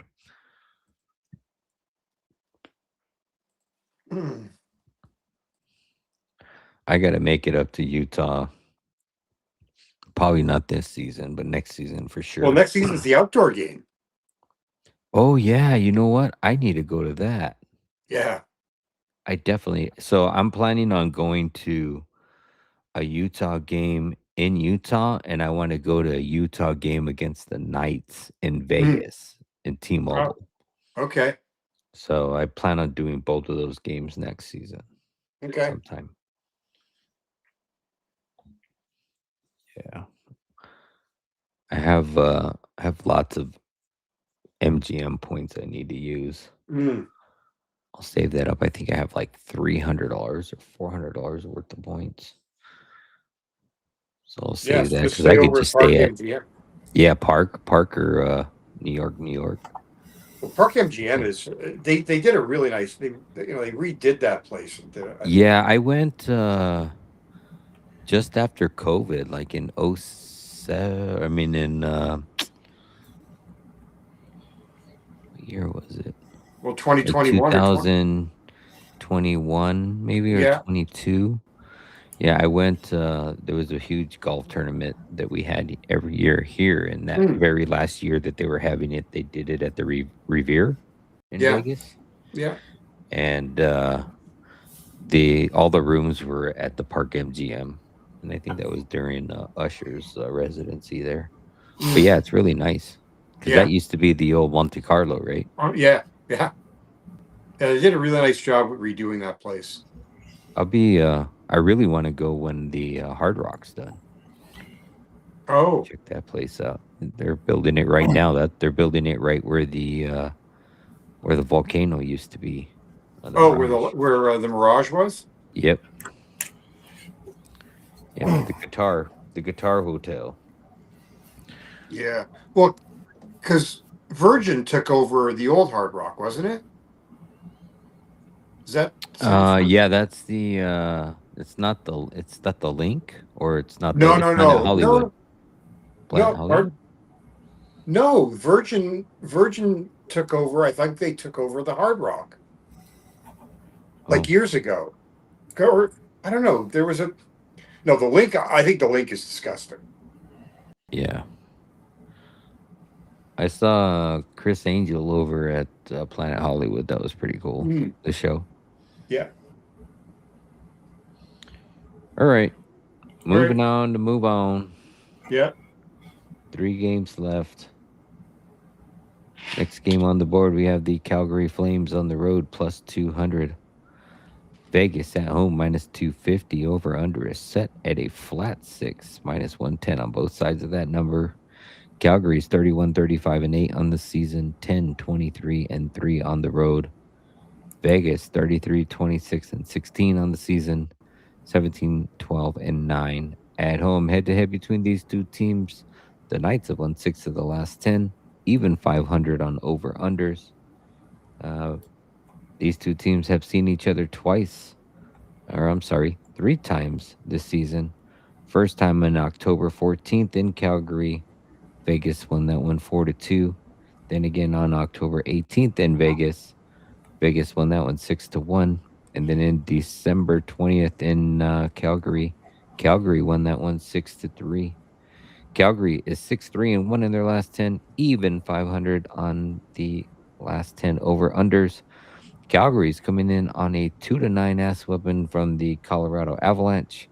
This is the second game of at least a 5-game road trip. They will continue on down the road on Saturday when they take on the Anaheim Ducks. Vegas is 4-1-1 in their last 10. 7 of those 10 have trended to the under. Vegas is coming off of a 4-2 victory at home versus Vancouver. This is their final game of a 4-game homestand. They will head out on the road on Saturday when they head down to Edmonton to take on the Oilers. I mean, it's a look-ahead game in the sense that you've got Edmonton after this for Vegas, but it's Rasmus Anderson's first game against his former team, and Vegas can't afford to look ahead to anybody, or they're going to be looking ahead to the golf course. So, when did Tortorella take over? It's the second game for Torts. Second game for Torts. Yeah. Vegas crushes the shit out of Calgary. Yeah, I mean, if you're the only way I could play Vegas is on the puck line. Yeah, I'm going to. I think like team that. Total over, but I We've mean, been you got to playing go up the flat or the 4. I know JD's been playing the Calgary team total. I think might be a good over game. Like I know there was a 6-3 game, a 6-1 game, a 4-2 game. All three of those games at least got to 6. I agree. I could see an over. I think it's at least a 4-2 game, if not a 5-2 Yeah. game. I didn't. Flat I number don't 2. think Tortorella right now is going to be stressing defense all that much. He just wants to get confidence out of Vegas, so I don't mind that. And look at the shot. So this is the second game. The first game was the Vancouver game. Yep. Yeah. I'll just continue the coach bump here. I don't. The only thing I don't like with the puck line is that the best price is plus 100, and it's not that there's just no value to me at plus 100. Yeah, I know. I would rather play the over 5.5 that you can get at some spots and pay the juice. Yeah, or you take Vegas in the over 5.5 and parlay it together. Yeah, that's even better. Yeah. I mean, they're at home where they've been a little bit better than they have been on the road, but historically have always been better at home. Yeah. Tortorella is going to be totally loose with Vegas here right now. They just got their. Well, not totally. I think this is just going to be a loose game, like you said. Like the over 5.5 makes sense for sure. Makes sense for sure. Just I don't like depending on Calgary to score, but.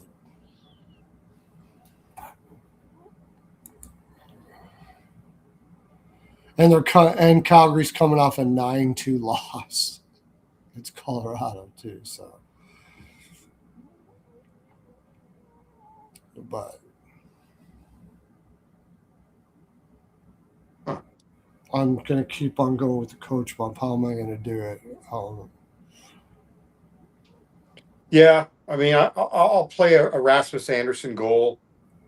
I'll look at some Calgary props. Yeah, I mean, you can probably even just play his point. He's had a point in 3 of the last 4 games, and it's plus 164. Oh, okay. That way, unless he's involved, and that's great doesn't value. Score. It's great value. And he's had a goal in 3 of the last 4.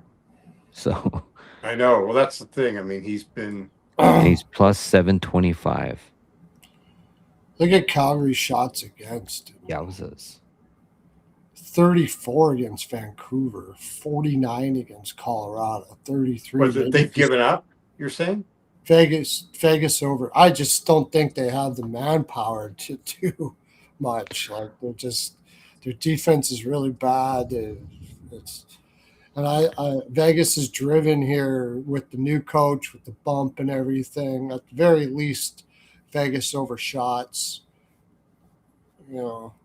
Something like that. But I really think Vegas wins this running away.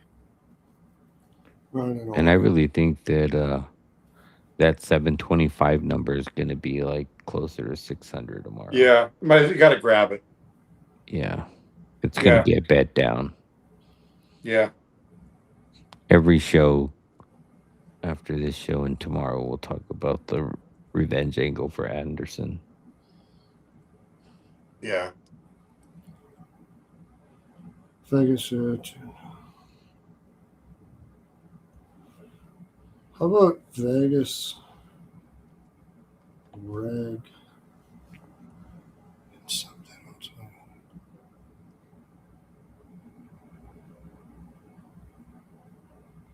I mean, they didn't really put the smackdown on Vancouver, did they?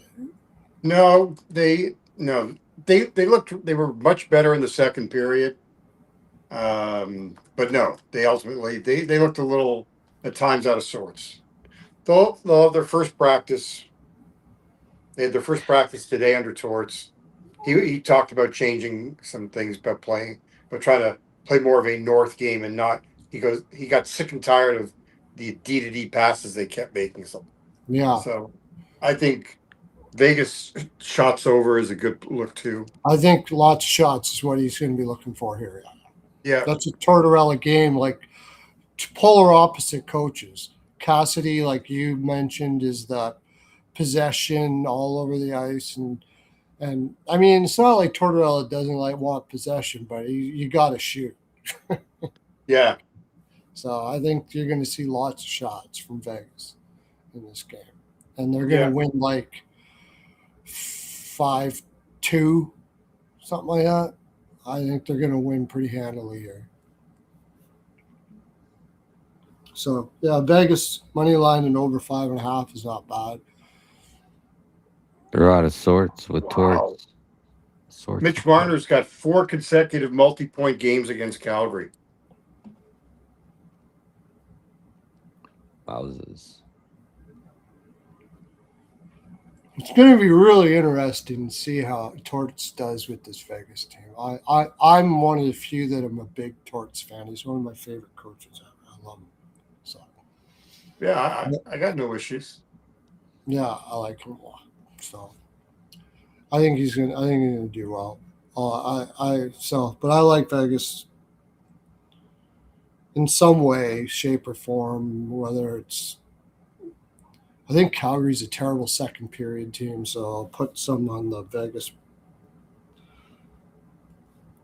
And Blake Coleman. Vegas usually still getting used to, getting the ball rolling early and stuff like that. Maybe they do in this one, but they definitely play better. That Vegas third period puck line back again. Yeah.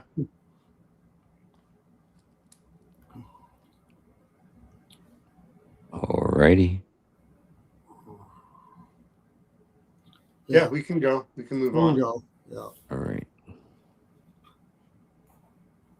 Second to last game on the board, we have the Toronto Maple Leafs on the road, plus 100. San Jose Sharks on the back end of a back-to-back, minus 120. Over under is set at a flat 6, minus 125 to the over. Toronto is 32, 30, and 13 on the season, 14, 18, and 5 on the road. Sharks 35, 31, and 7 on the season, 19, 12, and 5 at home. Head to head between these two teams, the Sharks have won 6 of the last 10, even 500 on over unders. Sharks have won 3 straight versus Toronto. These two teams have seen each other just once, back on December 11th in Toronto, where the Sharks won 3-2 in overtime. All 3 last games have went to extra time. 2 of those were shootouts. Toronto was 5-3, 1-1 in their last 10. 4 of those 10 have trended to the under. Toronto is coming in on a 5-4 overtime victory versus Anaheim. This is the third game of a 4-game road trip, and they too will play again on Saturday when they take on the Kings. San Jose is 4-5-1 in their last 10, even 500 on over unders. San Jose is coming in on a 3-game winning streak, most recently beating Anaheim tonight 4-3 at home. This is their third game of at least a 7-game homestand, and they will play again on Saturday when they take on the Predators. So you really got San Jose on a back-to-back at minus 120 against Toronto at home. Yeah, they're not a good team on the second half of back-to-backs. Like, they're not like they are on the front. Yeah. And the thing that just concerns me is coming off the win like they did tonight. Yeah. Now, I think How are Toronto they as a home favorite? Oh, they're terrible. Yeah. They're a favorite tonight? They're not good as a favorite in general, home or away. Well, they've never been a away favorite. Not this year. I don't believe so. I thought they were. Oh, I'm sorry. 1 and 2.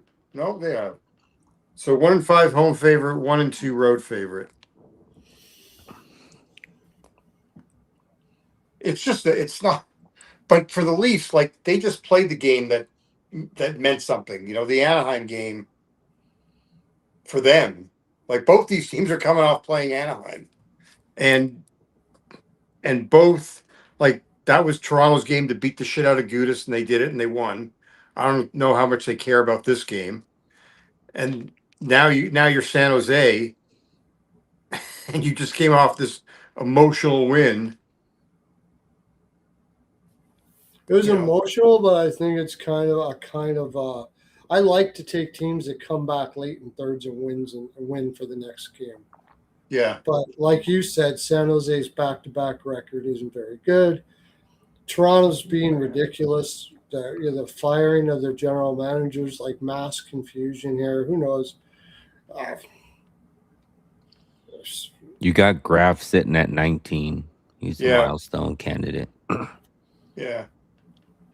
So they're 11-3. San Jose is on the front end, and they're 5-8 on the back end of back-to-backs.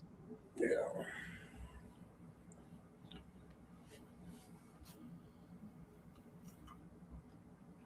I don't know what Toronto's doing. They should be sitting guys, is what they should be doing, but they're not. They're not. What do you mean they should? Like, who should they be sitting? They're playing with the young lineup. Yeah, they should be. They should be. If anybody's even got close to a boo boo, you sit. Like this should be what Florida's doing. Yeah, but they're not. That's what they should be doing, but they're not, and so they. But they don't have the same Pearlo. They don't have the guys that. They don't have guys that are walking that can't walk. I mean, there's nothing wrong with Tavares or Nylander. Nothing wrong with Nyes. Nothing wrong with Michelli. You got guys that are playing for contracts. Like this lineup is pretty frightening once you get past Tavares, Nylander, and Matthew Nyes up front. Yeah. Dakota Joshua, Max Domi, Nick Robertson, Jacob Quillen, Michael Pezzetta, Kelly Yarncroc. Who are you sitting?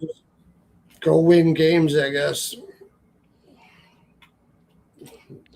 I think this is a good candidate for both teams to score two. Yeah. I like that. It's all weird. Yeah. And I lean to the over. Get San Jose on the back-to-back. Like, maybe you take San Jose first goal, first period. They should still have their legs playing tonight, but maybe Toronto to win from behind, or I like the over. I like San Jose early, but I have a feeling Toronto wins this game. Yeah, it's just, if you're San Jose now, like you could be back in the playoffs after tonight. Yeah. Or after this game, because if depending on what Nashville and LA do, you win, and now you're like, I don't know, and they're young. Like Toronto's lost 3 straight to them. Like it's got to get. It's 3 got to be games eaten in at 4 them. for San Jose too. Back to back, 3 games in 4. Yeah, I mean, I'm not interested. Like, I just think that both teams to score 2 to me is I think that's the best bet in this game, Mm-hmm. and you could parlay that with the other 2 games that we talked about, the Montreal game and the Pittsburgh game. Yeah, I like that. And I don't have to worry about who wins. I don't even have to worry about an over. Oh, I know what I like in this game. What? Draw.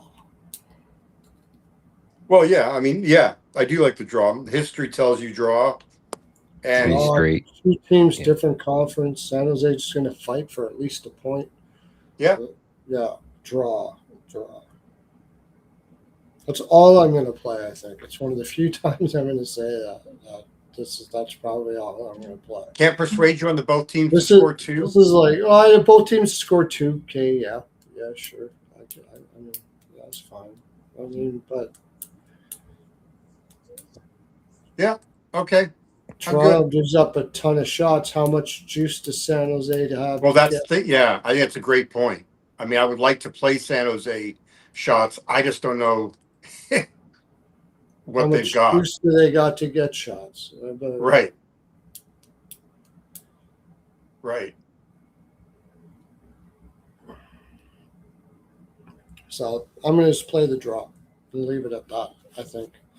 Okay. All right. Shall we? Yep. We That shall. last game. And then we can cut the shit. Yep. All right. Next game, last game on the board, we have the Nashville Predators on the road plus 105. LA Kings at home minus 125. Over under a set at 5.5. Minus 120 to the over. Nashville is 34-21. I'm sorry, 34-31-9 on the season. 14-16-6 on the road. LA 30-26-18 on the season. 11-17-8 at home. Head to head between these two teams, the Predators have won 6 of the last 10.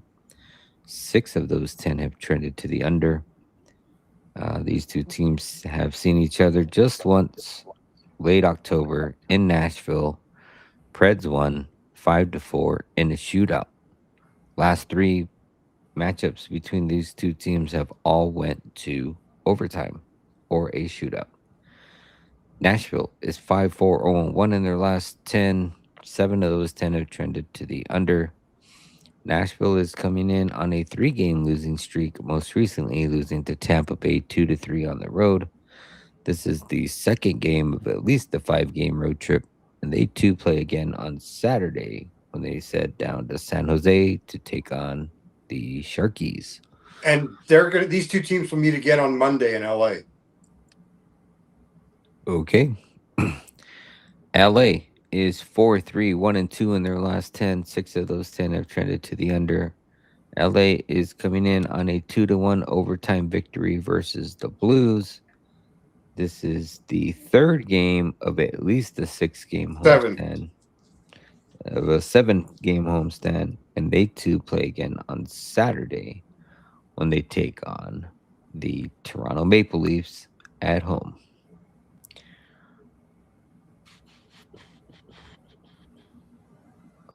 What a brutal road trip. Holy crap. Mm-hmm. All right, this is in Nashville, though, right? No, it's in LA. It's It's here in LA. And they play in LA again on Monday. on Monday. Yeah. Yeah. They went and played. They played Montreal and they played Tampa Bay. Then they fly all the way to LA or for this Now one. LA is 4-9 on the. Well, they're 4-9 on the second half of back-to-backs. It'll be Kemper. Yeah, he's already confirmed. And he was dog shit his last game. I mean, I can't, the draw, I'll play. Draw for sure. Yeah. I can't bet. What was the? I didn't even see. I'm sorry, Trey. You mentioned, and I'm not even. What's the line here? The line is minus 125 for LA and plus 105 for Nashville. Yeah, I mean, it's not enough for me to, and it's 5.5. I think we could get. Yep. Minus 120 ish. Yeah.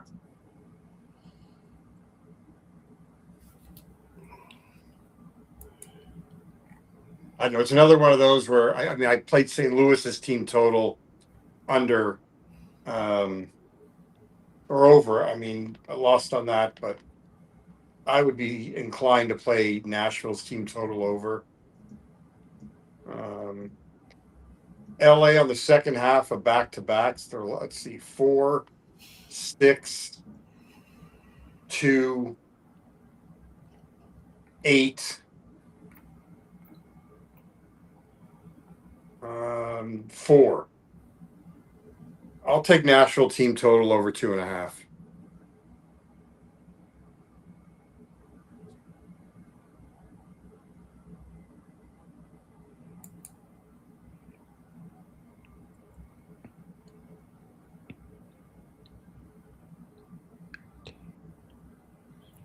So I don't know. I may or may not get back to Trevor Moore over Mhm. 2.5 shots. He's covered that in 13 of the last 16 games. It's pretty good. Still plus money.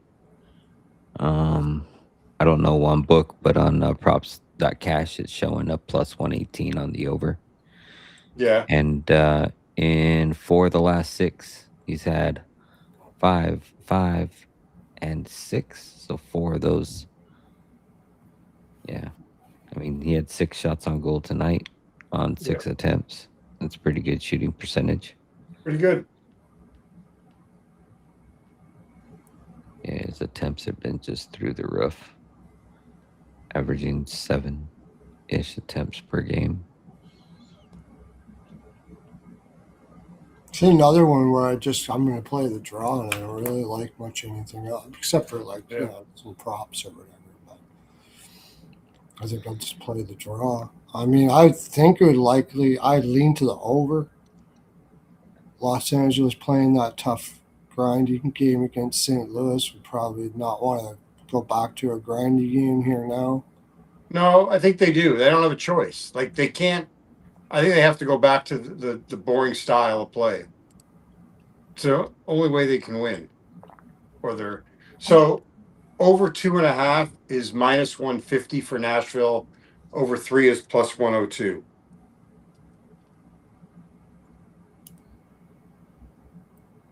But LA, as I said, they've given up 4, 6, 2, 8, 4, and 3 recently on the second half of back-to-backs. Yeah, and Kemper hasn't played well.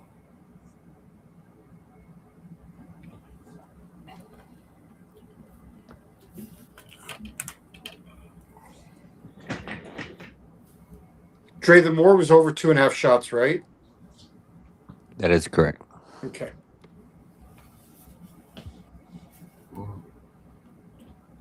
Okay. Okay. I mean, I'll look at All right. some. Let's clip this. Let's clip it. Okay. All right. I lost my air horn. I got to get my air horn. I only have the one that I think is scoring horn. Yep. Let's see Oh, I didn't even see that. I cashed on the Kopitar Kempe point parlay, thanks to the Trevor Moore goal. Nice. Oh, nice. Right. Yeah, that worked out. Okay. All right. Heading back to the first game on the board, 7 p.m. Eastern. We have the Detroit Red Wings taking on the Philadelphia Flyers. I'll just throw a prop out there. DeBrincat over 3.5 shots. DeBrincat anytime goal. Go ahead, Pearlo. I'll flip a few pages.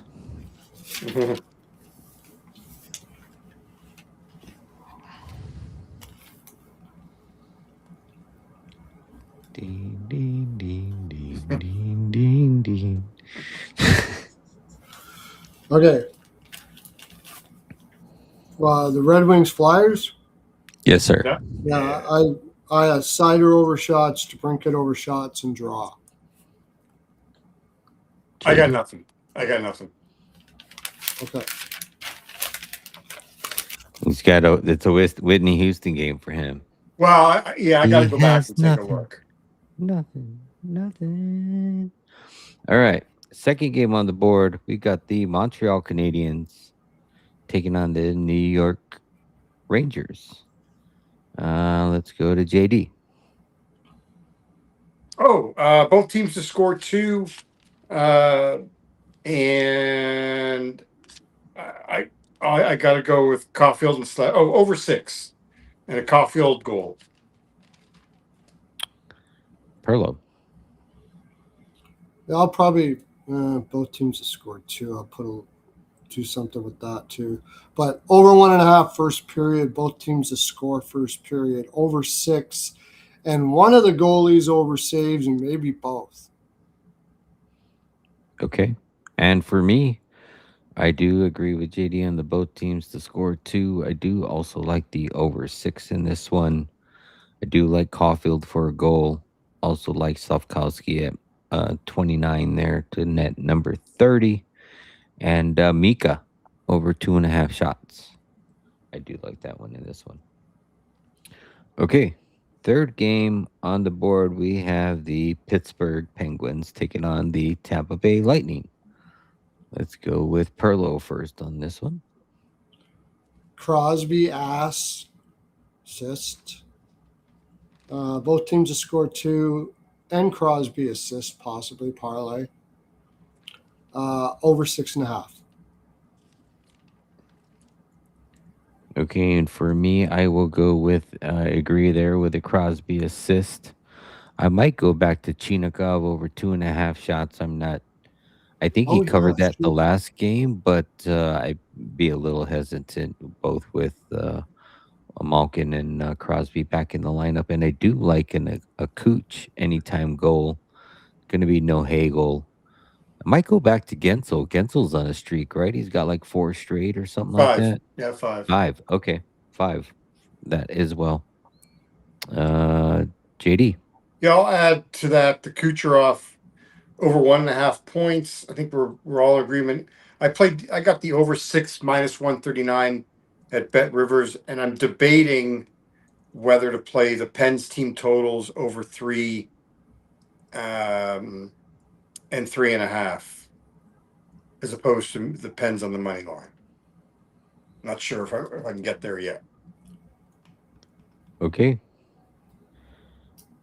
Next game on the board, we have the Columbus Blue Jackets taking on the Carolina Hurricanes. I have nothing on this one. I may get to stall anytime goal. Him sitting at 19, but for right now, I have nothing. Perlo. Hurricanes team total over 3.5, minus 120. Carolina over shots, possibly over saves for whoever's in net for Columbus, and the over 6. And Ehlers assist, I think it was. Yeah. JD. Yeah, so I'm with you there. Over 6, the Carolina team total shots over, the stall goal, the Ehlers assist, and a Marchenko goal. Okay. Next game on the board, we have the Boston Bruins taking on the Florida Panthers. Give me Pasta anytime goal. Let's see. Zaka anytime goal. To Chuck anytime goal. Pasta assist. Well, we said that Pasta assist was juicy, right? Yeah, you got to put that into a parlay. Yeah. Zaka over 1.5 shots. I think if you like him for a goal, his over 1.5 shot prop was pretty good. I didn't write down the trend, but I think it was pretty good. Also, Zaka 2+ points, and that's it. JD. I'm going to look to an Arvidsson goal and an Arvidsson assist as opposed to playing his point prop. I like the Boston team total. Actually, no, I'm going to go to. I'll let Perlo mention how he wants to play the Bruins, but I'm with you on pretty much on Dre on everything you said. But we'll add in a Zaka, a parlay, Zaka, Arvidsson, McAvoy, point, and a Pasta assist. Those 4 together. Okay. Perlo. The props, I'm kind of the same as you guys are, but Bruins team total over 3.5, split with Bruins in regulation. I like the in regulation more than the team total over 3.5. One prop I am going to look at is Bennett over shots, playing on the top line. Bruins do give up a lot. He has been shooting over 2.5 quite a bit. Yeah. I've been looking at it. I haven't played it, but I've been looking at it. Okay. Next game on the board, we have the Buffalo Sabres taking on the Ottawa Senators. Let's go with Perlo. Both teams to score first period. All mark over saves. Sabres over shots. And Sabres money line. JD. I'll add a Tuck goal, a Thompson goal, and a Jordan Spence assist and anytime goal. Hey, that's a good one. I got both teams to score 2. In this one, I have agree with JD what he said. Thompson goal, Tuck goal. Might go with a Pinto. He's sitting at 19. And I think my favorite play in this game is Buffalo team total over 3.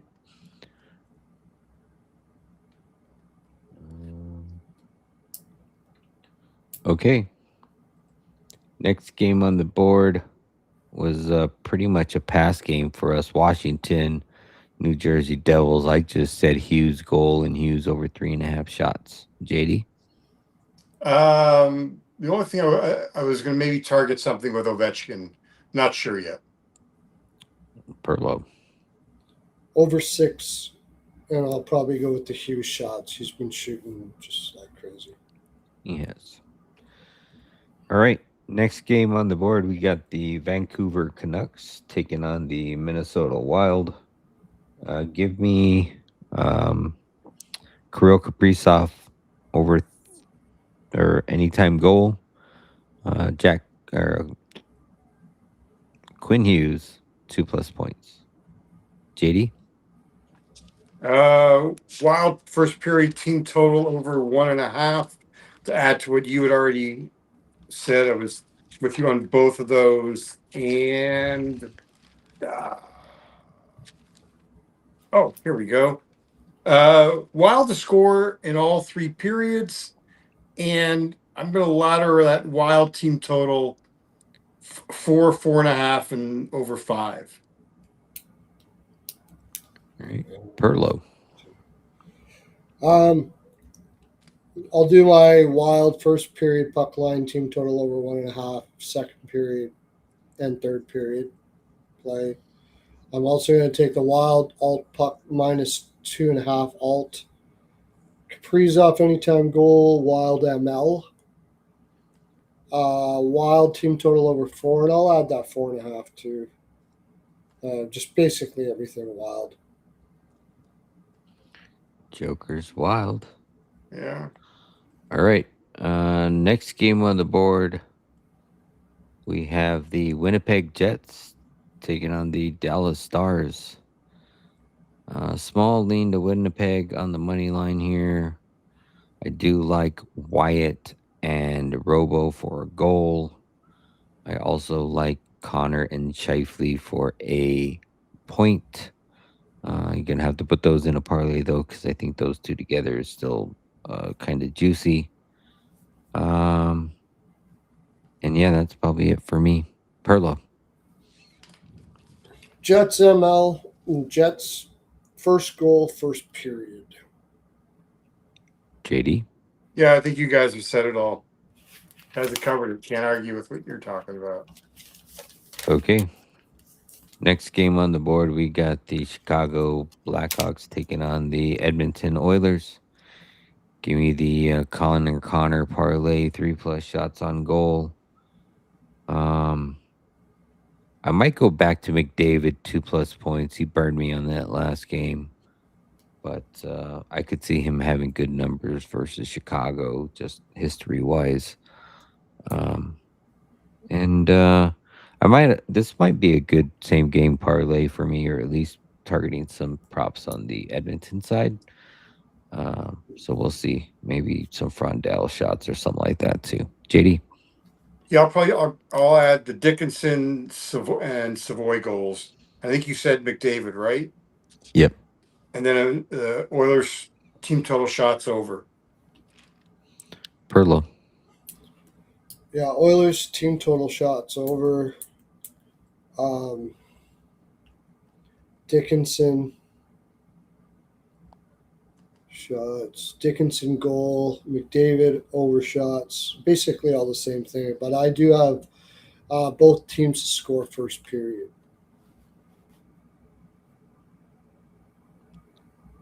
Okay. Next game on the board, we got the Utah Mammoth taking on the Seattle Kraken. I do like Utah here, but I don't know if I'm going to get to it. What else did I have written down? Gunther. Beniers, 19. Oh, yeah, Gunther, anytime goal, first goal. And that's pretty much it. JD? Yeah, that's about it. You've covered it as far as I'm concerned. Pearlo. Utah first goal, first period, and over 1.5 first period. Okay. The next game is, what is that? Oh, it's the Calgary Flames taking on the Vegas Golden Knights. JD. Yeah, I got the Rasmus Anderson goal and an assist, and I may look at a Mitch Marner over 1.5, a Blake Coleman point, and I think maybe Vegas and over 5.5. Pearlo. I'm going to look for a Vegas in regulation and over 4.5.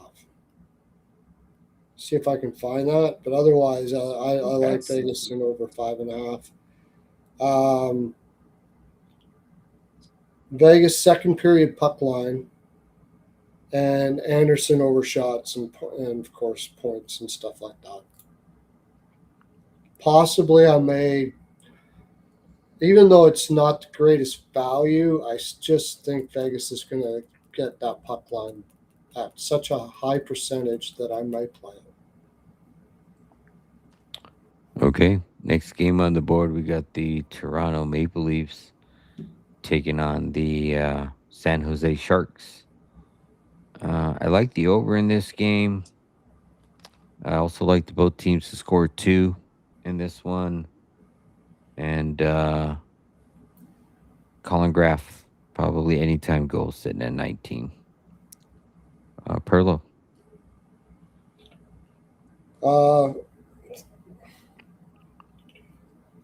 Probably over, but draw, and both teams to score 2 is probably something I'll play to. All right, JD. Oh, did I lose you guys? Oh, no. Okay. Yeah, I just wrote down the draw. Both teams to score 2 as part of a parlay with the Montreal game and the Pittsburgh game. And I'm with you on the Graf goal and a Celebrini goal. Yeah, I like that. Okay. Last game on the slate for Thursday, March 2nd, 14-game slate. We have the Nashville Predators taking on the Los Angeles Kings. Probably just Trevor Moore. I almost said Zegras. Yes. Over 2.5 shots, plus whatever I said it was. I'll look further into this game, but I like that bet, so I kind of just stopped looking at that game. Pearlo. I have the draw full game. I also have I didn't mention it, but I have the draw first period. Both of these teams play a lot of draws first period, whether it be 0-0, 1-1.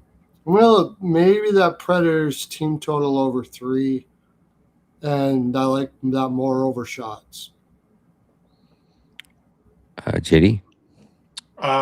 Yeah, the team total over 2.5 and 3 for me is my favorite play, and the draw would be right behind it.